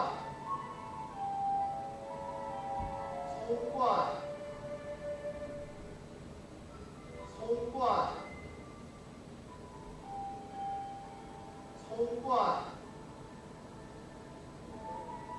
冲冠，冲冠。 另一只手跟上，同时冲冠，冠，冲，冠，冲，冠，冲。 冠，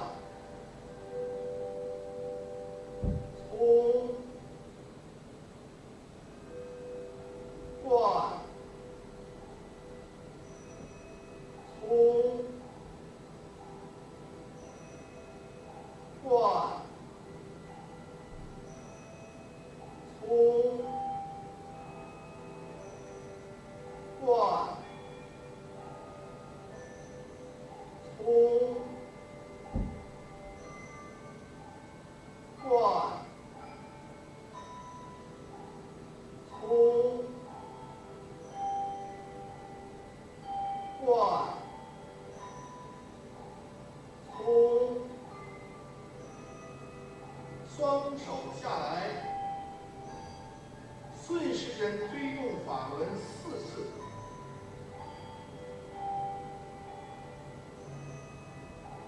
双手结印。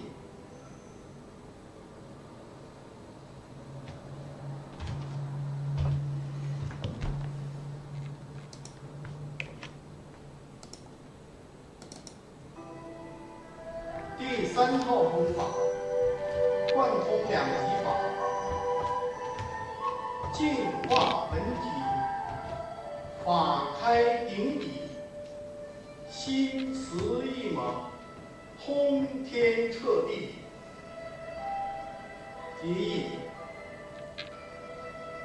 单手冲冠，合十，冲冠。冲冠，冲冠，冲冠，冲冠，冲冠，冲冠，冲冠，冲冠。冲冠，冲冠，冲冠，冲冠，冲冠，冲冠，冲冠，冲冠。另一只手跟上，同时冲冠，冠，冲，冠，冲，冠，冲。冠，冲，冠，冲，冠，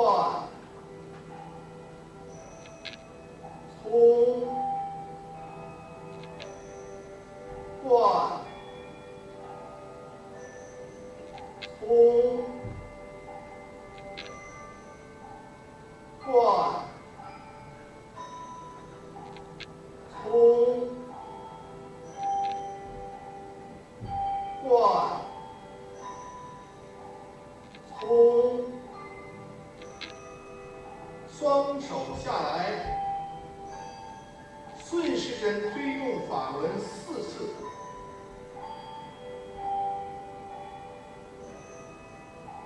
双手结印，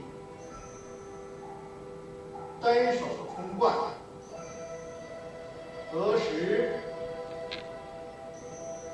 冲冠，冲冠，冲冠，冲冠，冲冠，冲冠。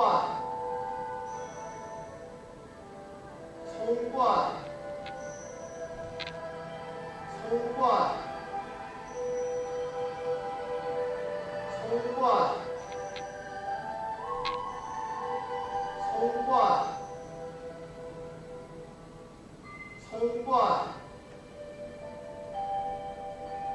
冲冠，冲冠，冲冠。冲冠，冲冠，冲冠。另一只手跟上，同时冲冠，冠，冲，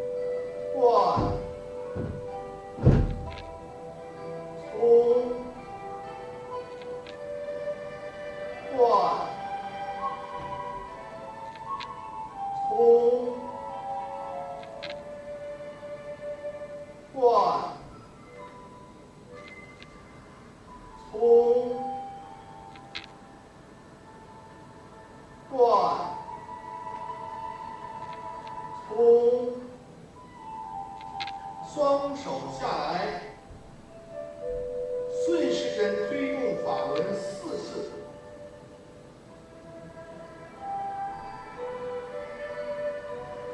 双手结印，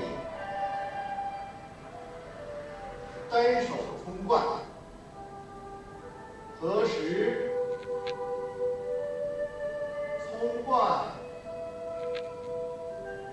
冲冠。冲冠，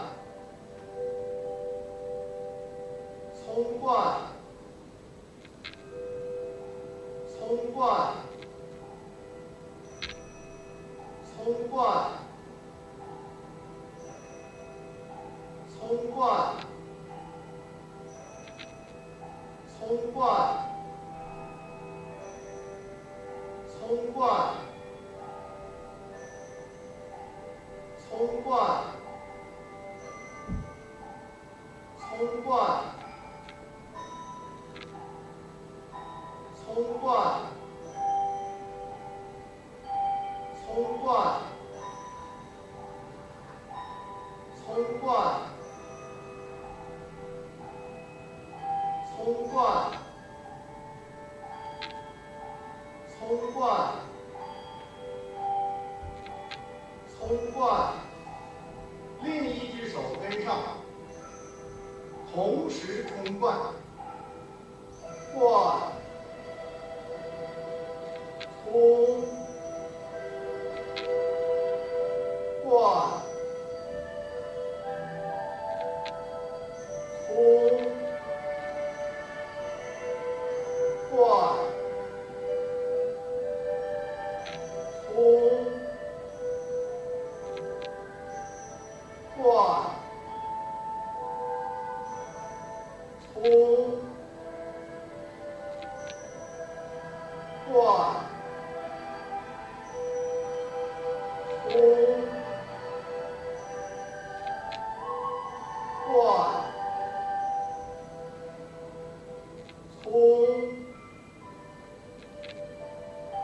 冠，冲，冠，冲，冠。冲，冠，冲，双手下来，顺时针推动法轮4次。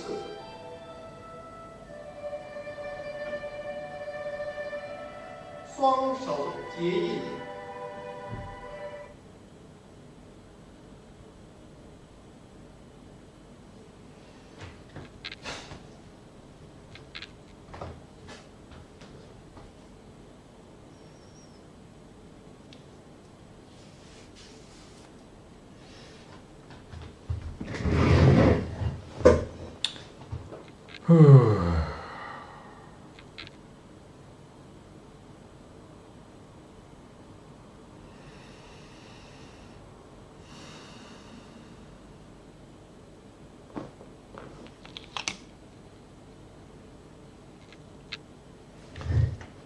I think that's enough for today. Because I did this 3 times in a row now with the sound.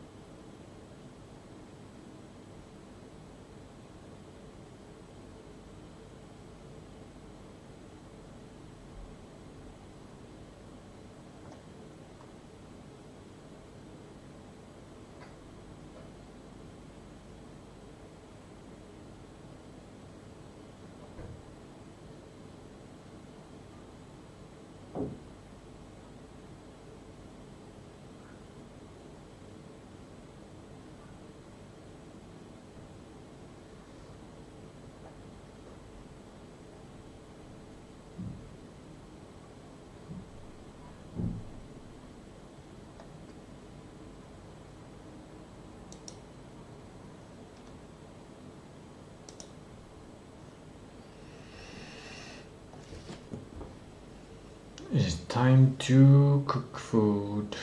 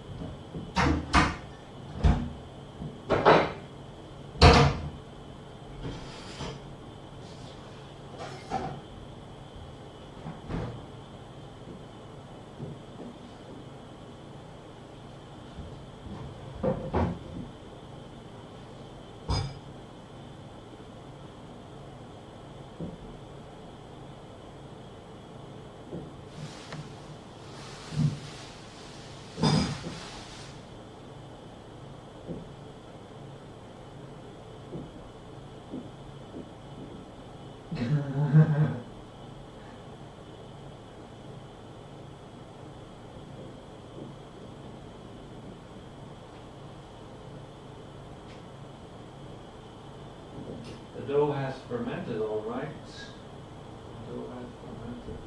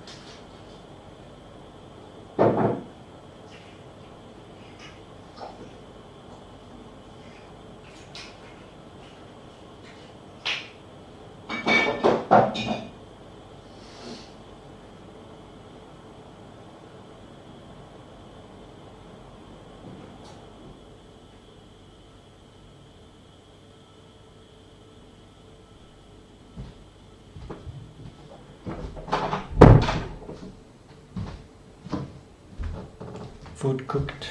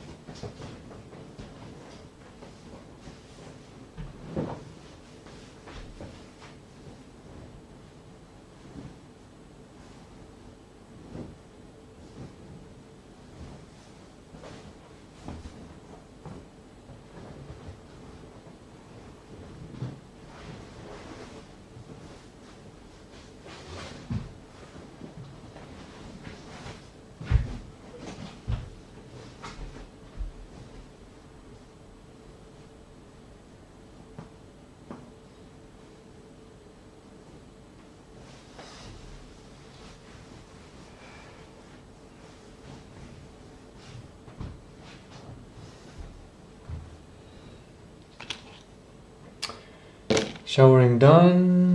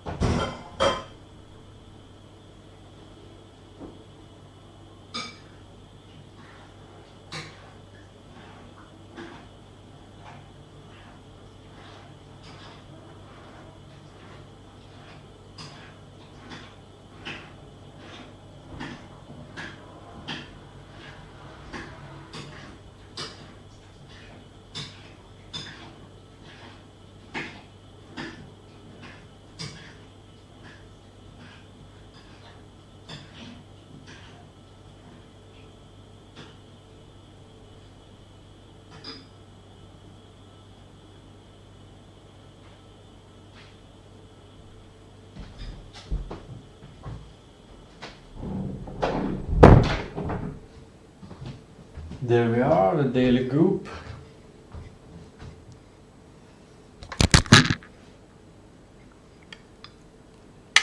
It tastes great though, I think. Today I've upgraded it a bit with some regular onion.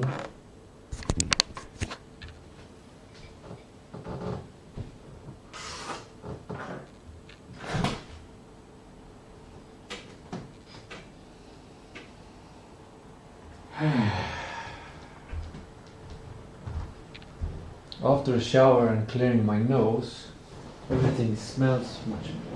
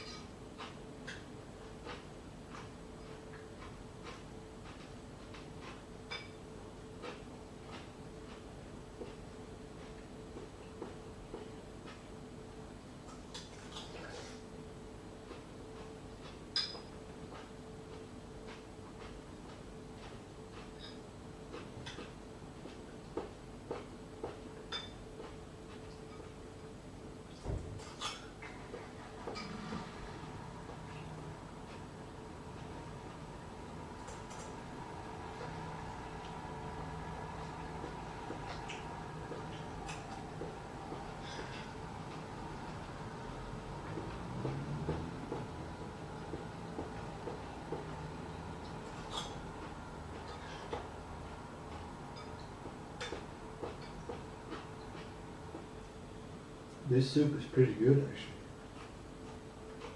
Solid 7, like almost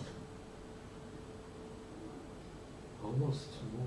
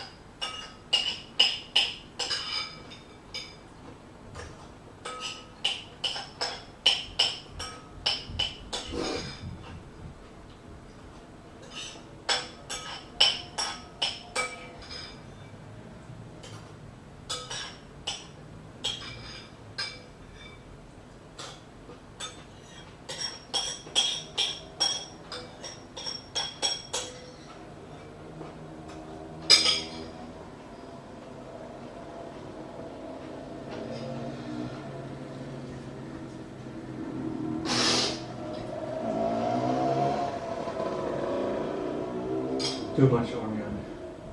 Too much onion.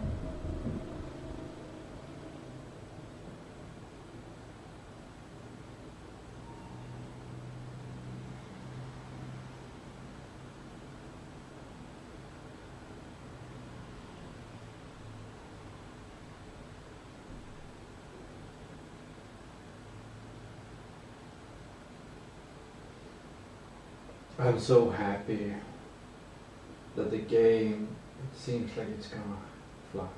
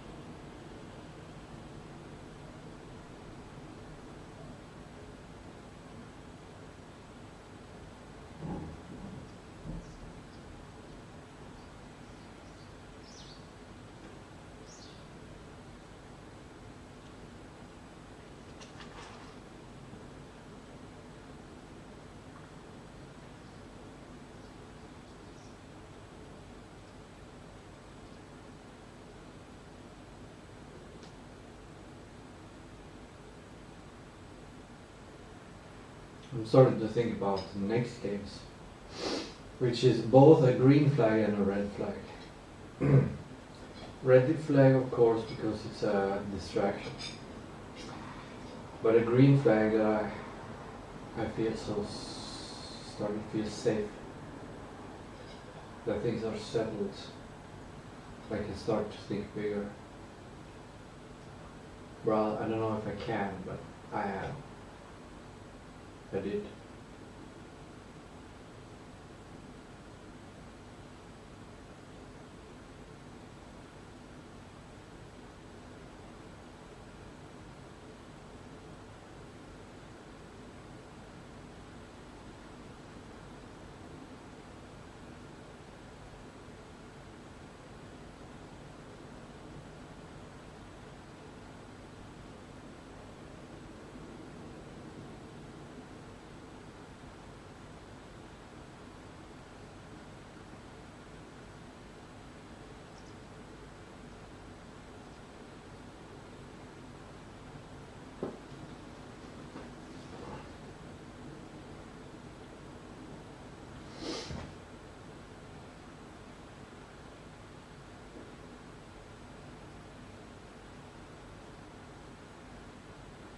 Just having different weather in the game, that would bring so much immersion.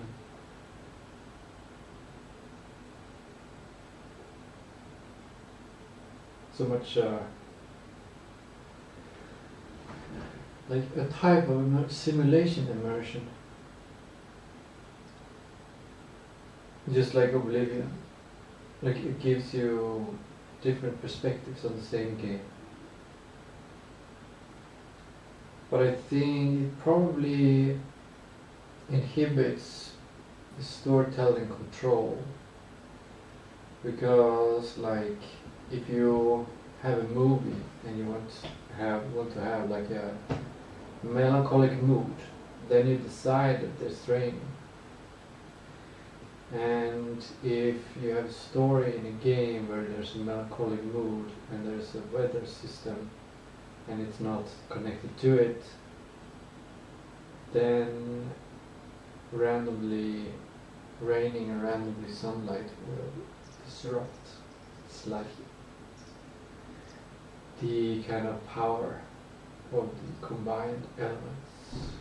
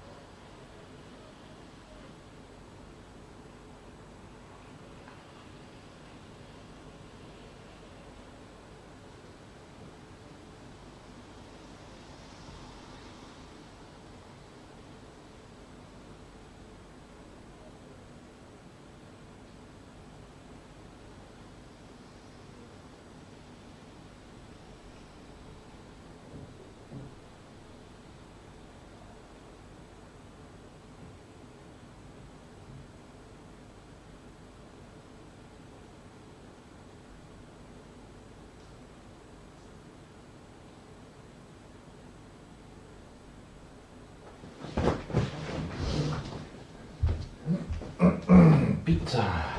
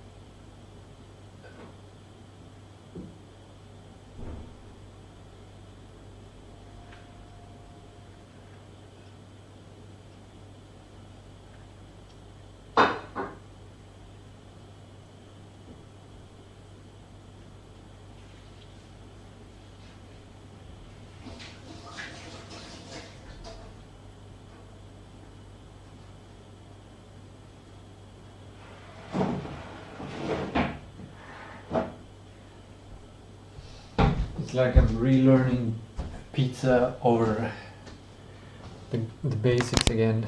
I've learned it before, but now I'm learning again. This time I aim to have some flour beneath or something, and it just ripped, and I moved it, but yeah, whatever. So it kind of messed up, but it will probably taste great. And it smells like sourdough, which is amazing.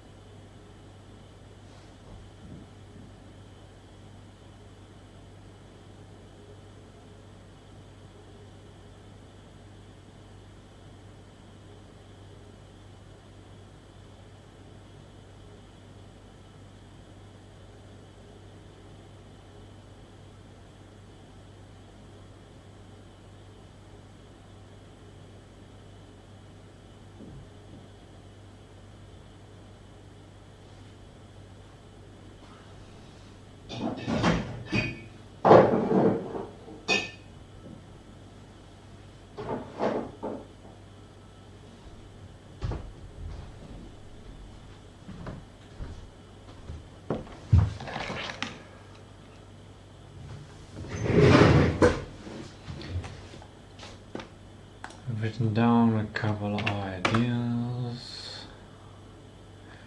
One is for the game director. What?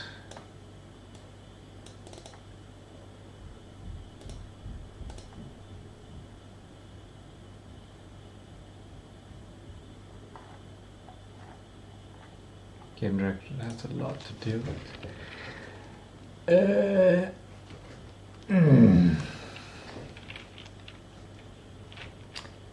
Child, parent, bonus game mechanic. Some game mechanic should be hard for a child. Too hard for a child to complete,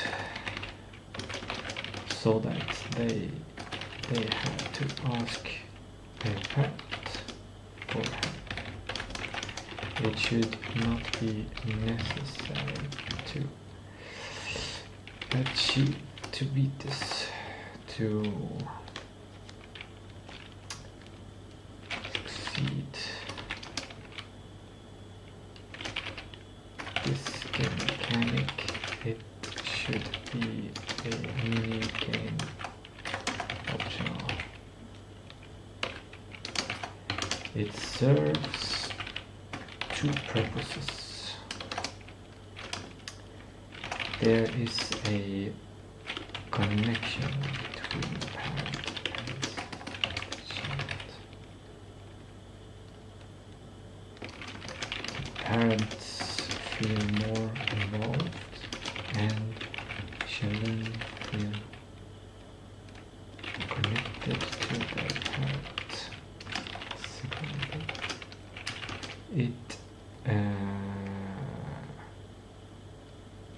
it's to potential marketing, since it might introduce parents to playing the game with their own music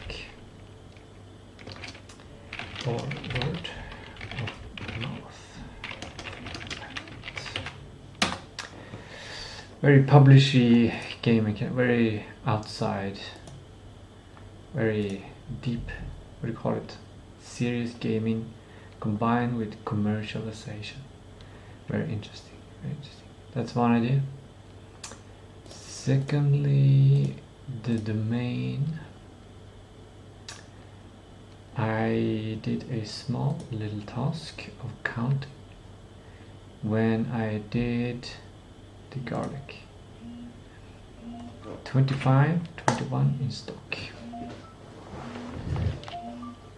Actually, I should say 21 in stock at that point.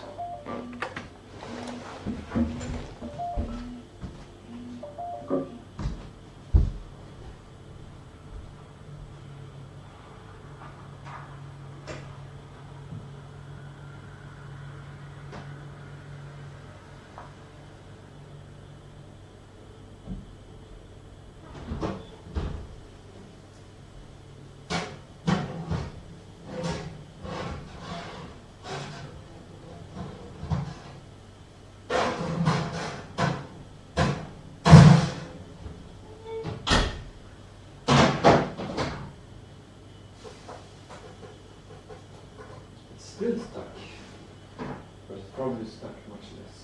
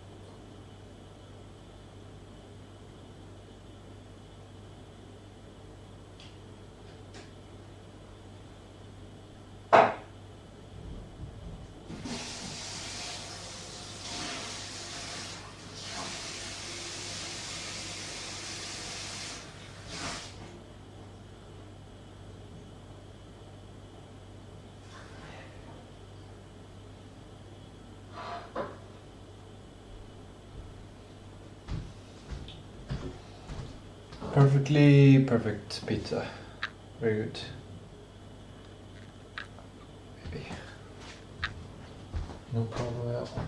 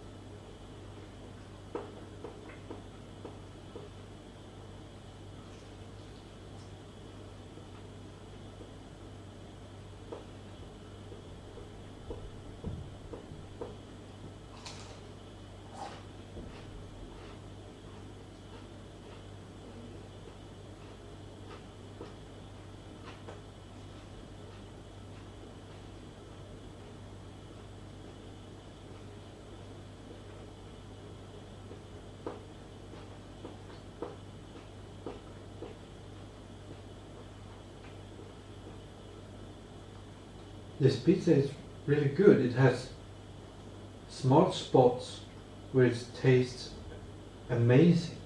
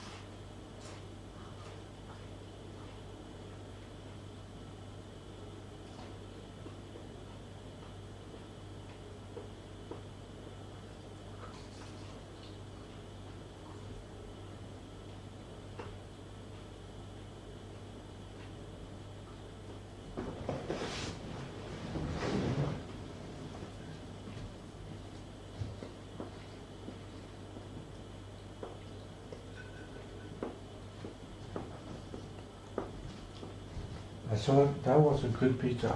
I'm getting better.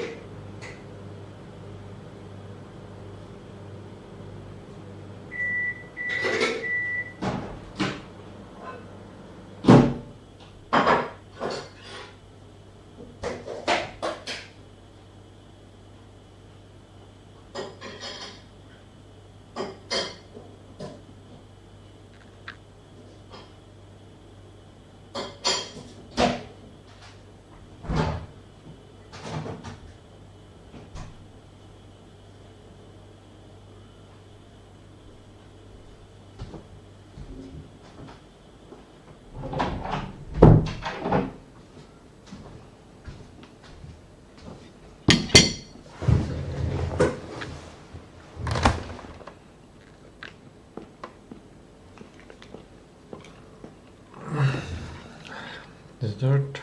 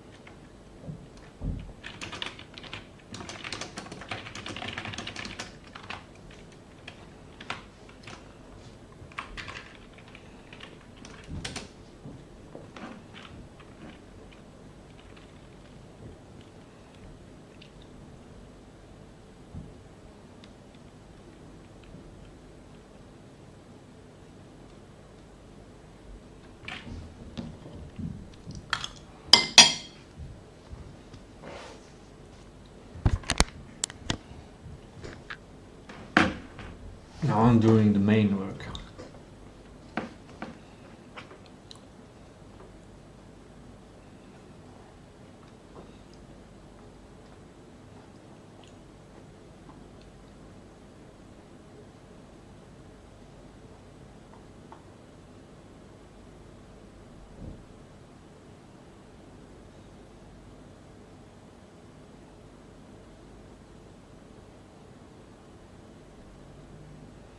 Cool. That's a very simple lookup. 19 G6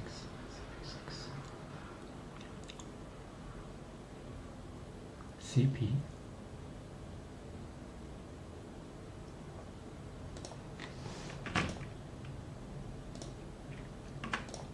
How does it work?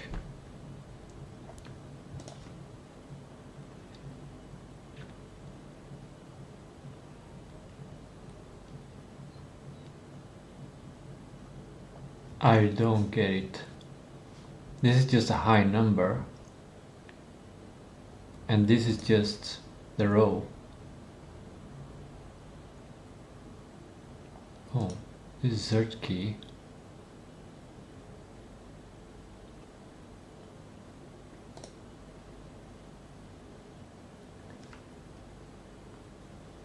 I don't know.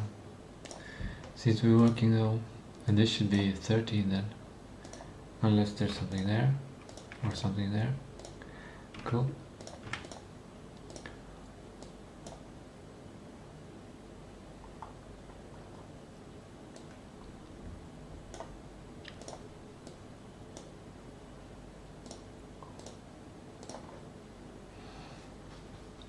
Cool.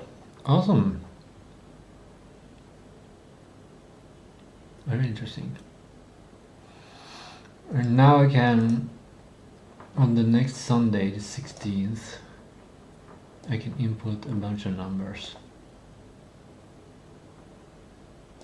And this should probably be 20, 19, 18, 17, 16, 15.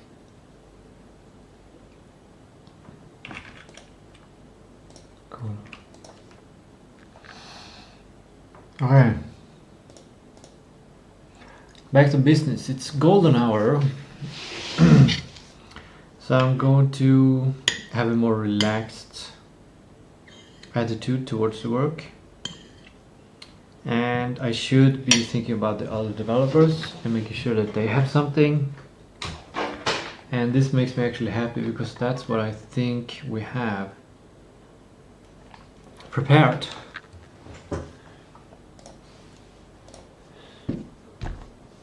I'm getting better and better every day. It's incredible. It's absolutely incredible. But what should I listen to? Should I listen to this Donkey Kong Country music?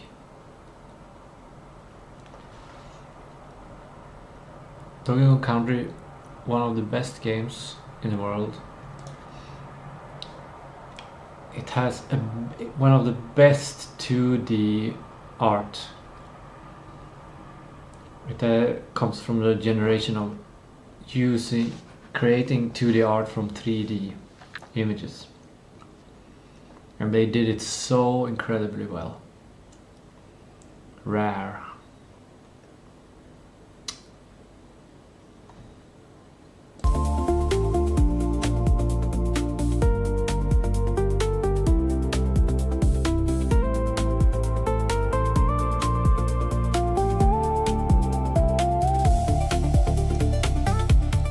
How about that? How about that? Tempting to click that one, but I'm not gonna click it. I need to ignore those things.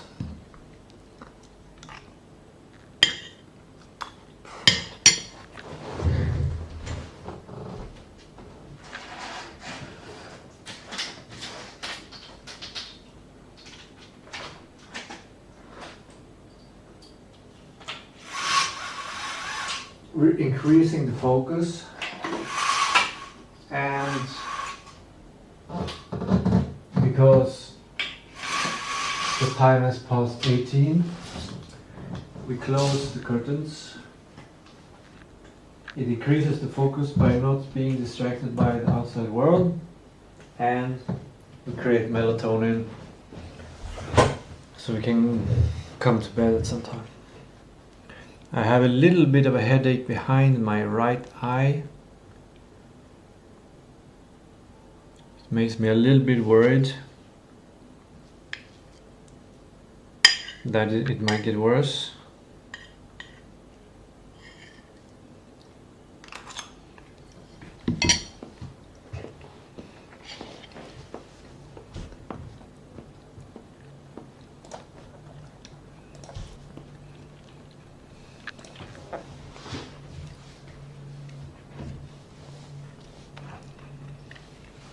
Okay, the midday break is done. Continue on use. Oh, listen to this.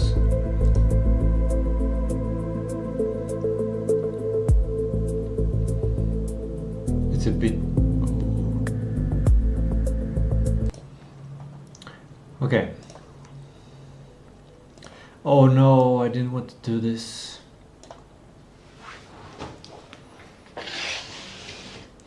But I feel like I have to, because in a week I'm gonna be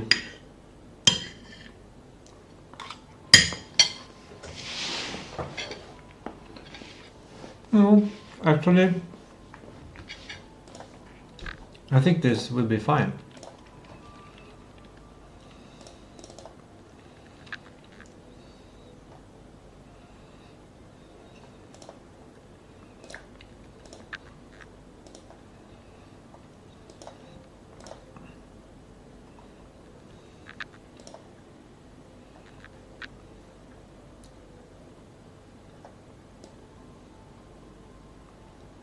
Other files? What other files? Oh, the files in the user story.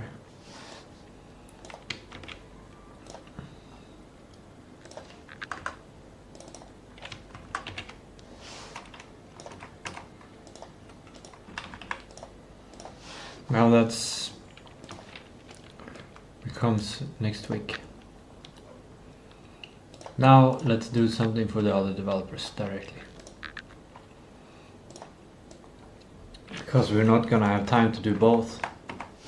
Cleaning up the Godot project will have such an immense value to tomorrow. Immense value. Okay, so I already have a plan of how to do this. I thought about this. And what I'm gonna do is basically I'm just gonna copy this whole project and then paste there, GM copy 1499 files.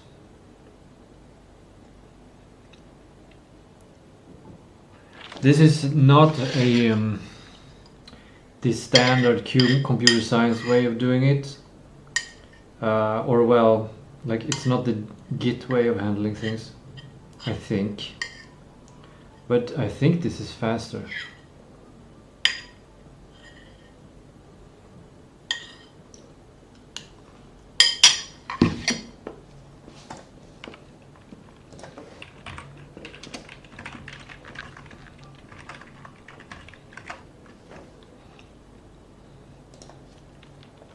There, we have a complete copy of everything, so we can get the scripts if anything is missing.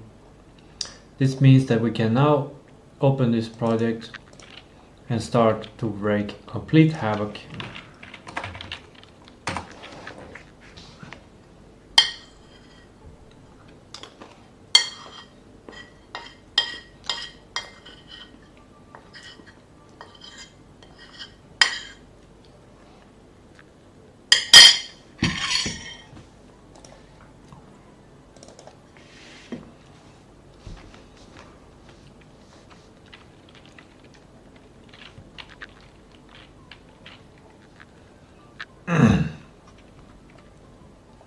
I'm so happy I've been working and taking a midday break, and now I'm back to working and it feels so easy.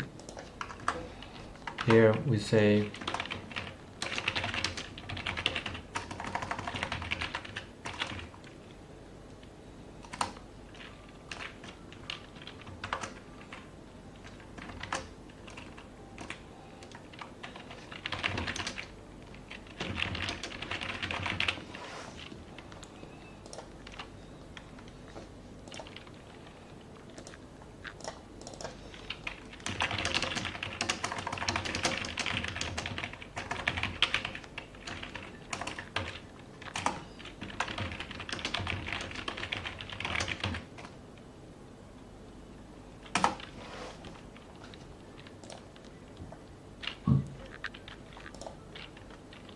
Okay, now here we are.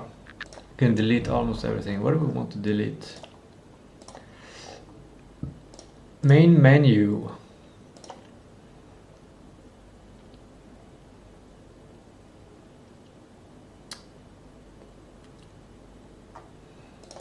Let's create a new folder called main menu.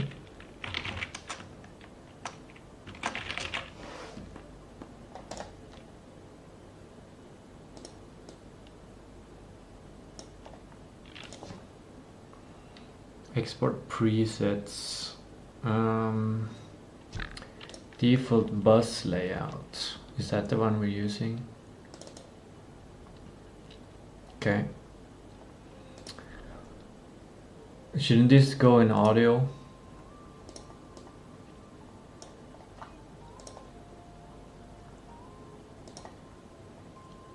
Presets.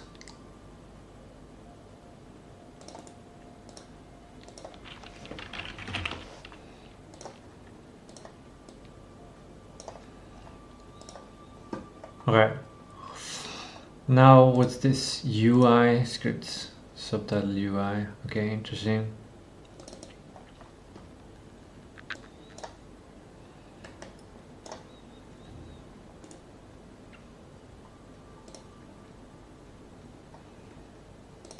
Do we need this? What is this?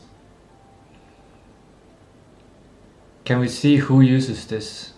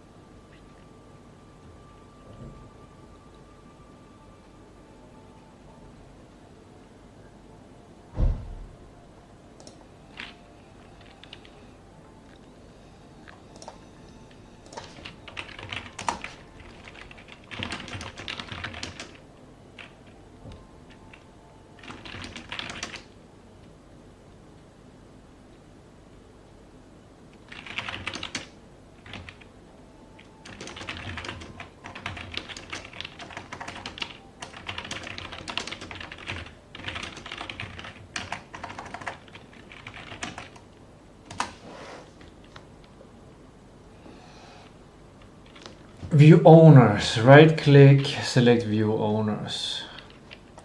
TCN, TRS, global search. This can be interesting. Let's check a look at that. View owners. Ooh, I like this. Ooh, I like this. So simple, so incredibly simple. And I can even double it.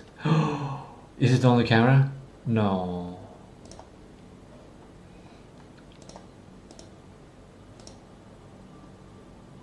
Subtitle UI. Okay, subtitle UI. This is subtitles.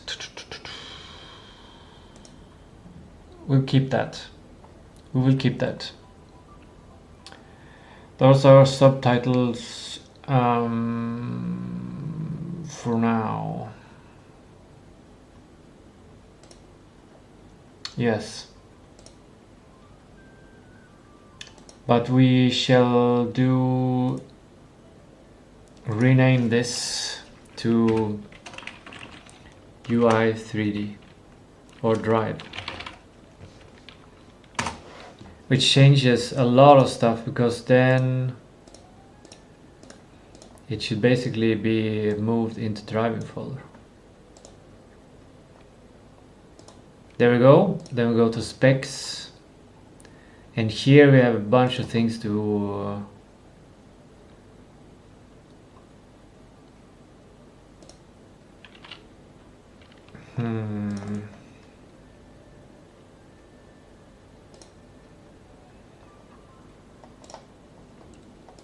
save and load system.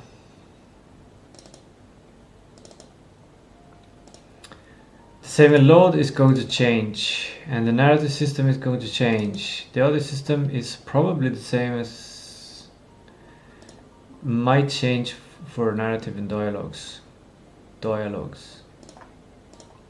But should we delete?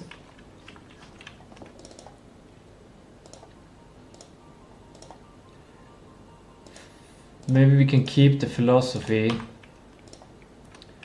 and this one should save and load.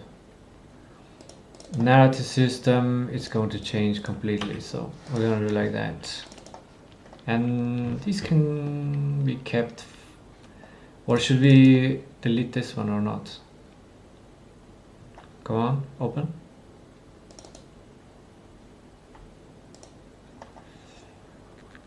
It's a complete mess. We delete it. Is this overall? Does this contain a lot of stuff? Alright, that was that one. Yeah, we're gonna change this system as well.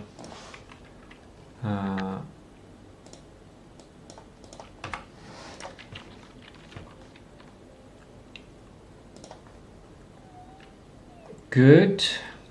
And settings is just that. Script should not be like this.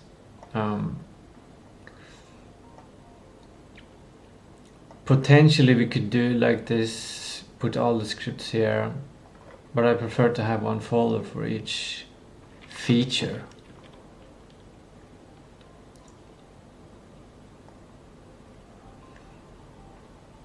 Story manager.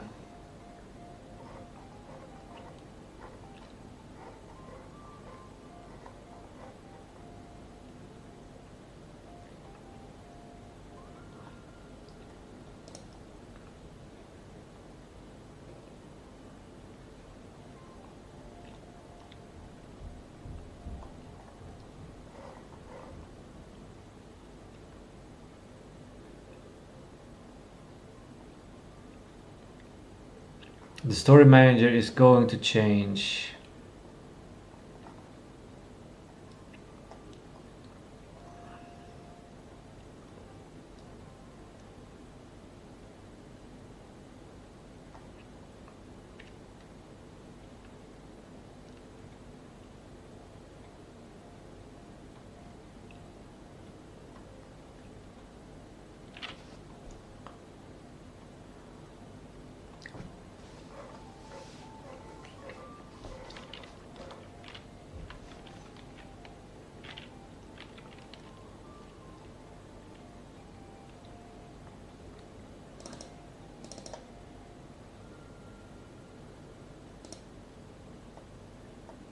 We might keep this.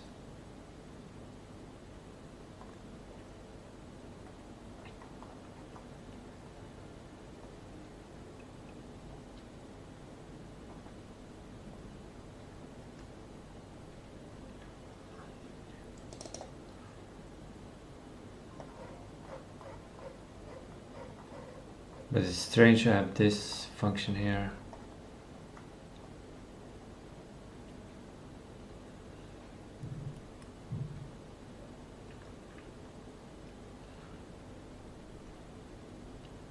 And I'm not sure if we're gonna have logbooks, a logbook.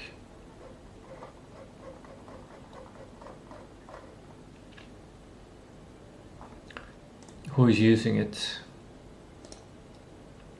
Nobody's using it. Is it an auto load? It's an auto load.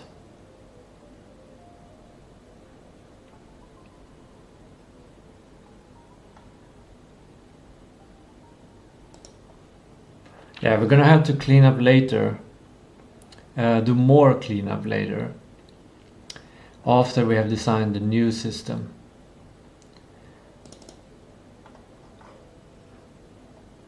This is good though, but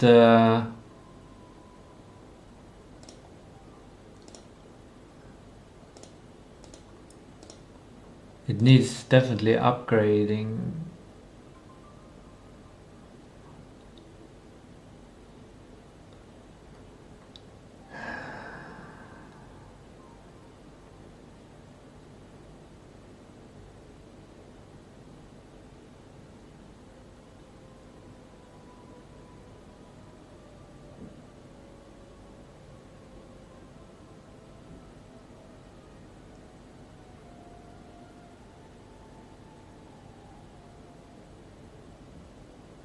Yeah, tomorrow Drive developer will handle this. Main menu.gd, why is not this one here?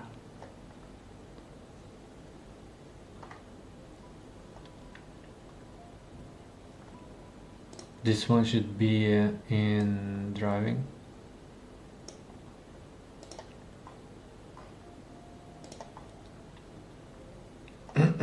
Tests. I don't like the tests. I don't feel like I've needed them.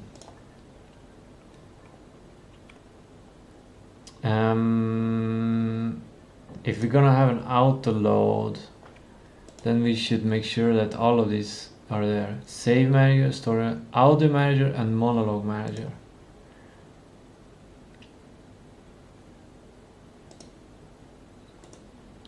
Let's rename this to save load. And just have the save manager there. And the store manager there. Main menu goes into this. Narrative. Oh, here we have a lot of stuff. Story trigger. Is anyone using this?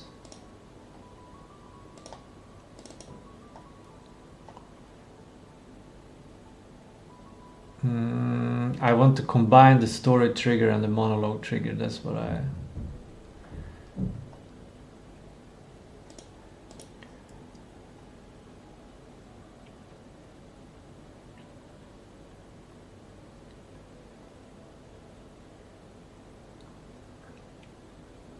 Yeah, the narrator wants something else.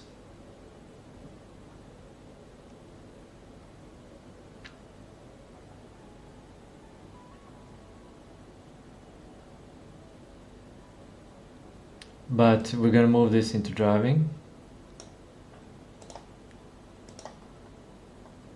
Story beat resource. This is kind of interesting, but we will change it, make it different. This one is used by this story beat, and we're gonna have something like this. Actually, maybe not, because we're gonna make something special for immersion developer. But we're gonna move this into PNC. Scene state resolver. This is something that we need, but that's a definitive. Oh, narrative.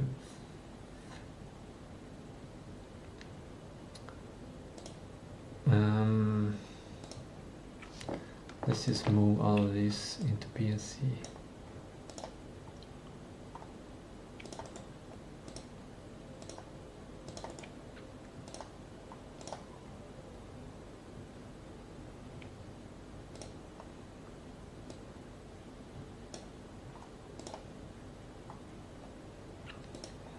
There we have the save manager. That's all for save and load for now. Actually, let's just put that in PC.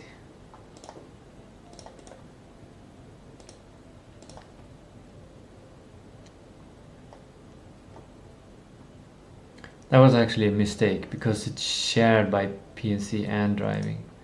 We should have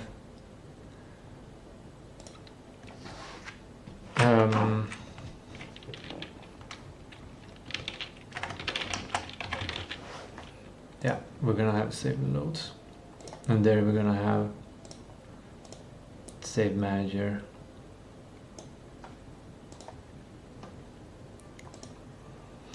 Yeah, good. And here we'll do all of the saving and loading.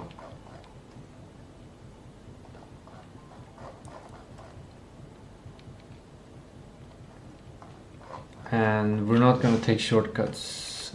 Like story manager is not gonna make saves. It's not gonna save data. Or well, should it check this? I kind of want to have the save manager to check, but maybe save manager is just saving data and loading data, and then it's okay to check this save data like this. I think it's okay, but saving data like this,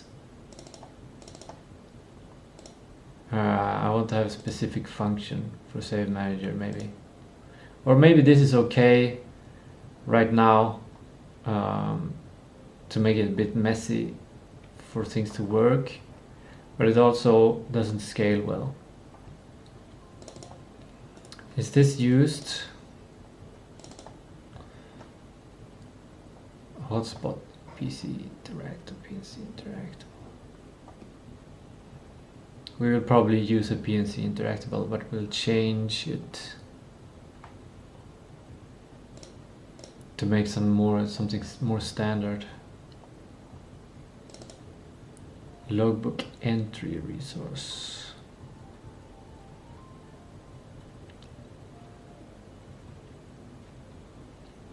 Well, it's gonna be a lot of small decisions to make for the PNC developer.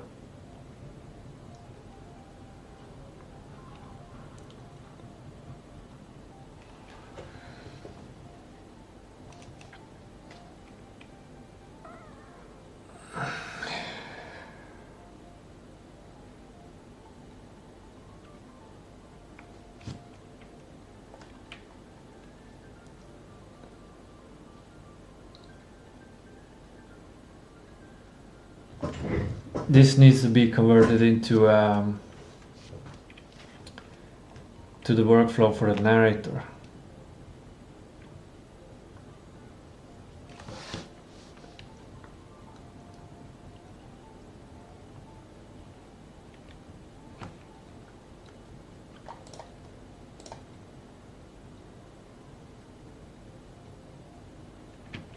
What was it I was thinking? Yeah, for the PC developer.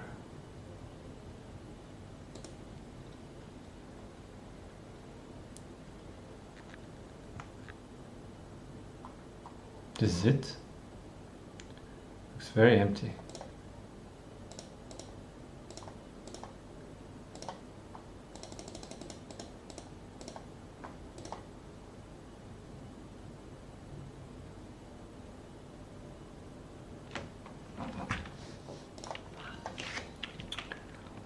I feel like there's something wrong.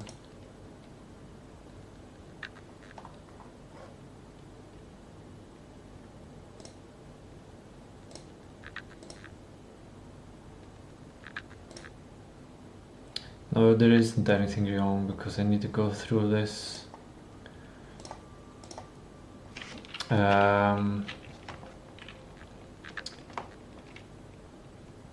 Shared Google Drive.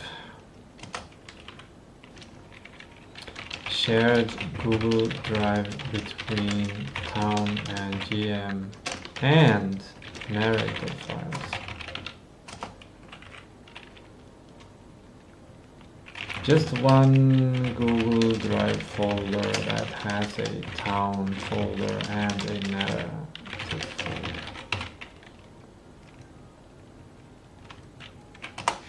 That's easy.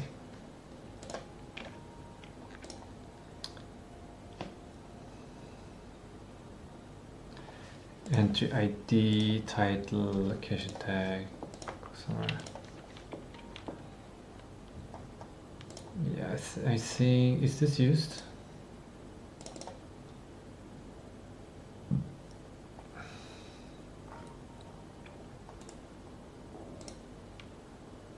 Immersion, location, organizations, train station story.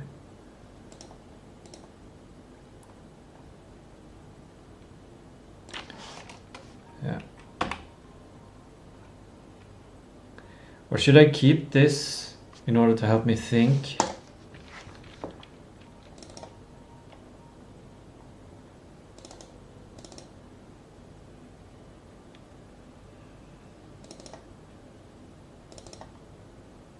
Think of a new system. Because we'll probably create these assets. Maybe we'll create these assets if Google Sheets cannot, if you can't load and stuff from.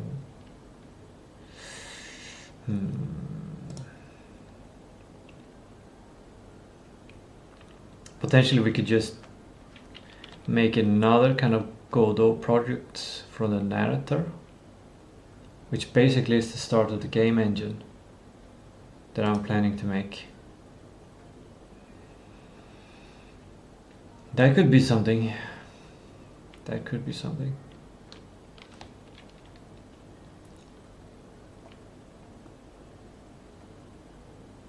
But that's a lot of work.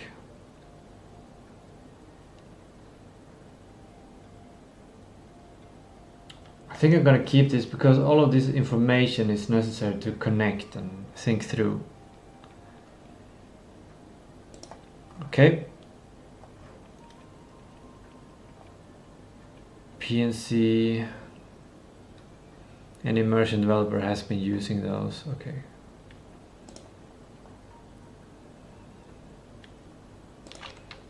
Just move all of this into scripts.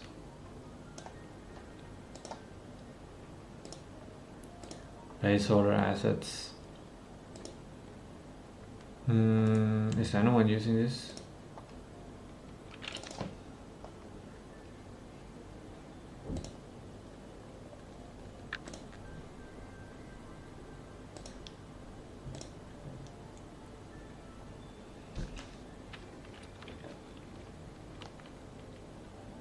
Kärrdalen entry.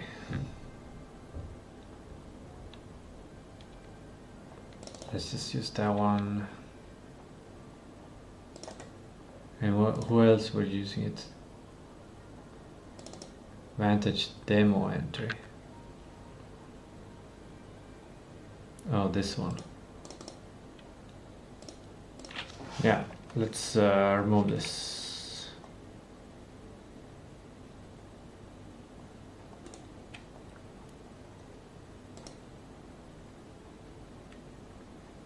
No, it crashed.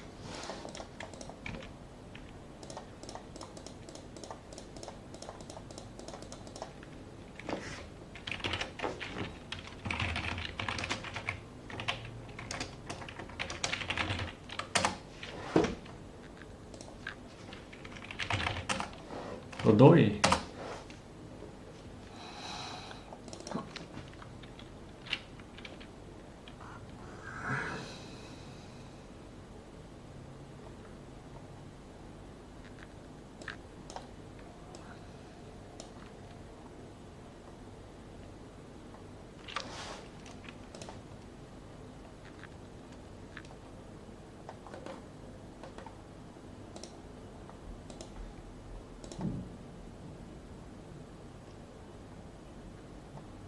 This is do like that, and then delete this. Will Vantage placeholder. What's this? Not demo entry. Where is this? Here?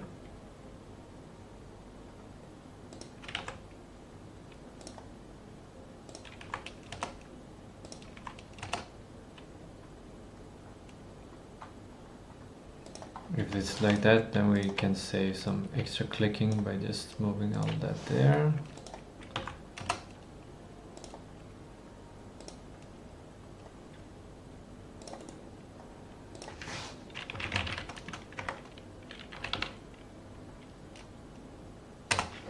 Menus. No. Menu. Okay, immersion demo maps. Is anyone using this? That's an old one.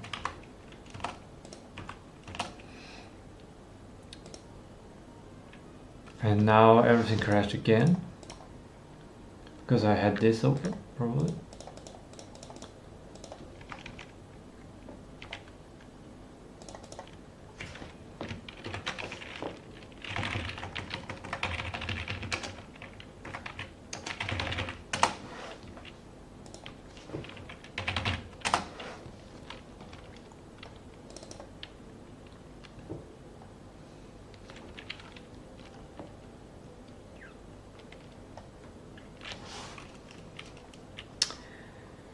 Okay, where were we?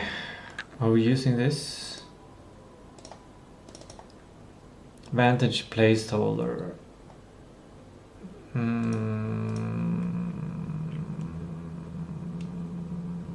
No. Cancel. We should close this. Otherwise, Godot will crash. Public space.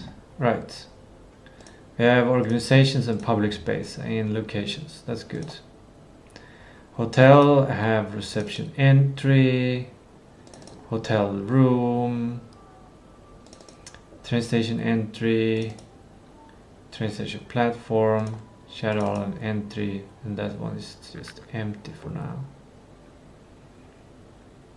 And that's good. That is very clean, very clean for immersion. Ignore folder. Yeah, that's a map. Let's just rename that one to raw map.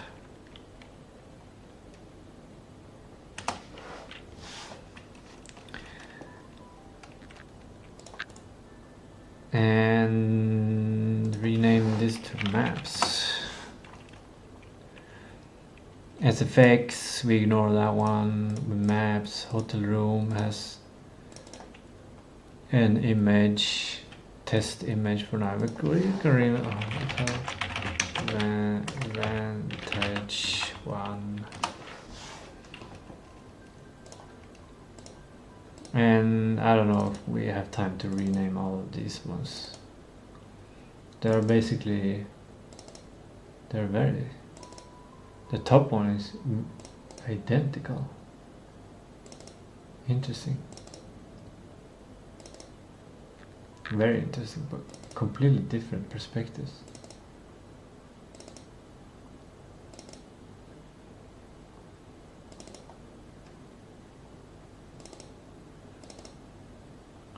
This one is good, this one is not good. This one is interesting. But they're all just test images.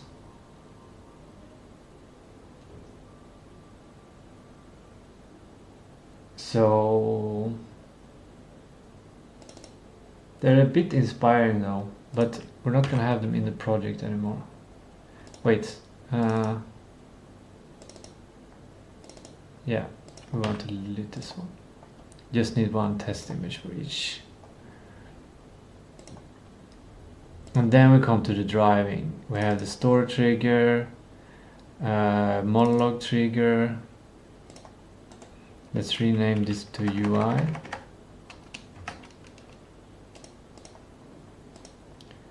And put that one in there.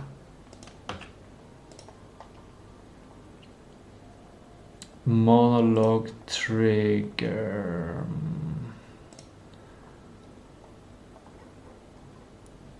Car scripts. It's tempting to keep the Drift King because it's such a different. But let's make it easy to save time and just have the standard car. And if we want the Drift King star, we have that in another project anyways. Car save component.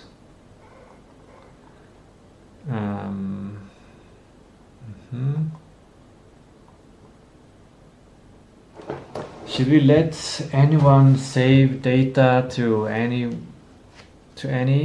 kind of save data? Should we do it like that? It makes it easier to develop faster, but there becomes a mess. But it also becomes, I think it's good actually.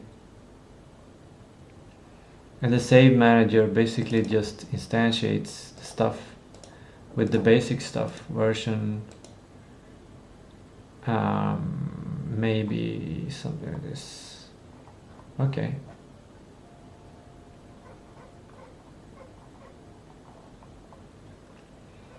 It can save game, it can load game.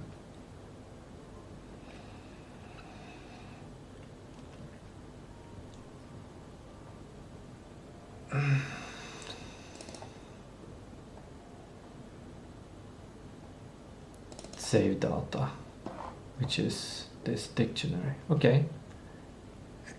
I can work with that. I can work with that.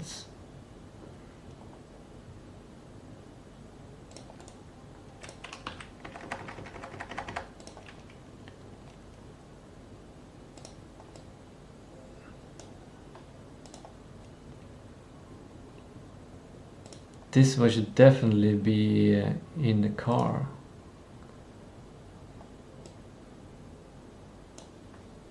For now. Park hotspot. Let's put it in the car as well.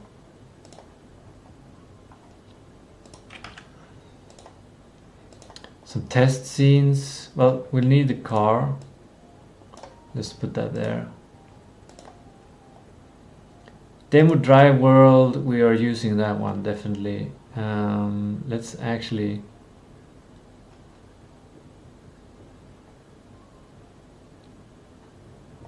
we'll keep that one there.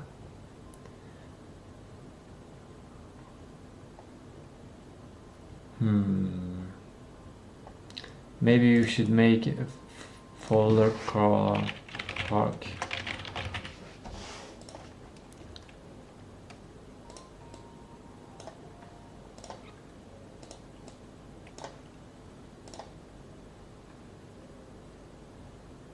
We can just drag this to driving because it's just one map.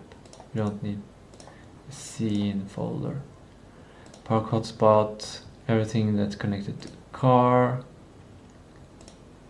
3D town test, what's this? Right. It's in the 3D town, right. Test. Good.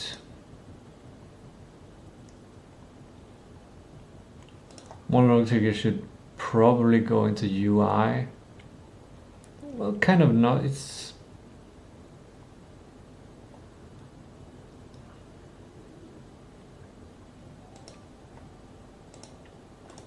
let's do it like this. Hotspots. And then we can put that one in there and that one in there. And then we have all the kind of different hotspots there if we need several different ones. And in the car we have camera, we have car save, car standard. And here we have basically just houses and trees and the test 3D town. Good. Perfect driving folder. Let's save everything everywhere. Couldn't save scene, like it couldn't be satisfied. What's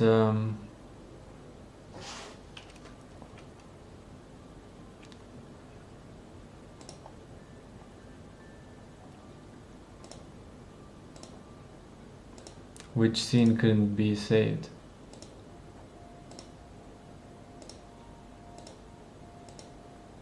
It didn't say.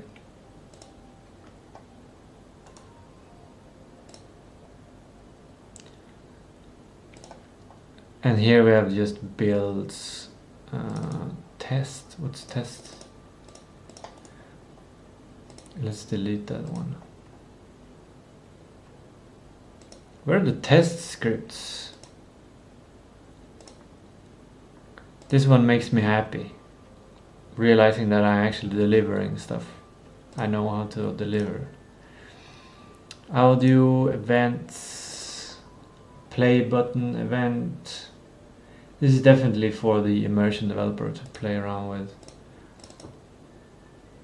And I'm not sure what this is. It's a monologue resource.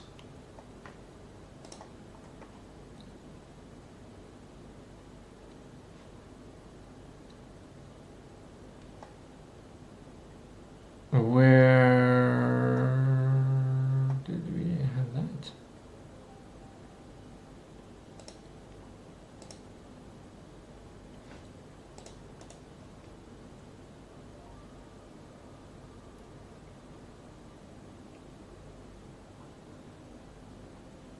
Class monologue resource. But where is it?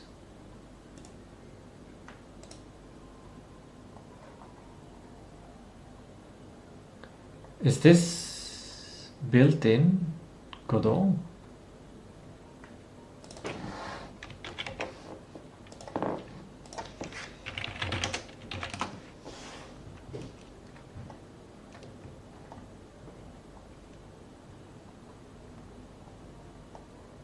It doesn't look like.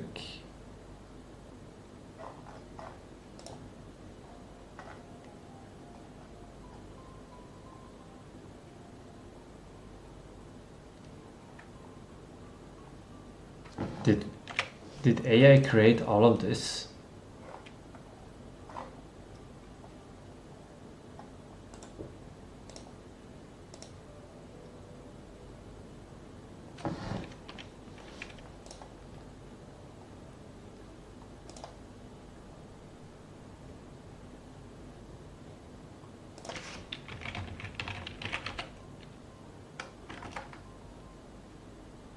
There's nothing.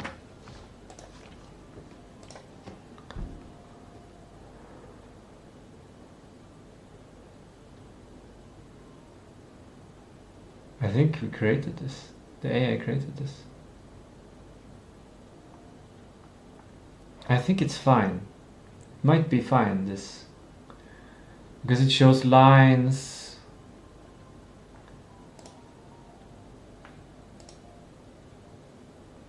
There we have the script.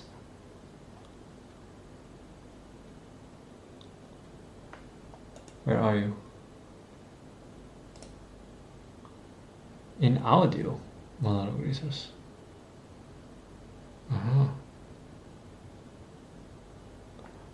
It's strange to have monologue line in audio. No, it's both an audio clip.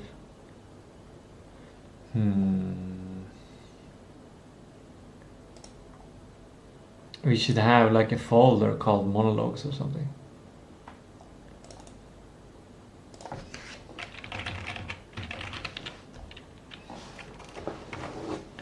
Monologue.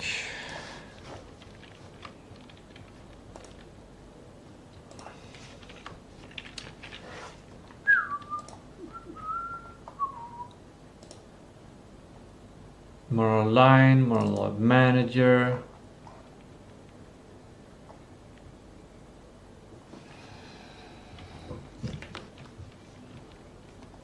This kind of audio.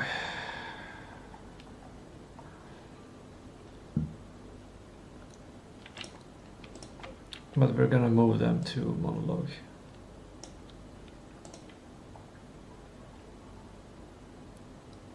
Audio event resource.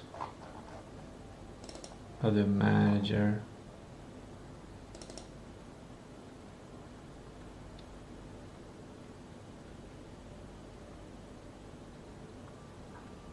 I don't know if yeah, this worked. This actually did work.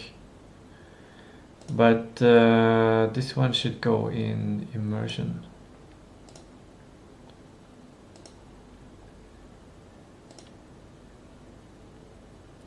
This is okay to have here. Events. This is audio event resource.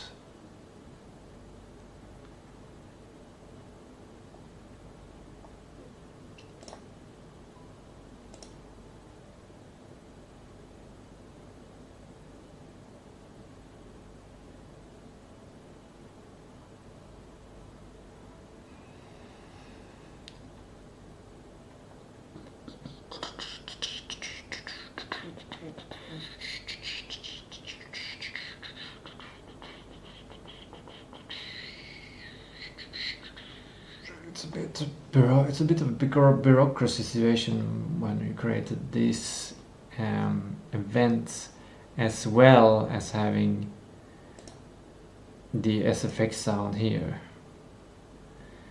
But it enables to add all of these other things. Volume offset, random volume range, pitch scale, yeah, to change things up. Random pitch range, bus name for like resource. Then it can be SFX, ambience, voice, engine, music.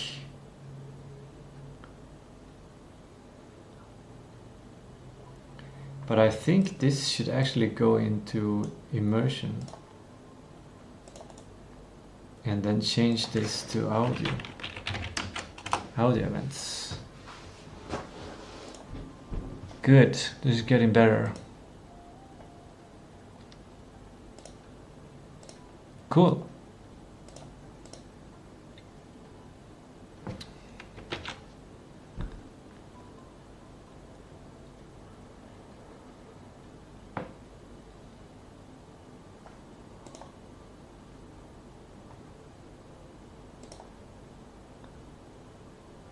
So, have we done a cleanup now?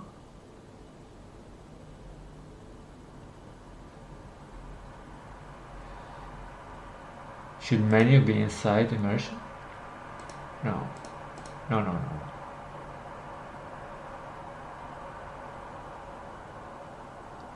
Maybe the scene.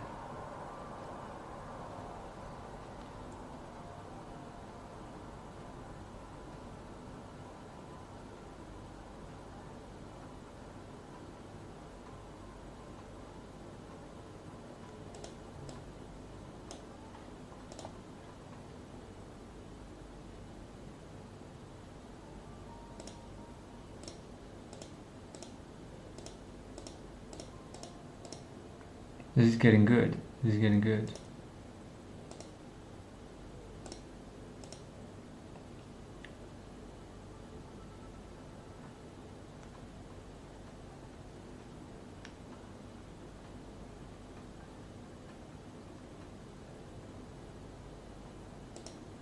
But car should probably be an immersion here.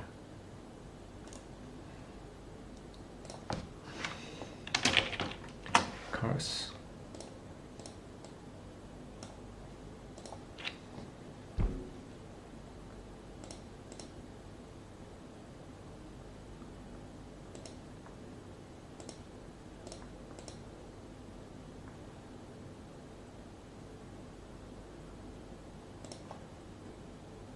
This is the general hotspots. Yeah, this is copyable thing. It's not designed by the immersion, but the immersion developer will take a copy of this. Can take a copy of that. Now everything crashed just for clicking on opening and closing menus.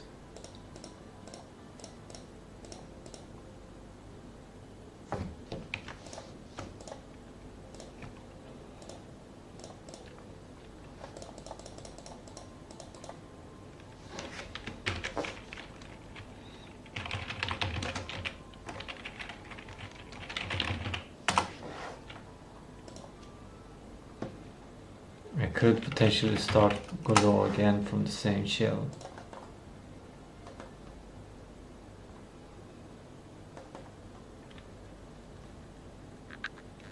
Okay. Yep. We're done. We cleaned up almost everything.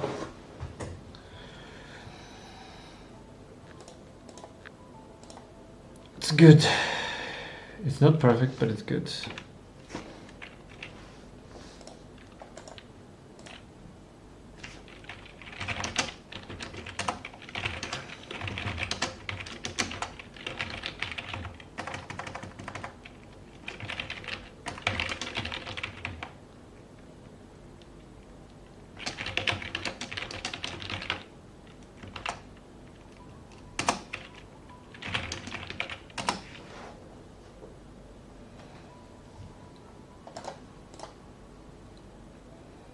Okay, good. What's up next? Create town JSON mockup. Matching files.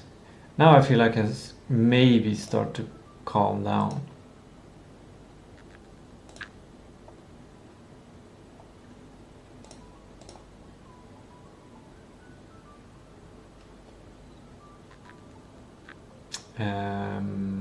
Yes, the new one.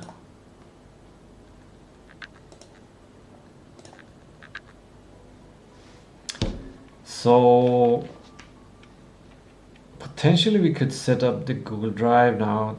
Don't know if that's too much, but I'm thinking we should have a folder called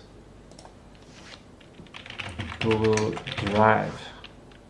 Then I know that this, and then I open in File Manager. I want to edit this one to ignore Google Drive.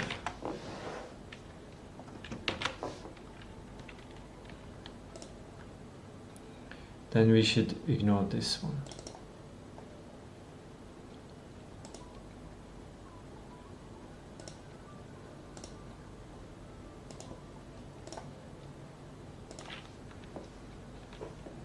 Let's see if it works.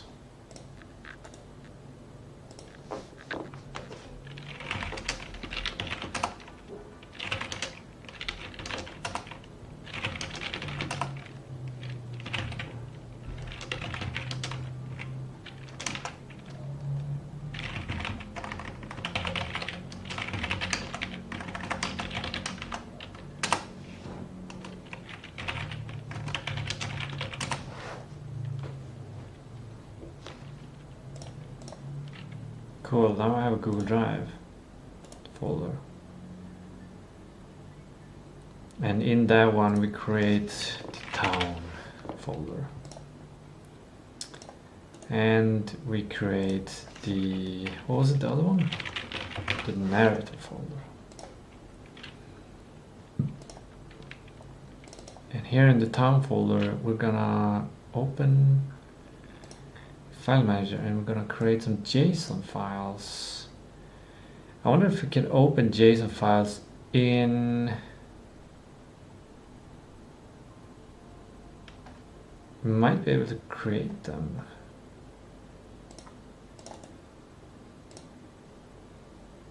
Text file.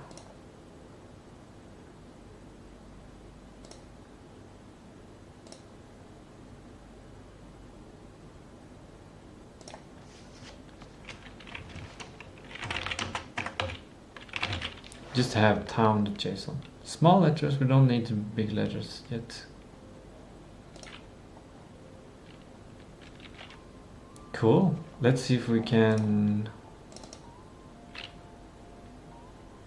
open it there. We have this other, what was it, the name of it?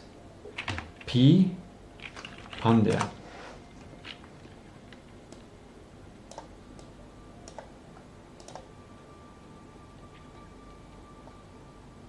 The text is empty, untitled. What if I untitled?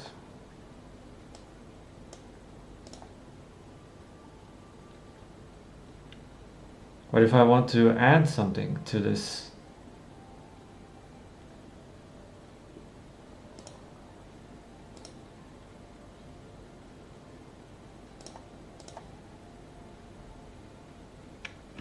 Okay, this might work. Let's go here and grab this.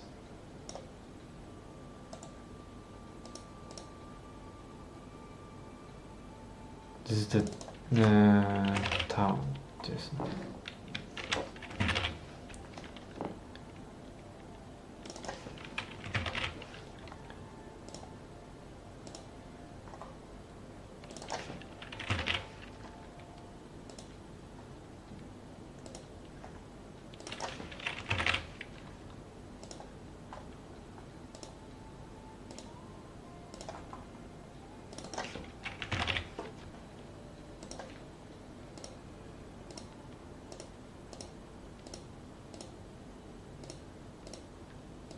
Good, perfect. So this is the files, this is the structure. Let's put this one to the side here. Let's go files here. let's start by deleting that one. And now I have the town folder here. But it's a bit strange because we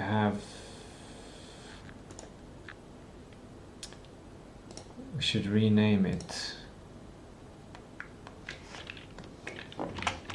Town Drive or 3D Town.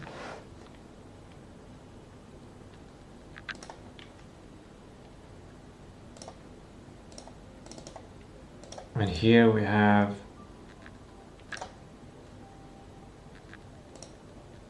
actually, you know what?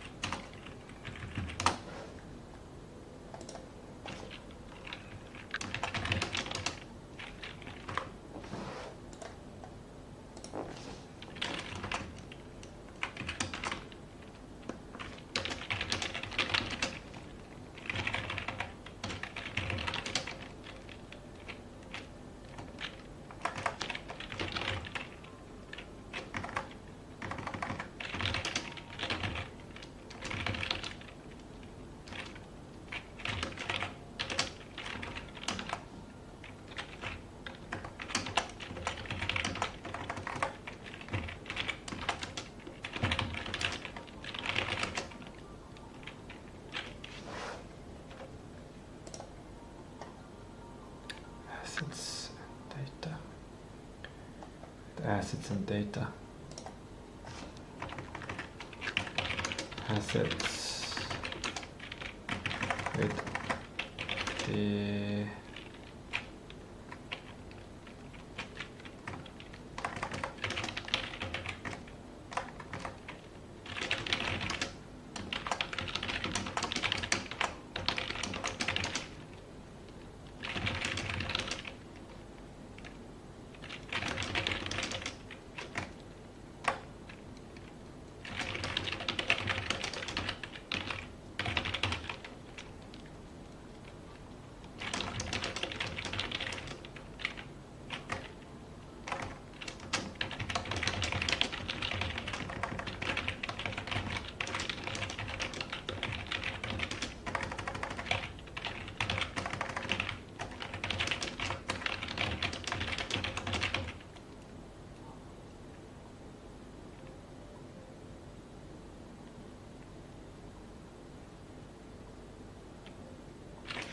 maybe it's better if we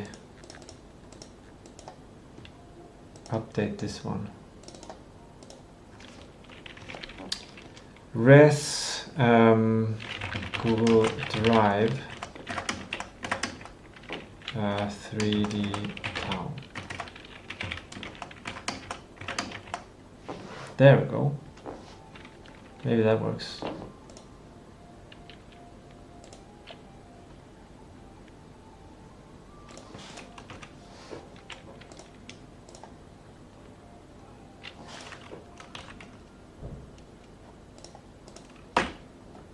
What? Why can't I click delete?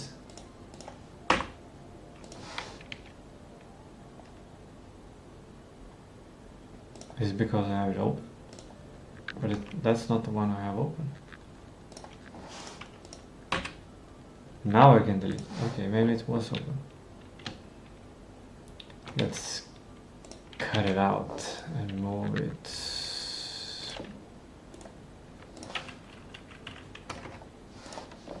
There we go.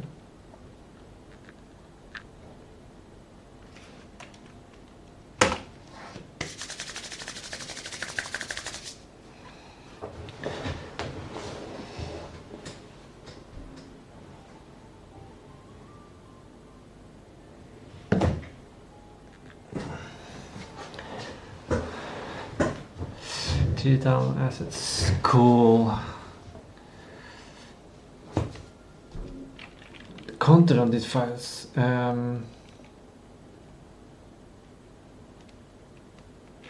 Create them. First, we'll see if we need to edit them later.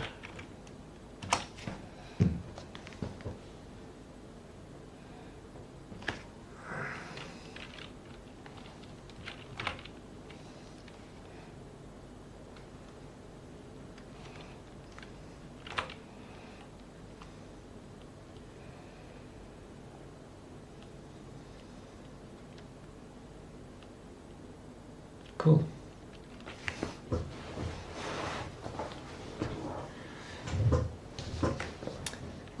I'm gonna review them in this program. Some of them.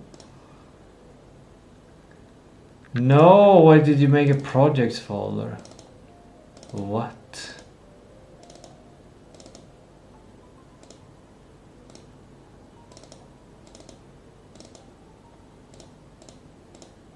There are no folders there.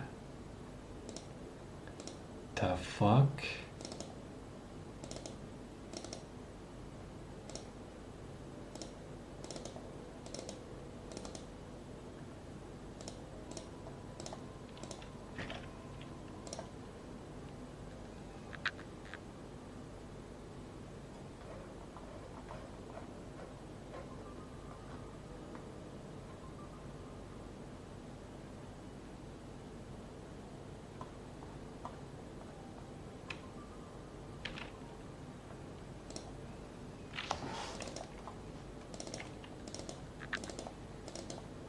These are empty.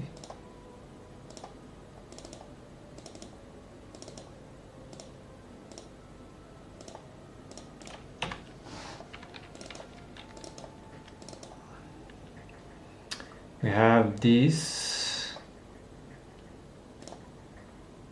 Good. And in data, we have town, JSON, houses. We have 1 and 2. Cool.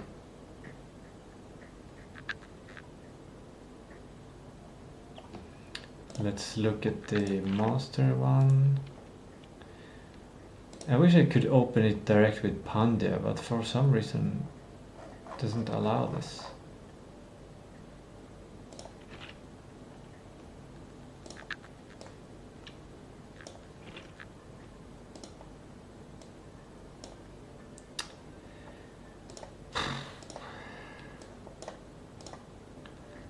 Cell size, roads. It has some. Cool. Awesome. And these are just house 1 at the position. Cool. Right. Interesting. Let's see if we can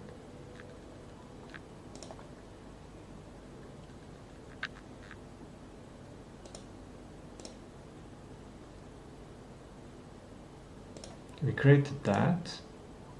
Now let's see if we can do this.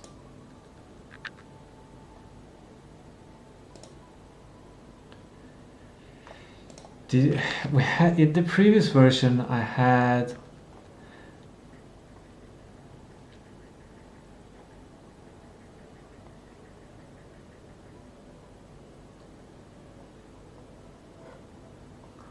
let's see what it comes up with. Let's see.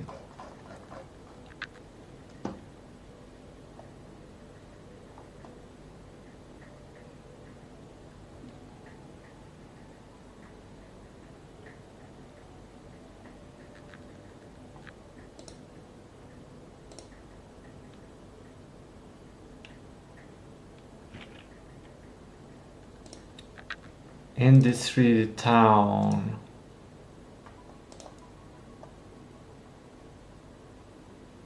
We're gonna have scripts here, aren't we?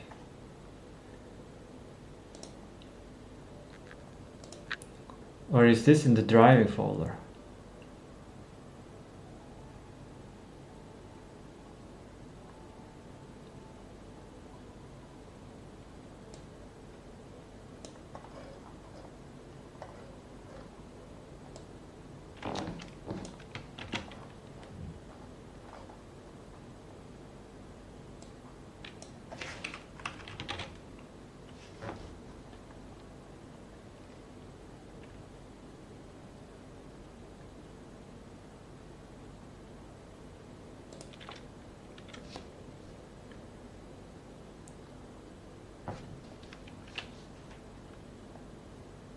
We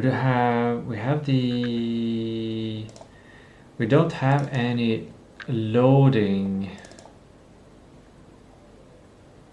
chunking. We have that in the town project.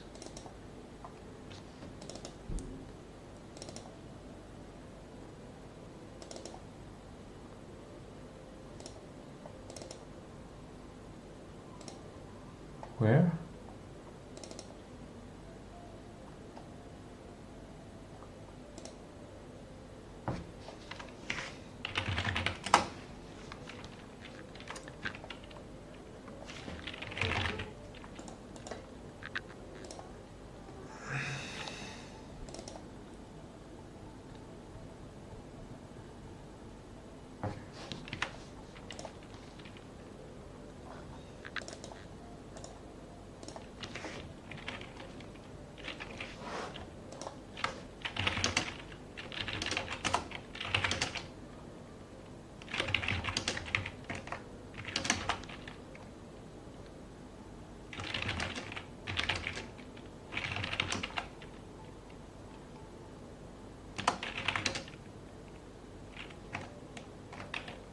What?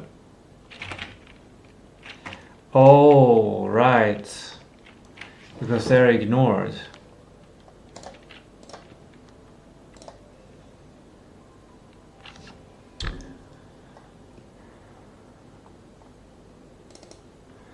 Did we update this one?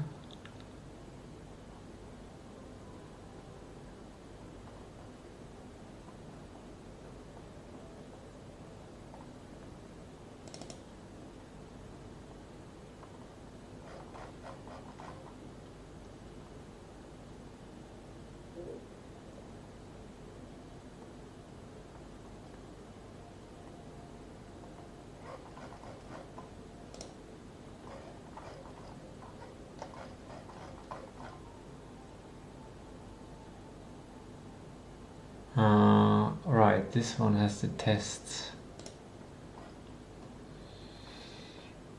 Is this a global? No?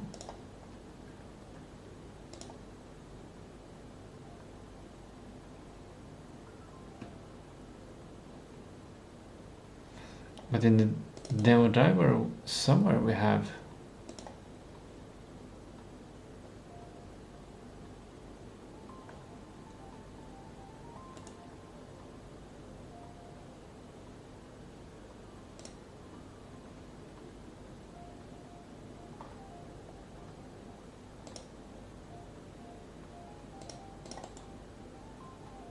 maybe this is the project I need to clean up.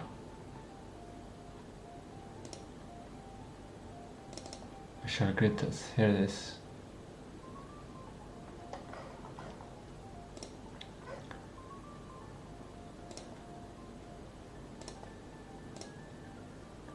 Okay, let's create a new system.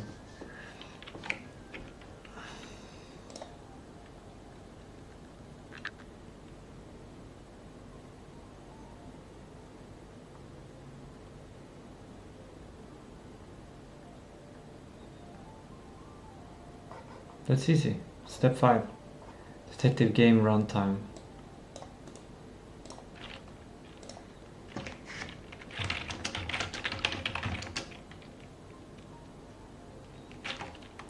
Actually,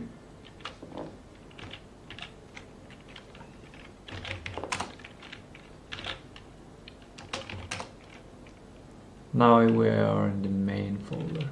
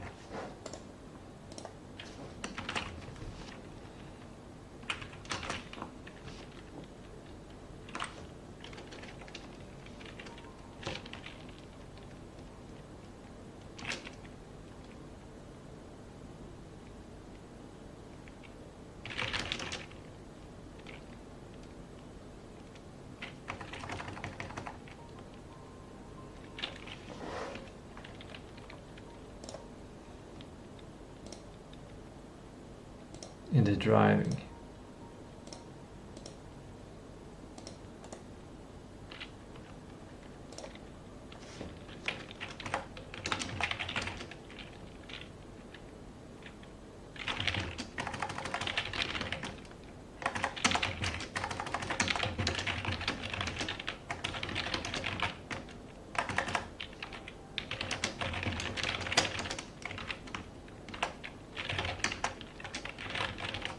Is it drive or driving? Driving.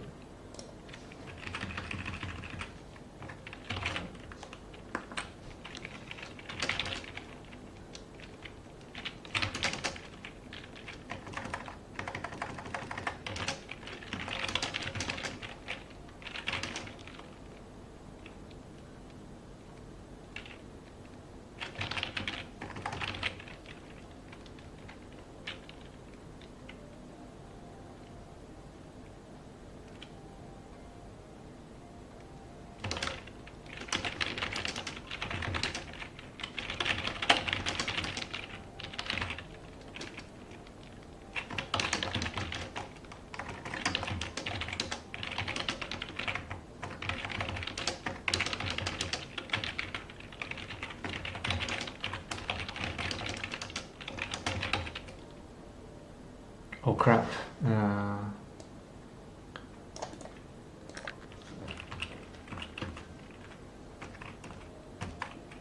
How do I delete all of it?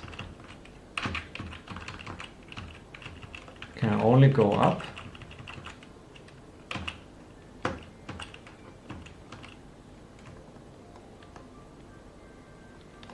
I just want to change the model. Now. Oh. You are a god of war below. That actually quite good.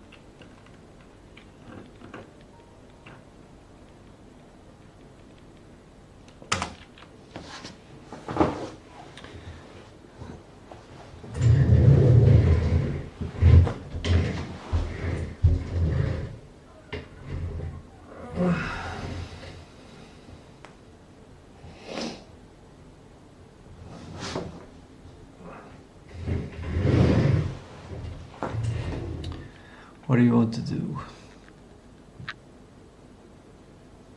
To a temporary folder? Why?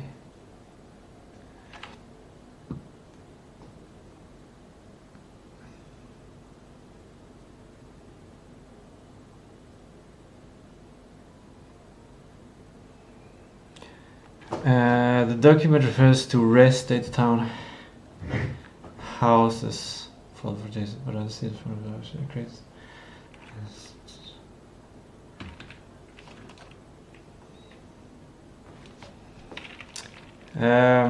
Res Google Drive 3D town data town.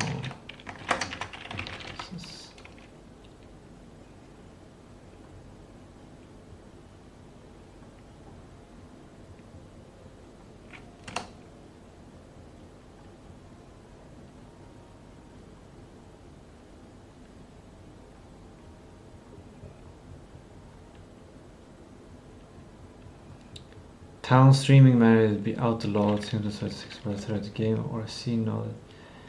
This is main scene. A scene node.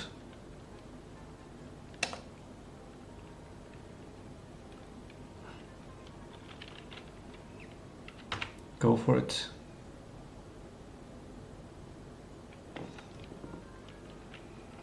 How should I implement the road generation? I can use CSG polygon or mesh. We don't want to use CSG. That takes up too much stuff.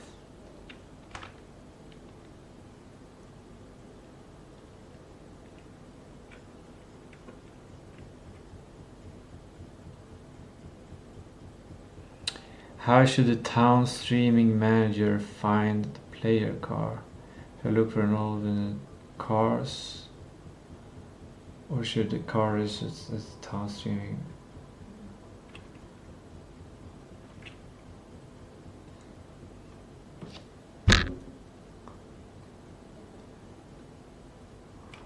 Let's do registering. Or physics process.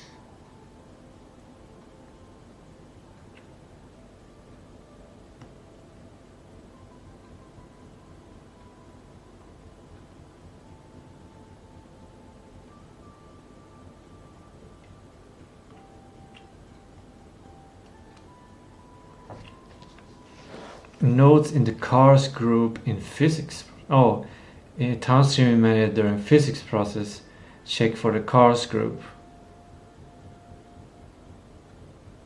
But I don't want to do it every frame. So maybe we'll do registering itself.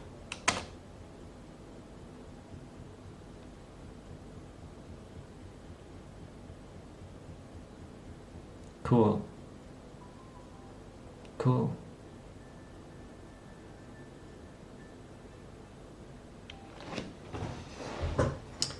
This is how easy it is when you have made all the decisions.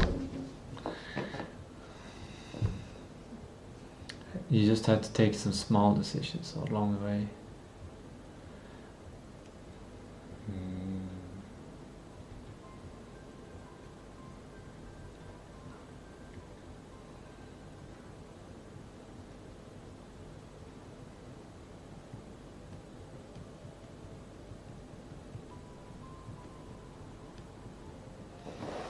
Where did it create the town stream manager? Did it create a new scene? This is the town project.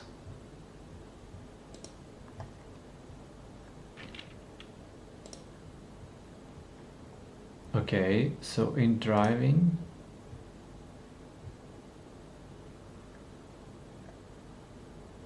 where did it?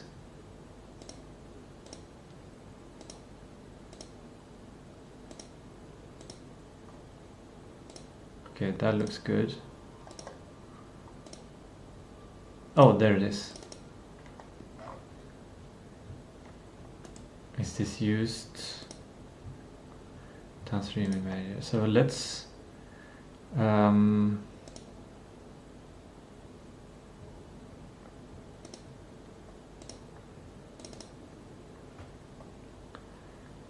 instead of town test, then we go into demo world.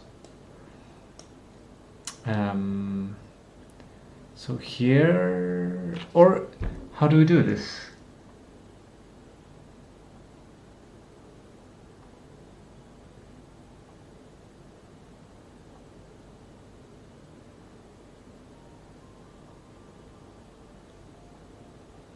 Do we have a separate scene for the town or not?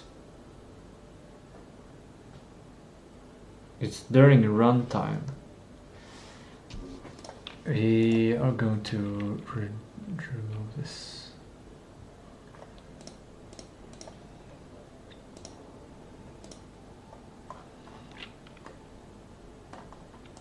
This is gonna destroy. It's gonna make it harder for immersion developer and narrator. But we have the previous version.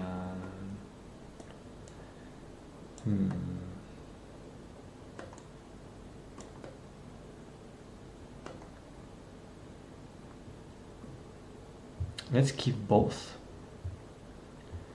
Let's keep both. Temporarily just hide that whole stuff.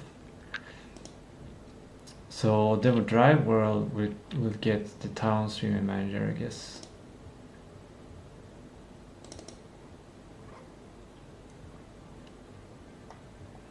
Or we'll make an empty node.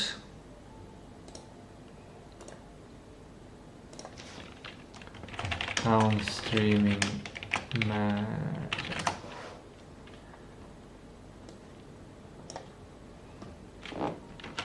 Does that work?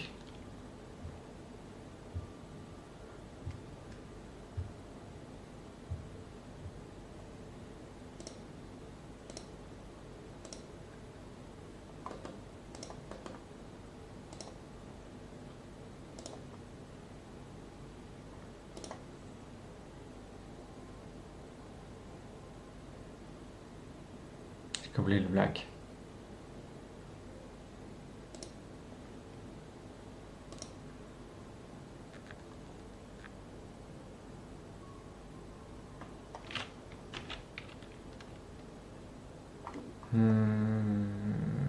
We might need to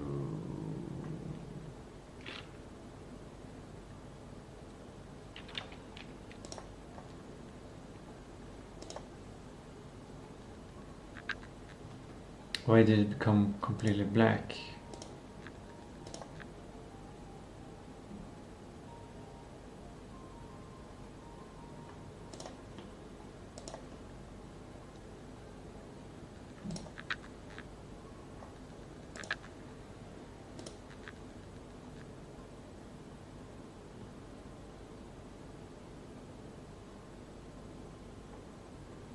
Oh, it was hard-coded.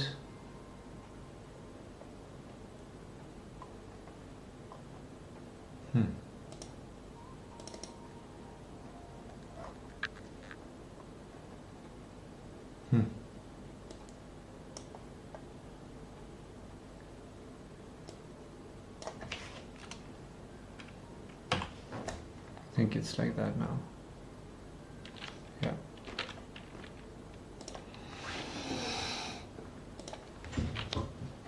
Now we're talking.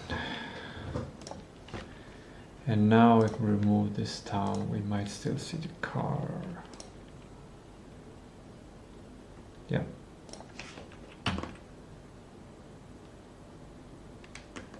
What a crazy experience. It feels like sliding around. What a strange feeling. You feel completely floating. Yeah, now I crashed into a building. Wait, how can I crash? Oh, right, I just hit the town, I didn't.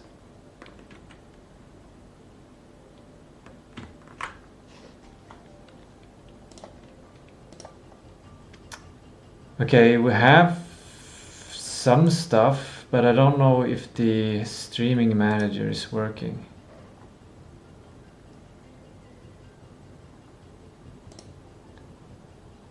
Okay, it didn't register itself. It has to register itself. But I think it does that.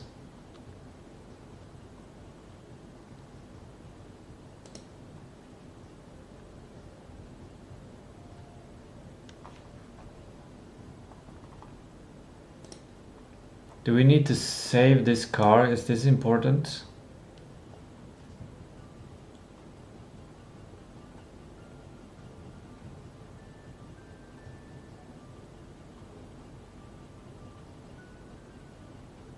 That's the imported car.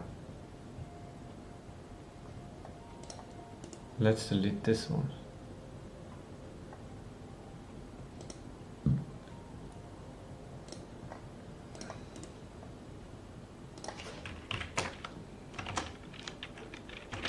Car fast.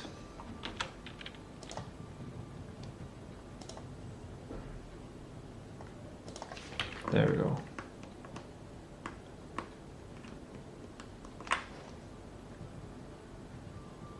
I feel like it's sliding. The thing starts to slide.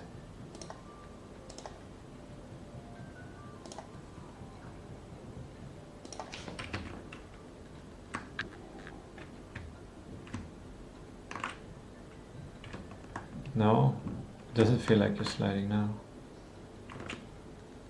A little bit. Actually, that's kind of cool.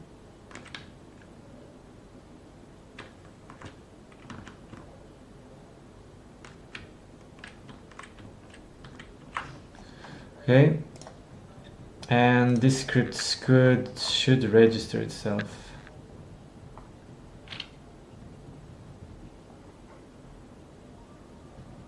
Yep. Good.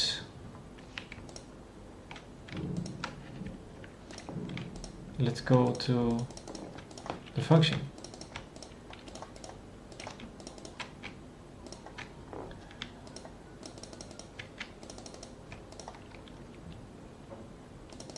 Weird.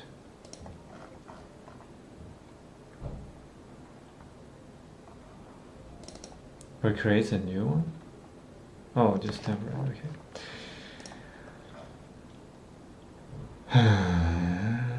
Okay, register car fast, loaded 2 house definitions. That's good. We have created road path for Main Street.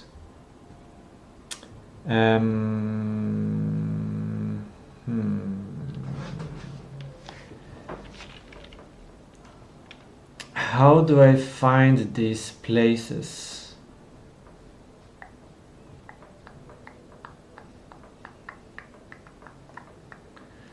Let's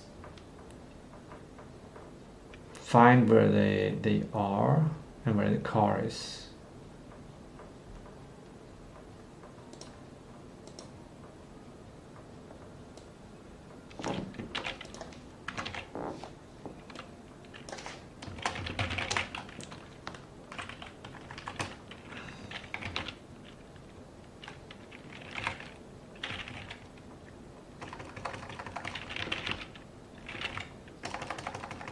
How do I get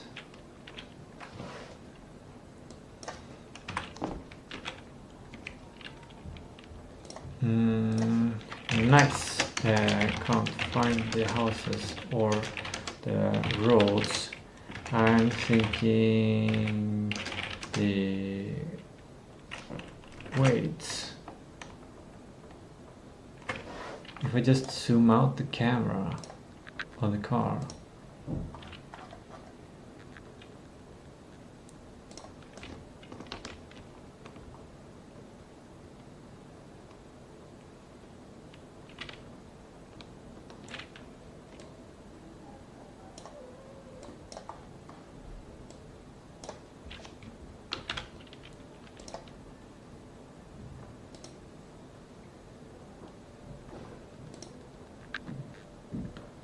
Cool. That's a cool experience. That's a good, like, maybe this is better than having a physical map. Like then you can just see where you want to go, and then this is something to make you dizzy. This is a cool experience, but maybe we'll save some experience like this for when the player gets like a helicopter or something.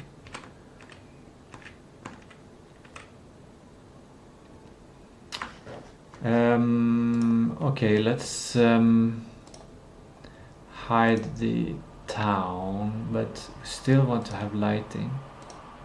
Good, we still have lighting. It's in the demo world. Perfect.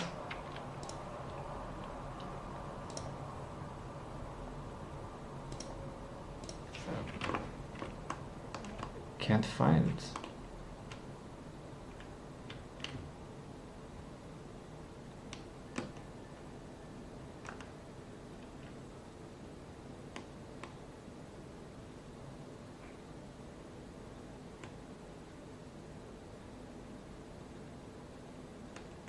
I just need to find them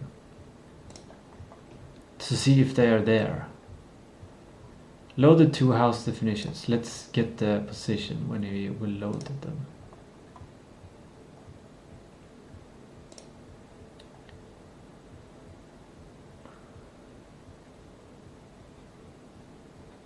Oh, it loaded them into memory. It didn't.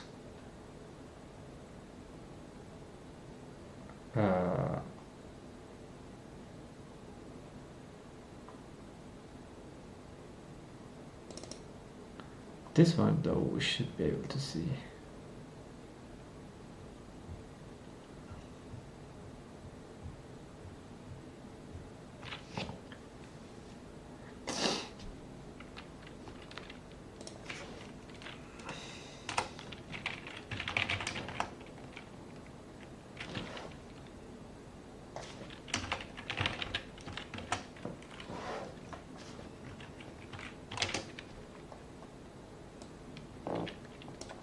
Can we do this? Does that work?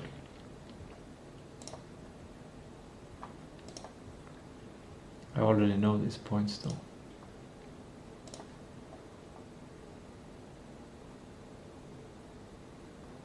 And then I want to print a car in the ready function. How do I print? Transform.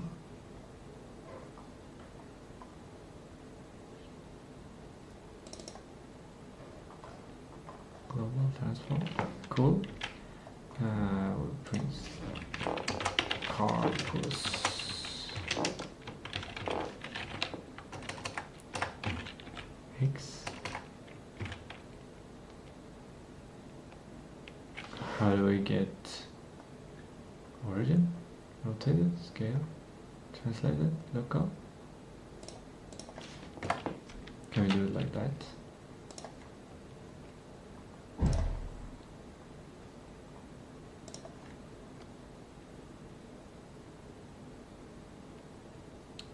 Push X.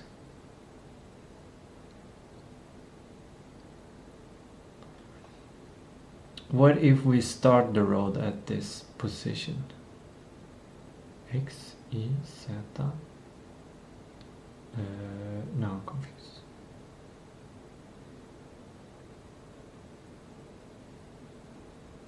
What are these numbers?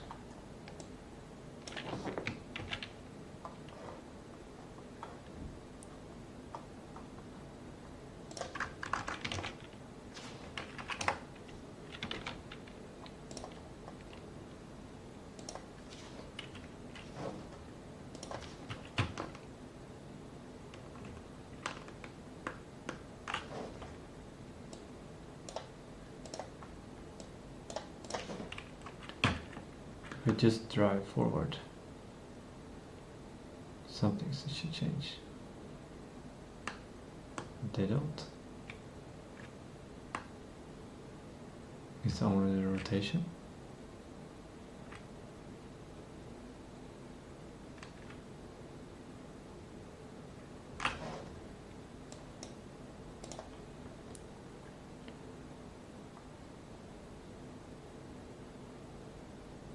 This is the 0 value that is.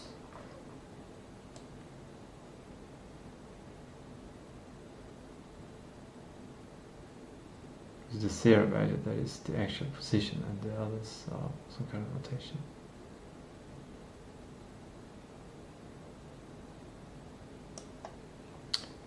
Okay, this is the y value, that makes sense. Minus 124. The music ended, by the way. We need to get something. Maybe we can go Twin Peaks.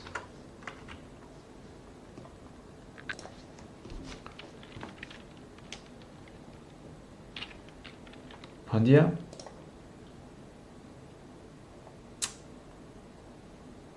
Let's move the house.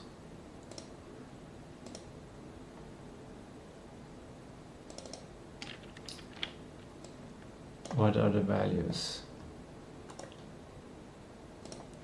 Its value negative 124.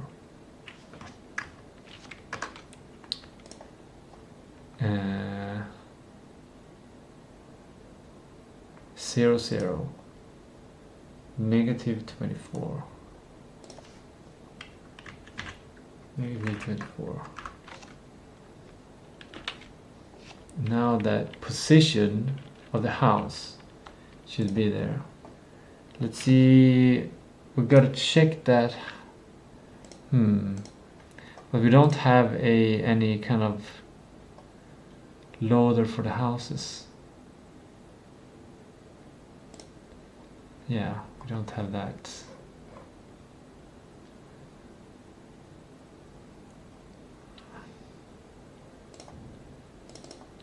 It's just into the data dictionary.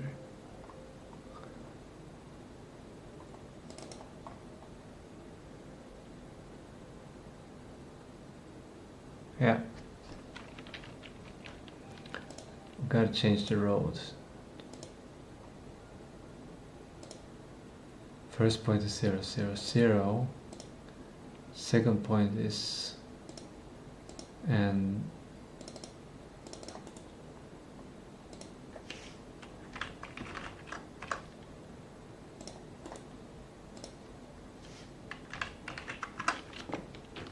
now we might have some roads.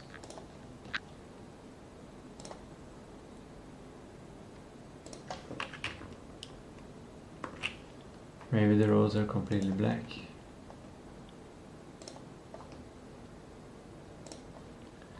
But maybe the roads are below.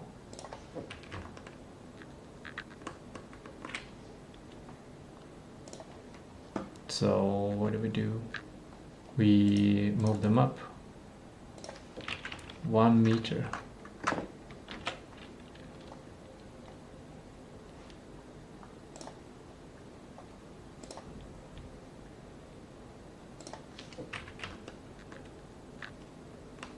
I don't see any rows.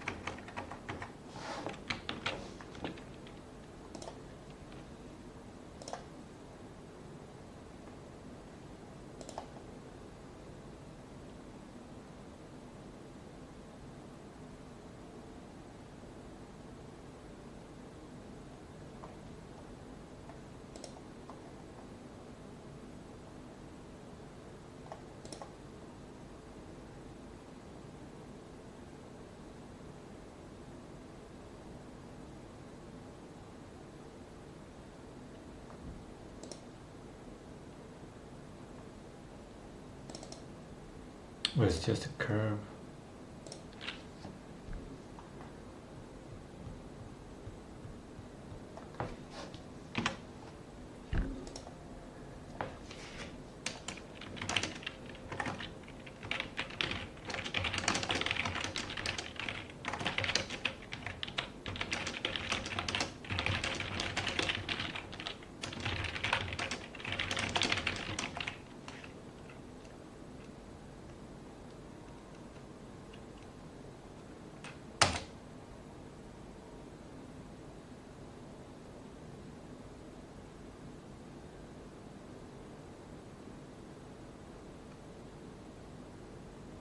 Now we're talking.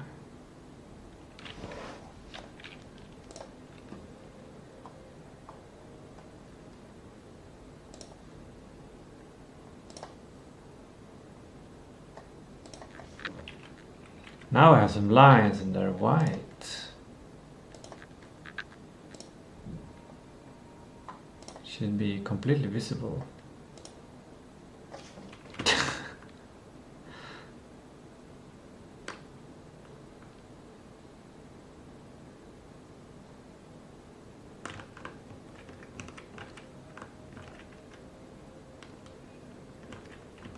This is subliminal. Like listening to this.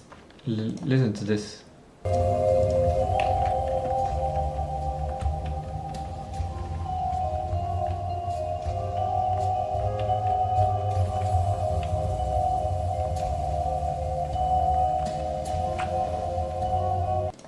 Isn't that magical? Crazy experience. Very interesting how things can change very easily. Okay, we got some rows there. I want them to be thicker.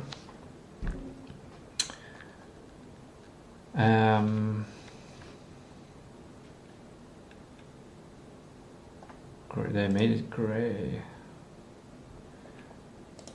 Line strip. Nice, we have something. But they should be rows, meaning they should have thickness. On average, it should be Swedish standard for road width.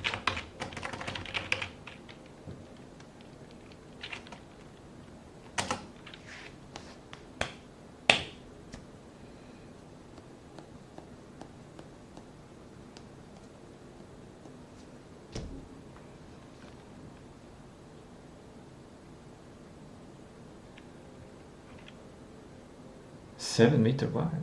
Interesting.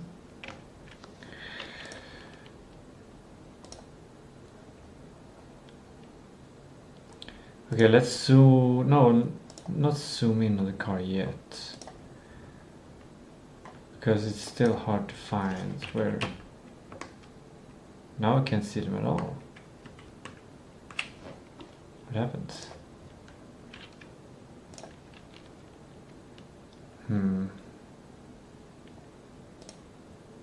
Oh wow! You can change it here. Wow.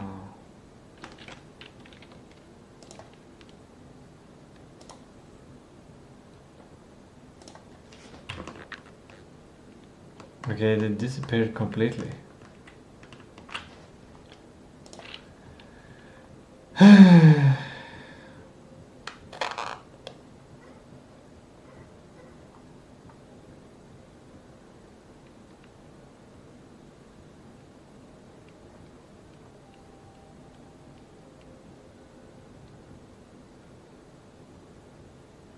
Or they're making triangles.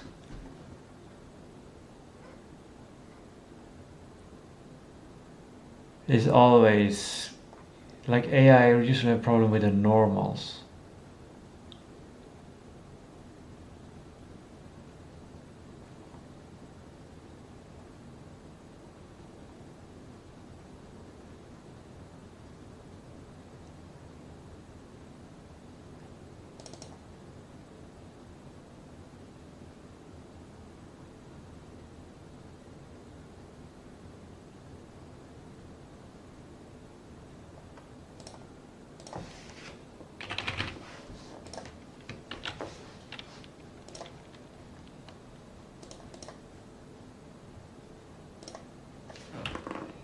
wasn't a problem with the normals, or maybe it was a problem also with the normals. Who knows? Now I can't see the road anymore at all. Where did it go?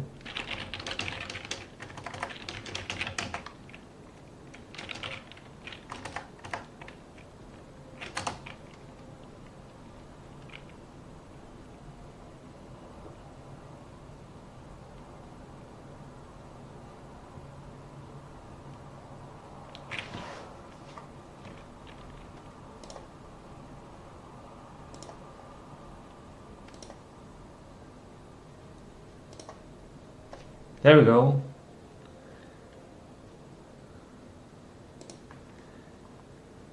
Now I don't want to know where the car is again.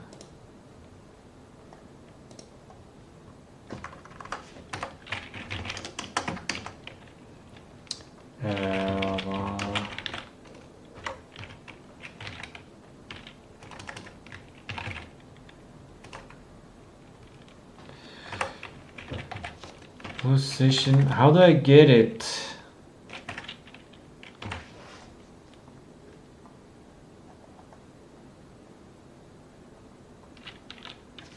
X.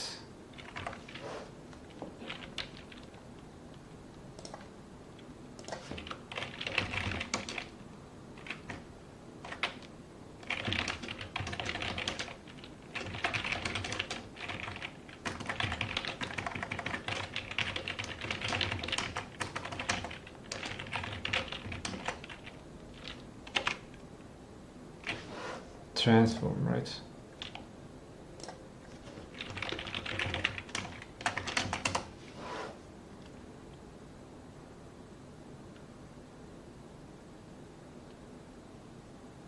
Origin.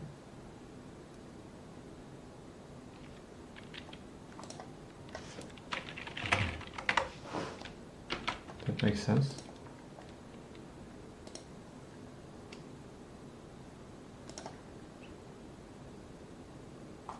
Okay, let's move the road there.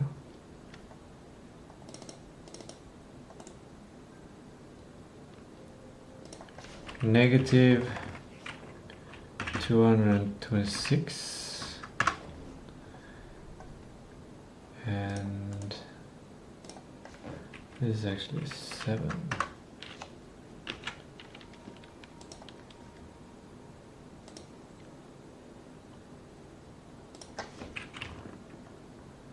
There we go. It's too high up now. Where's this one? The transform is at the same position, and the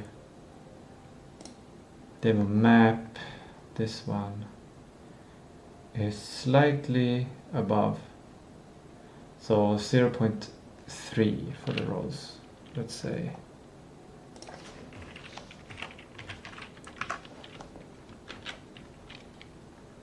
Then we can have the town active and we can see the new roads.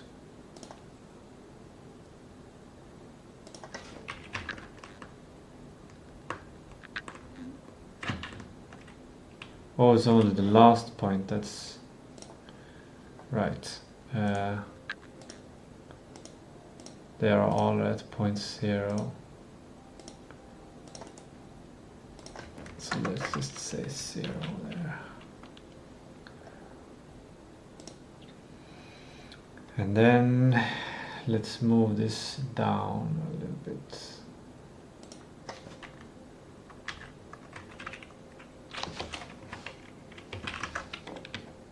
Three decimeters.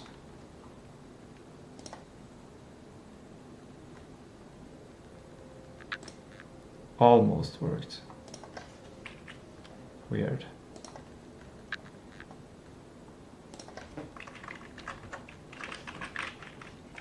There's 1 meter.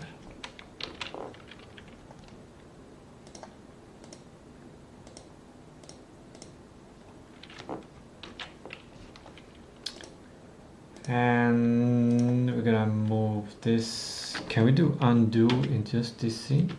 Cool. That is great.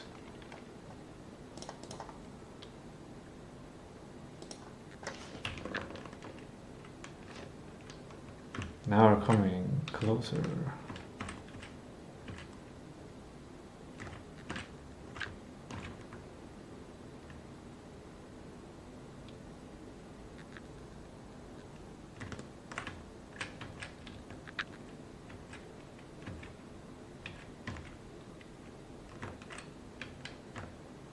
It kind of feels like we have wheels now because the car is slightly above the ground. That's a very sneaky way of giving a lot of depth. It's cool. The roads are really struggling. Magical sparkly roads.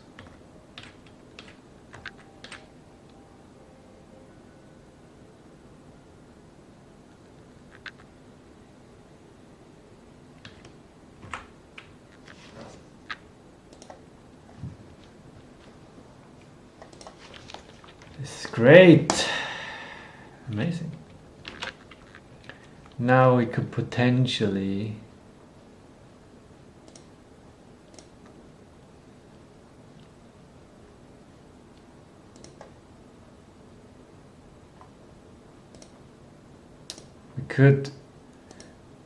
save some memory by just having X and Y positions. No, X and Z positions for the rows. I think we're gonna do that.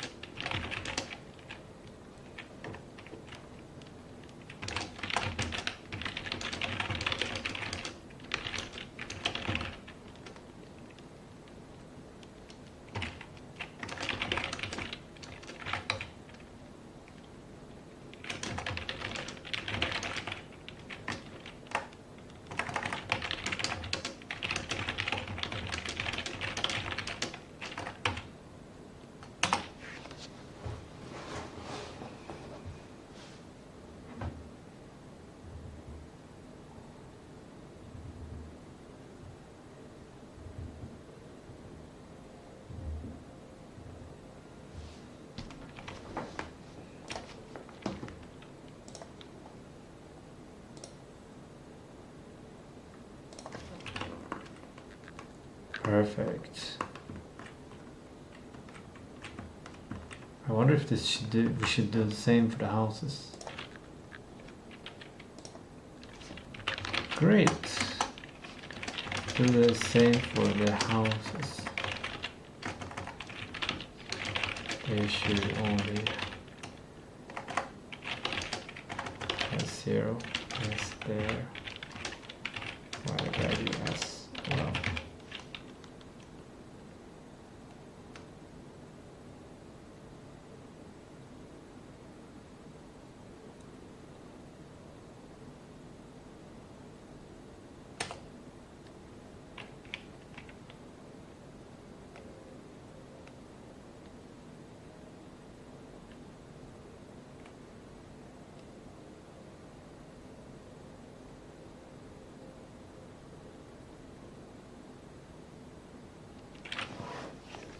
Cool.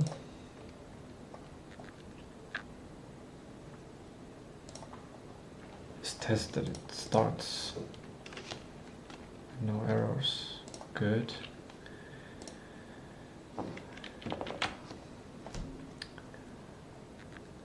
Is this how far we get today?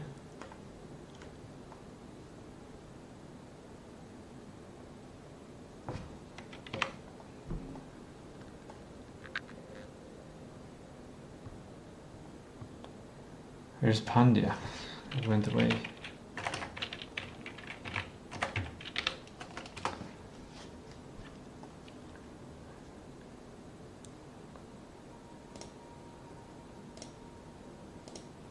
Yes, X and Y. X and Y, great. Keeping it simple. Cleaning it up. Cell size, 100 and 100. Okay, cool. Let's take a look at the house.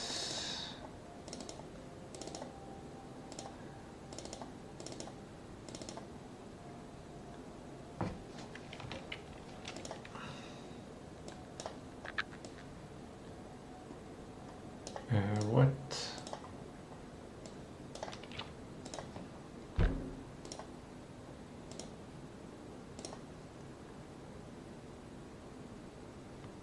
It's tempting to make a temporary 3D drawing of a rectangle at house points. It's very tempting.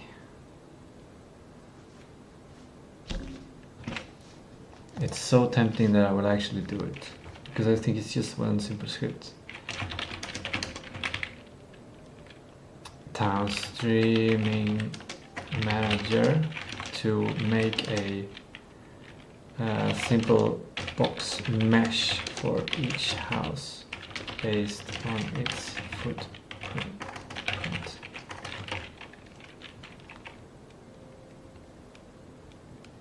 Make the house a calm orange color.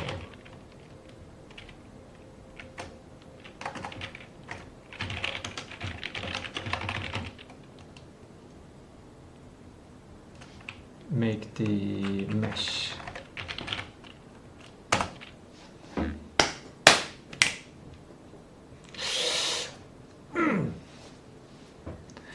finally getting closer to my game internet protocol shit.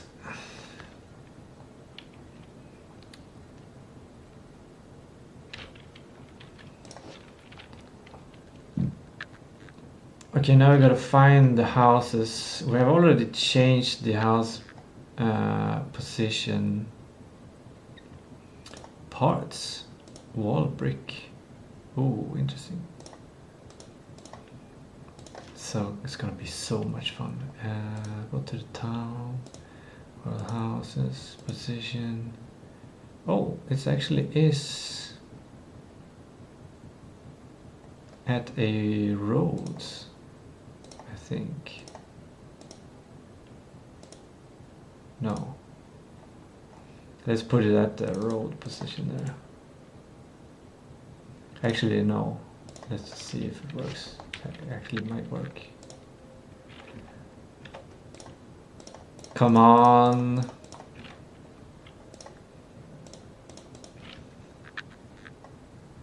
Why did it crash now? I think it's usually something regarding to UI. I think it's always regarding to UIs.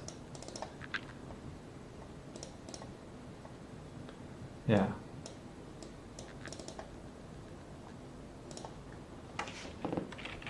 Maybe.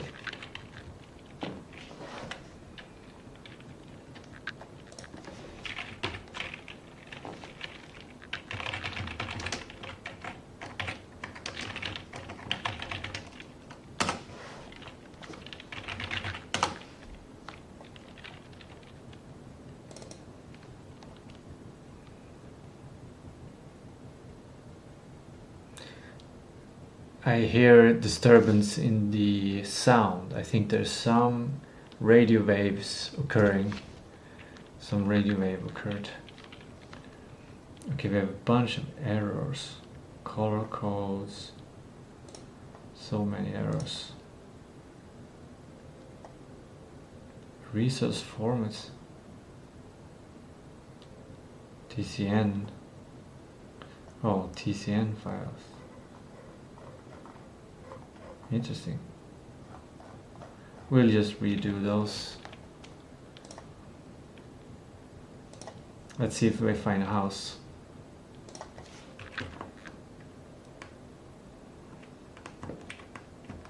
We have a house. Do we have a collider?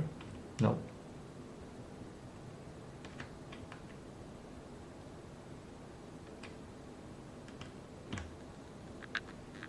This is so cool. It's a perfect color also.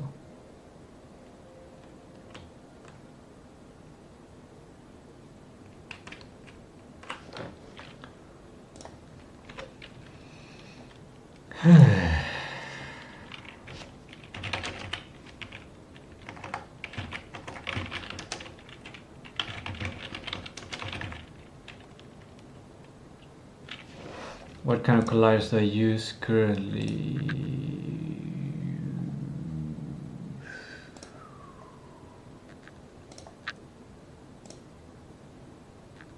Collision Shape 3D.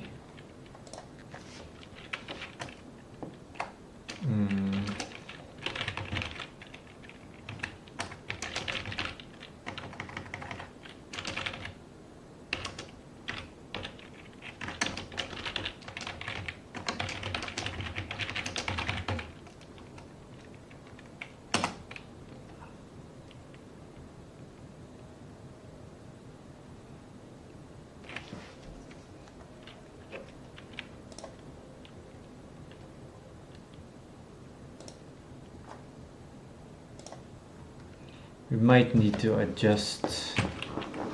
We might need to adjust.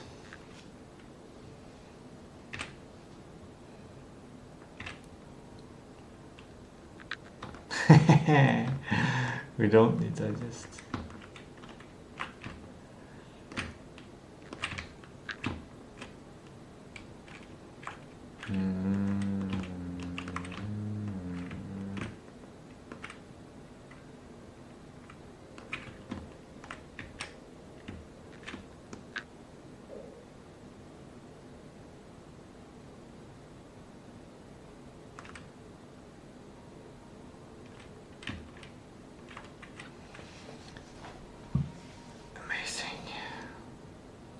I don't get why the roads are sparkly though.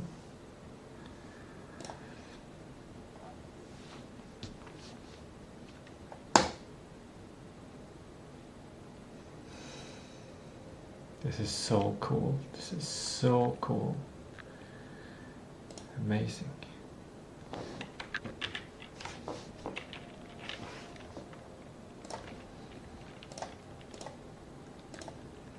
Let's start there. Let's stop there. Potentially a good note.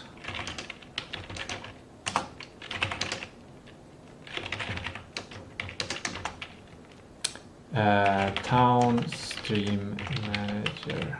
Is it with T, big T?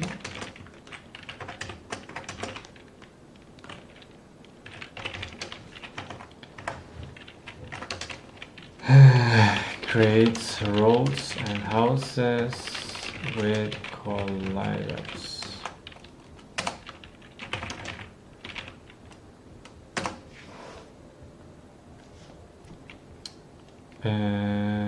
What? Oh. There we go.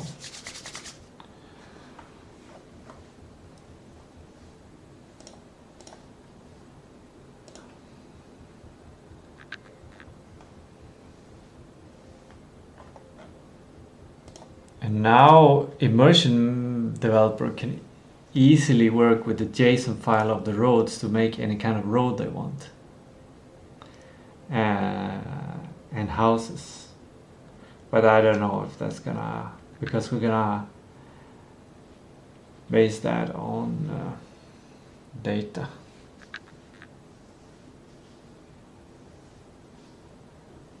Crazy. This is great.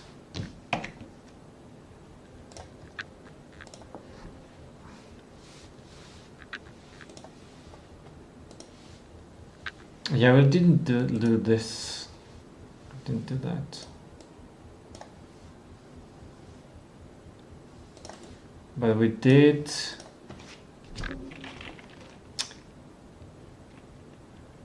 Town Streaming Manager. Town Streaming Manager.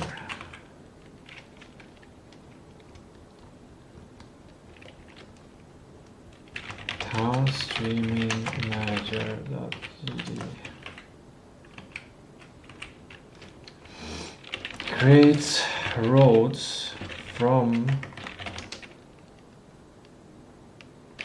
Google Drive town JSON and places houses from town JSON with colliders.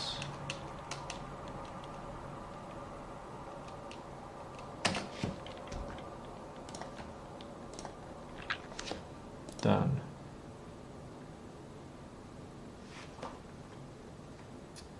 Crazy. Didn't manage to do this special junkie code. We'll come to that. We'll come to that.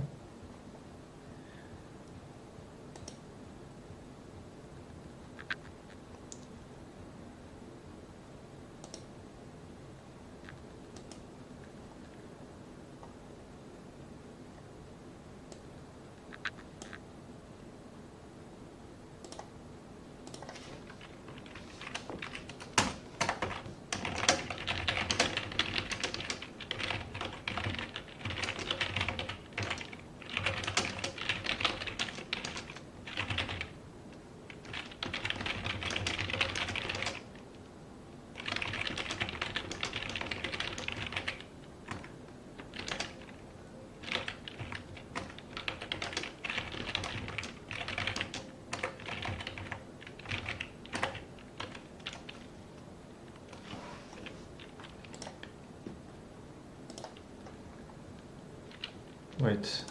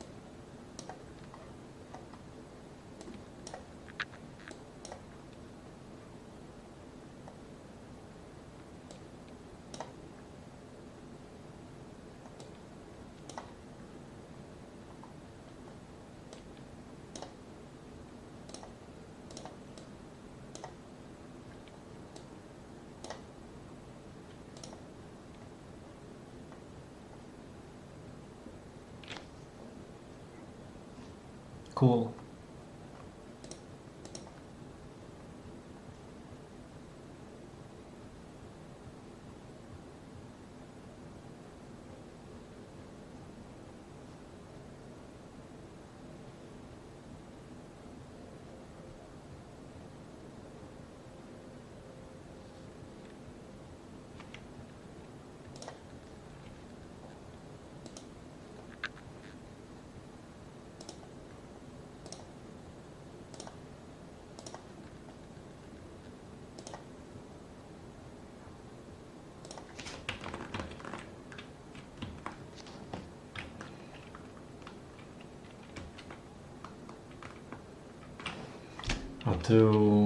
Maybe I want to do the zoom out.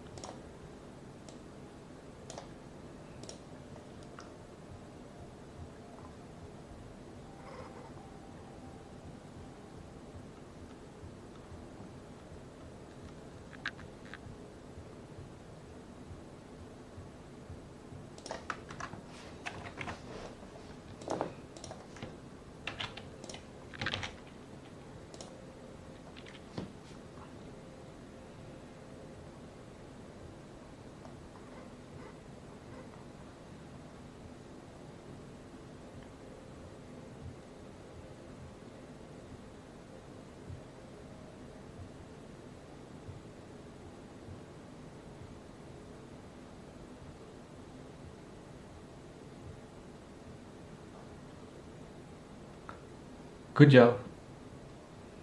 Good job.